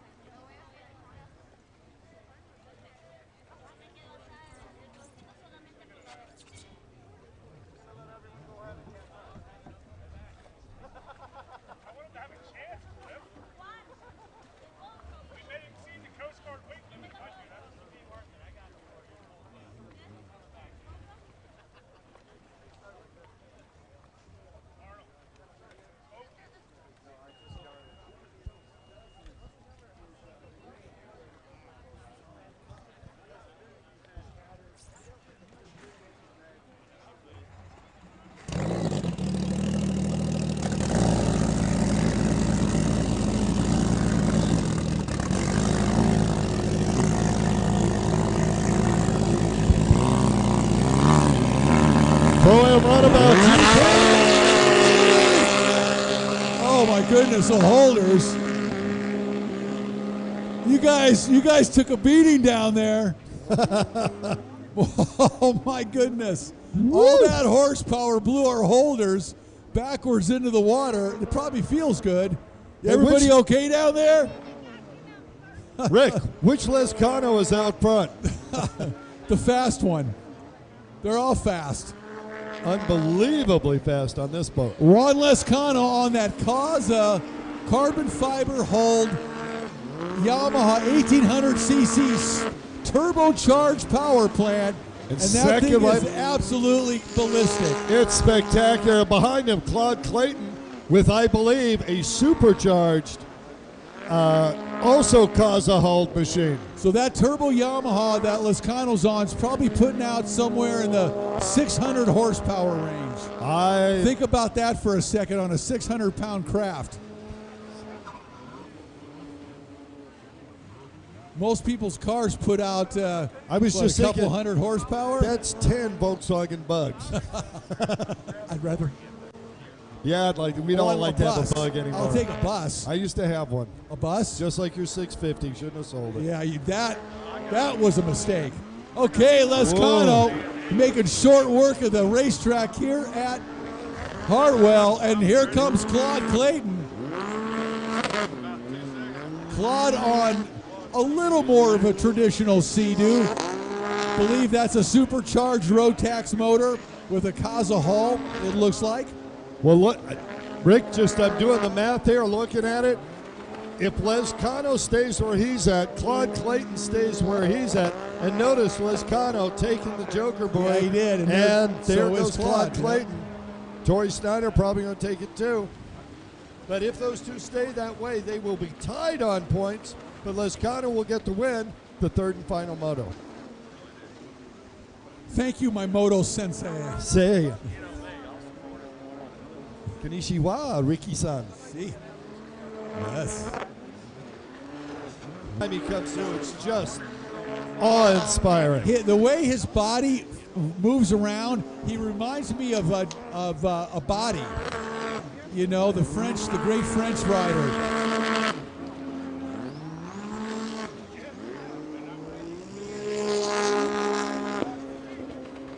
His body rides ballistic like that. He's got that that wild, loose style, and the force of these GP skis just makes their heads wobble, their bodies move around. The G-forces are tremendous. I got to say this to you, Rick. I found this out just about a year ago, that there was a really thin young man and his dad that shared the same 785 Pro Polaris. And neither one of them ever came off. And it was amazing to me because the kid had arms the size of my little finger, you know. He just wasn't that strong yet. They told me, oh yeah, we had metal hooks inserted into our wetsuits and holes in the boat that we just stuck him in at the line. And I'm like, you are so lucky to still have your legs. Yeah. Both of you. I believe that, though, because that's kind of stuff people did back then. Yeah. Watch your back. Especially Polaris riders. They were very creative. They had to be. It was a different group of people that came from Polaris. A lot of them snowmobile racing backgrounds. Oh yeah. That came into the sport at that time. Any Darren Hedlund, you know? Yeah. And they had just a different mentality about racing. Well, they had the right mentality for racing, but they hadn't worked with water yet. So. Well, they could make the engines. They worked with frozen water, fine. Right, yeah. It was the melted stuff, not so much. Yeah. But yeah, you know, it's funny because Juan Lescano reminds me of John Baptiste Body so much. Right. I don't know if he's as good as Body because Body is one of the great riders in the world. Yeah. But and I don't want to compare anybody to anybody in that regard unless they go heads up. But just his style kind of reminds me of him. Yes, similar riding style. Torrey Snyder, he'll still here in third place. We got Arnold Martinez about to get lapped out there. Well, poor Arnold out there on a relatively stuck Yamaha Runabout. And, I mean, you're out there with the likes of Lescano and Claude Clayton on these true GP boats.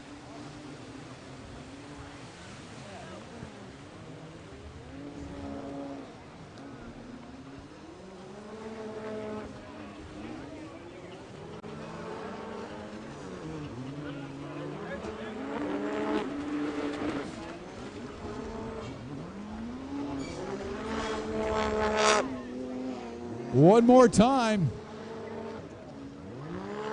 You get to watch, I almost said body, Les Cano and Claude Clayton just absolutely rip around this racetrack on these GP runabouts, putting out tremendous amount of horsepower on very lightweight boats.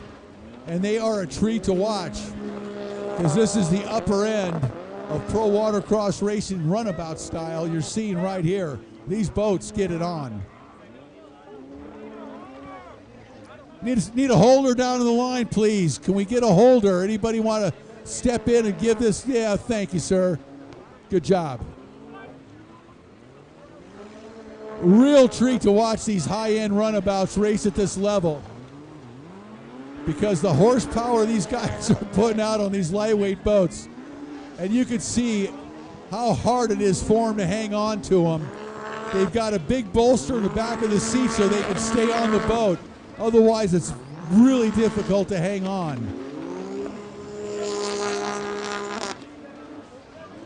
And these things are 0 to 80 miles an hour in a matter of a few seconds.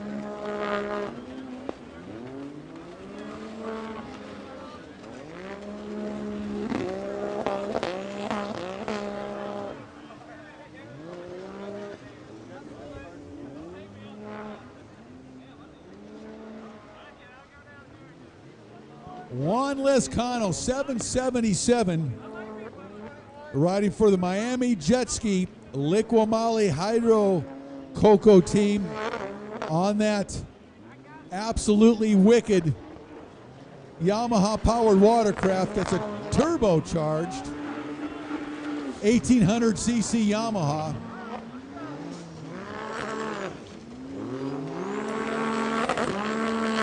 And the trick with these GP boats is to keep them running for 3 motos in a day. And it's not easy putting out the type of horsepower these boats put out.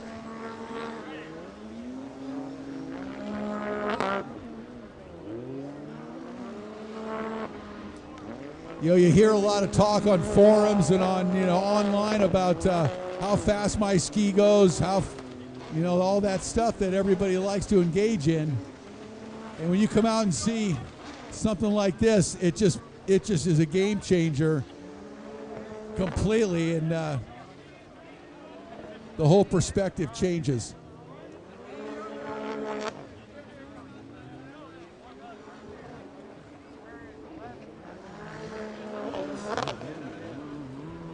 Of course, these boats are only made to go 3 motos in a day, and that's it. You're not going to take these on a casual ride too often up and down the lake or the river.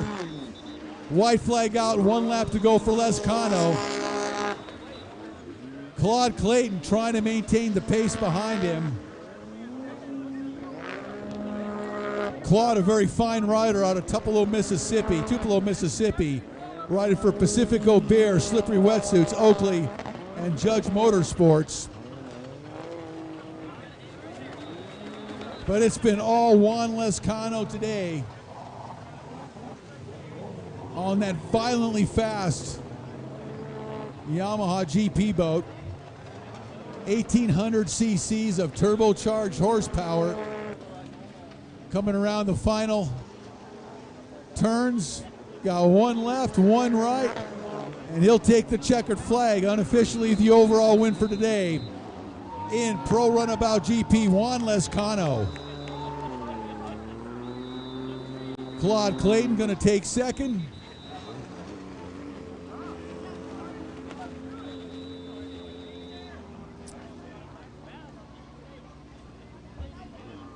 Torrey Snyder.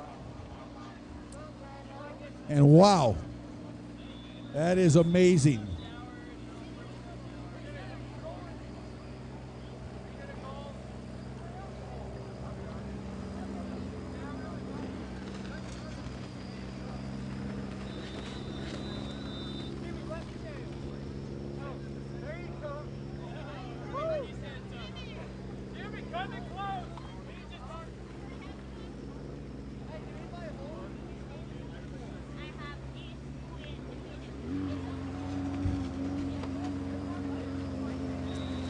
Arlo Martinez brings the number 88 out of Beverly Hills in to the finish.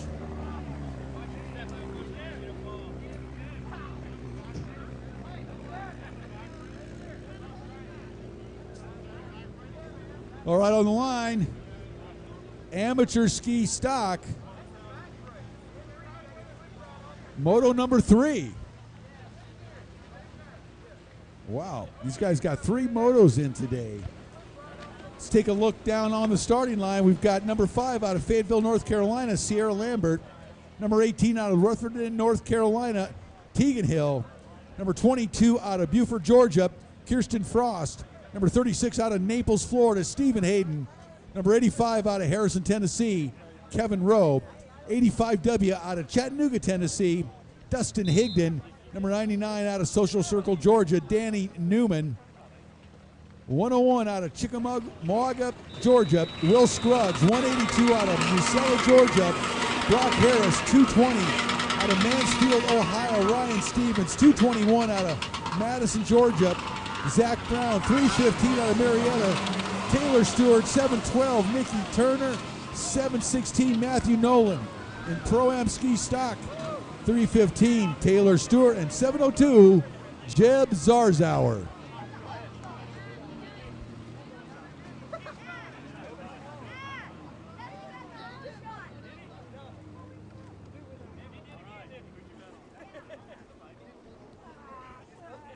'85 out in front, looks like Kevin Rowe. We'll check that. We've got 2 '85s, but I believe that is Kevin Rowe. On the Yamaha, on the inside split. Indeed, that looks like the Superjet of Kevin Rowe. And he is going to take the whole shot and the lead from the inside. Taylor Stewart, 315, came around the outside split in the lead. He'll fall into second behind Rowe. And then Tegan Hill, 18, and he's being challenged by number 36, Stephen Hayden.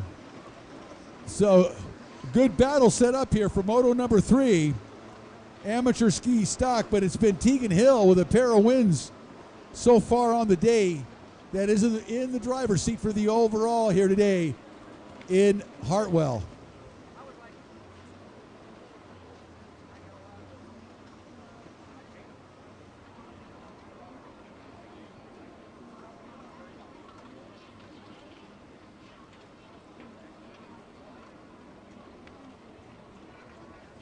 Looks like Taylor Stewart now has taken over the lead on the backside of the racetrack.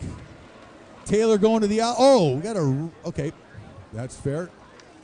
I'm not sure where that rider came in second place. He may have made up his own racetrack there. And he's going to be down a lap. Unless he goes around, he's going to have to go to the makeup buoy there to see if he does. Taylor Stewart comes around, and that rider goes to the makeup buoy, realized he went the wrong way. So Taylor Stewart, now our race leader, number 315, down the front straightaway. 18, Tegan Hill, the Paramoto wins today, the young rider. Tegan, 13 years old, out of North Carolina, and he has been dominating this class. Unbelievable riding by young Tegan Hill. 85, Kevin Rowe now in third. Followed by number 82. 182, Brock Harris in fourth. Right now, Taylor Stewart out in front and leading this third moto for amateur ski stock.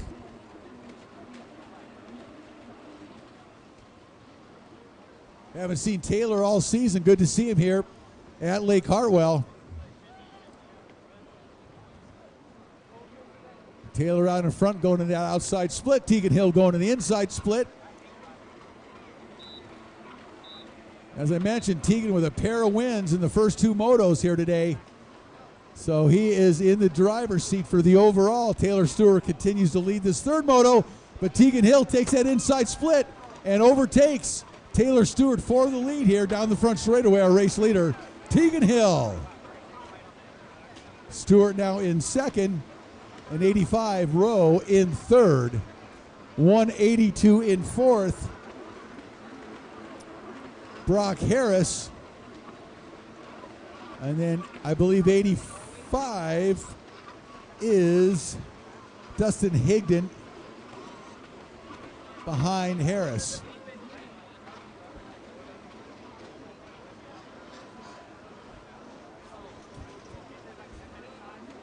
We've got awards coming up immediately following the race today for the classes that ran 3 motos, obviously. So we will have awards right down here below the tower immediately, well, a few minutes following the races, probably about 20 minutes after or so. Got the awards coming up.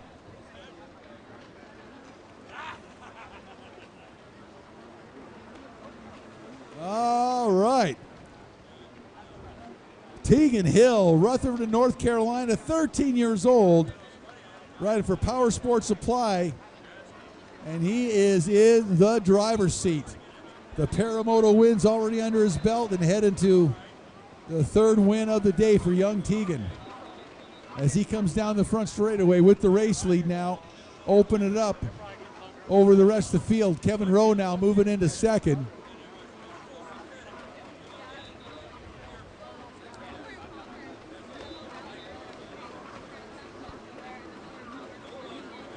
Stewart now drops back to 3rd place.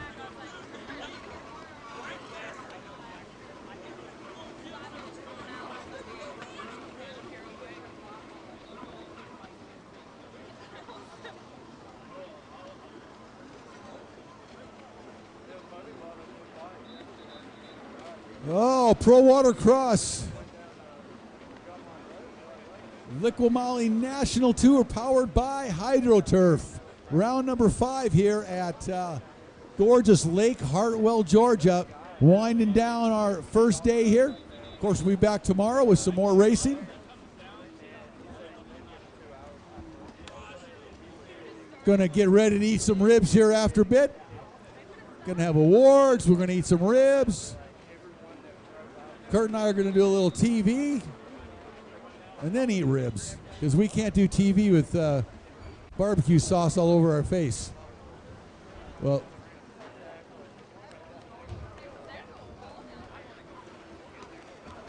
race leader Tegan Hill one more time down the front straightaway. Oh, Mr. Lake, I come back and it's deja vu all over again. Tegan Hill out front, large and in charge, leading the way. Yeah, some things never change, Kurt. And look at this. Mr. Stewart right there in 3rd spot. Well, Stewart got the whole shot and led this thing for the first couple of laps. So he is riding a very good race today. You know, we haven't seen him all season. So good to see Taylor back out here, and he's looking like he never, let off. You know, one of the things, that happens, there's an ebb and flow with people at, in the racing community here. I was talking to Taylor. I'm like, man, you were on fire the last couple of years, really making headway, and then we don't see you for the first half of the year. He says, Kurt, my business has gone crazy, and I've got to make the money while I can with the new child. And I'm like, Taylor, totally respect it, brother. What kind of business does he have? He does, I don't want to say it's not lawn care per se. It's a lot more extensive than that. But I don't know what the exact term is. Landscaping. Yeah, it's a little bit different than landscaping, though. Okay. Out here, if you talk to him, you'll see what I mean once he tells you what he does. Right. Yeah. Well, but I mean, yeah, good sure, for you him. can go with landscaping. Checks in the mail. Good for him. Always good to hear. He's got a young child, and really cool. And it's his child. He actually made it. He didn't just pick it up off the street like some racers might. No. Well, that's good. Good to hear. Now, having said that, it's all fun. Want to put a big shout out to Tanya and the Franklin County crew. You guys have been fantastic. Thanks for bringing all that free stuff down. Folks, if you haven't seen it, you want to go over and pick up one of their cups at least, those color-changing cups. Thrill children. This is true. Of course it's true if you say it, Kurt.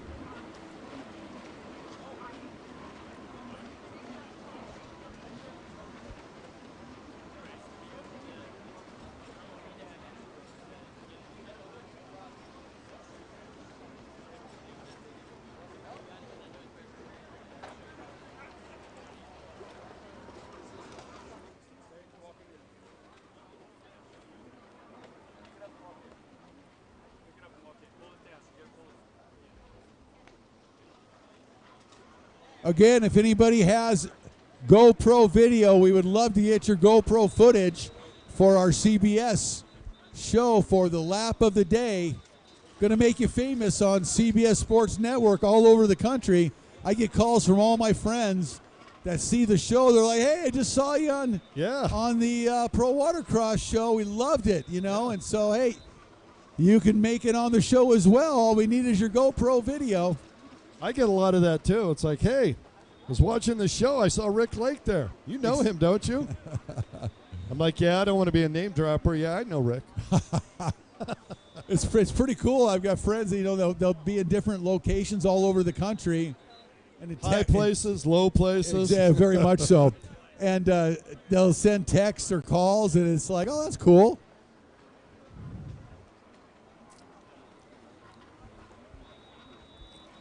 Nice to know everybody's watching. See, Supercourse is going to be unbelievably competitive. Yeah, it's going to be gnarly. It is gnarly.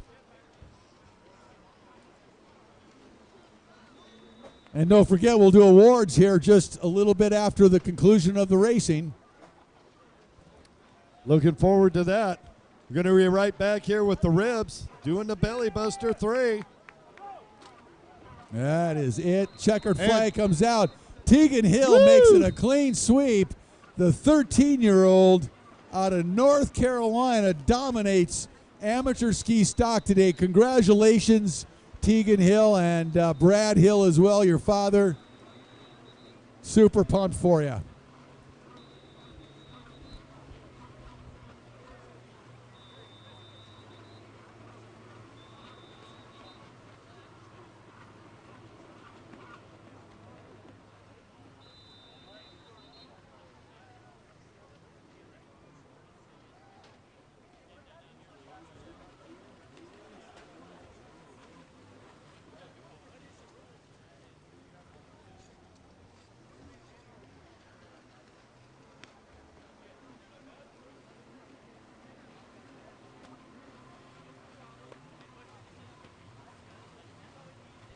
Again, one more time, we definitely would like to get some GoPro footage.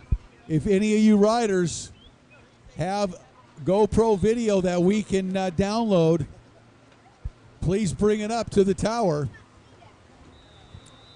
because we would love to get it. We appreciate it. Oh, and that is going to wrap up closed course racing.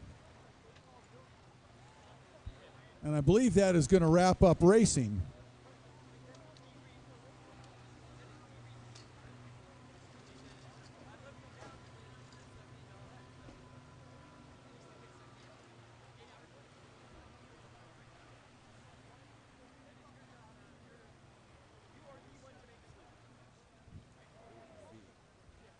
Robert Sand, if you can hear me, on the dock. Robert Sand. My good buddy Robert Sand, are you out there? Is that a wrap? Doreen Nolenberg, Lisa Simpson, our scores. Thank you as always. We got some other scores that helped out today. I believe that's Melvin out there. Nikki Turner. The Watercraft Network.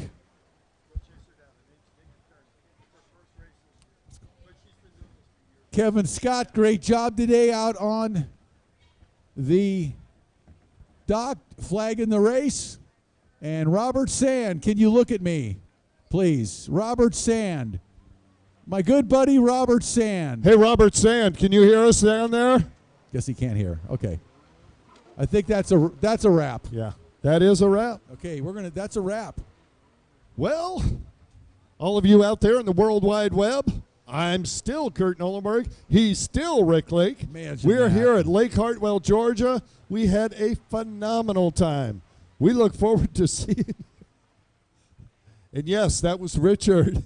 We call him Maverick for livestreaming247.com. And what a weekend we're having so far. We're going to go eat a bunch of ribs. Wish you were here. Anything you want to add to that, Rick? Beautiful day here at Lake Hartwell, and we are out of here. Welcome to Hart County. Nestled in northeast Georgia on beautiful Lake Hartwell, Hart County and Hartwell are less than a 2-hour drive from both Metro Atlanta and Greenville-Spartanburg. We offer something for everyone. Whether you prefer relaxing on the shoreline or enjoying water sports, Lake Hartwell provides plenty of opportunities to live well and play well. Several recreation areas are located just minutes from downtown Hartwell with sandy beaches, boat launches, playgrounds, and picnic shelters. Walkers and runners can take in views of the lake on the trails located at Big Oaks Recreation Area off US Highway 29. Avid sports fishermen and weekend anglers will enjoy spending time on Lake Hartwell. Fish species range from bass to brim and crappie to catfish. The fishing pier just below the Hartwell Dam is a popular place to cast a line. Gum Branch Park is a mega ramp facility for fishing tournaments and outdoor events. Several local marinas offer comprehensive boating services. Cyclists will enjoy the scenic backroads in Hart County. Memorial Day weekend features the Challenge of the Centuries, a 2-day event with scenic routes and a ride over the top of Hartwell Lake Dam. Golfers can enjoy tee times at either Hartwell or Katishi golf clubs. Both courses are open to the public. Katishi Golf Club and Conference Center is a 380-acre, par 72 Audubon certified course ranked by Golf Digest as a 4-star destination. Downtown Hartwell, a certified Main Street community, offers a variety of quaint shops and restaurants. Have a bite to eat or shop for antiques, art, jewelry, and clothing. Festivals and downtown events occur throughout the year and offer seasonal fun for all ages. Hartwell has a vibrant arts community with lots of opportunities for creativity. Downtown Hartwell is home to the Hart Regional Arts Council, as well as galleries and art studios. The Hart County Community Theater and Savannah River Productions stage a variety of plays throughout the year. Bluegrass Express offers foot-tapping bluegrass every Saturday night. Visit the Hart County Museum and the historic Teasley Holland House to discover our rich past. Pick up a downtown walking tour brochure and stroll through Hartwell's history while enjoying our shops and oak-lined streets. Experience our friendliness and warm hospitality. Live well, play well. Hartwell.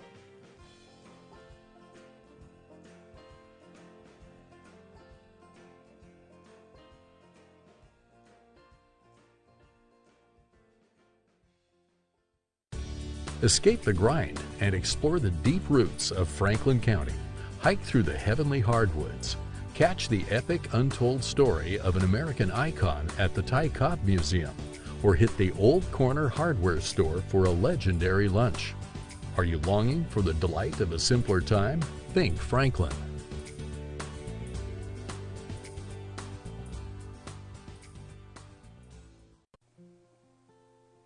Welcome to Hart County.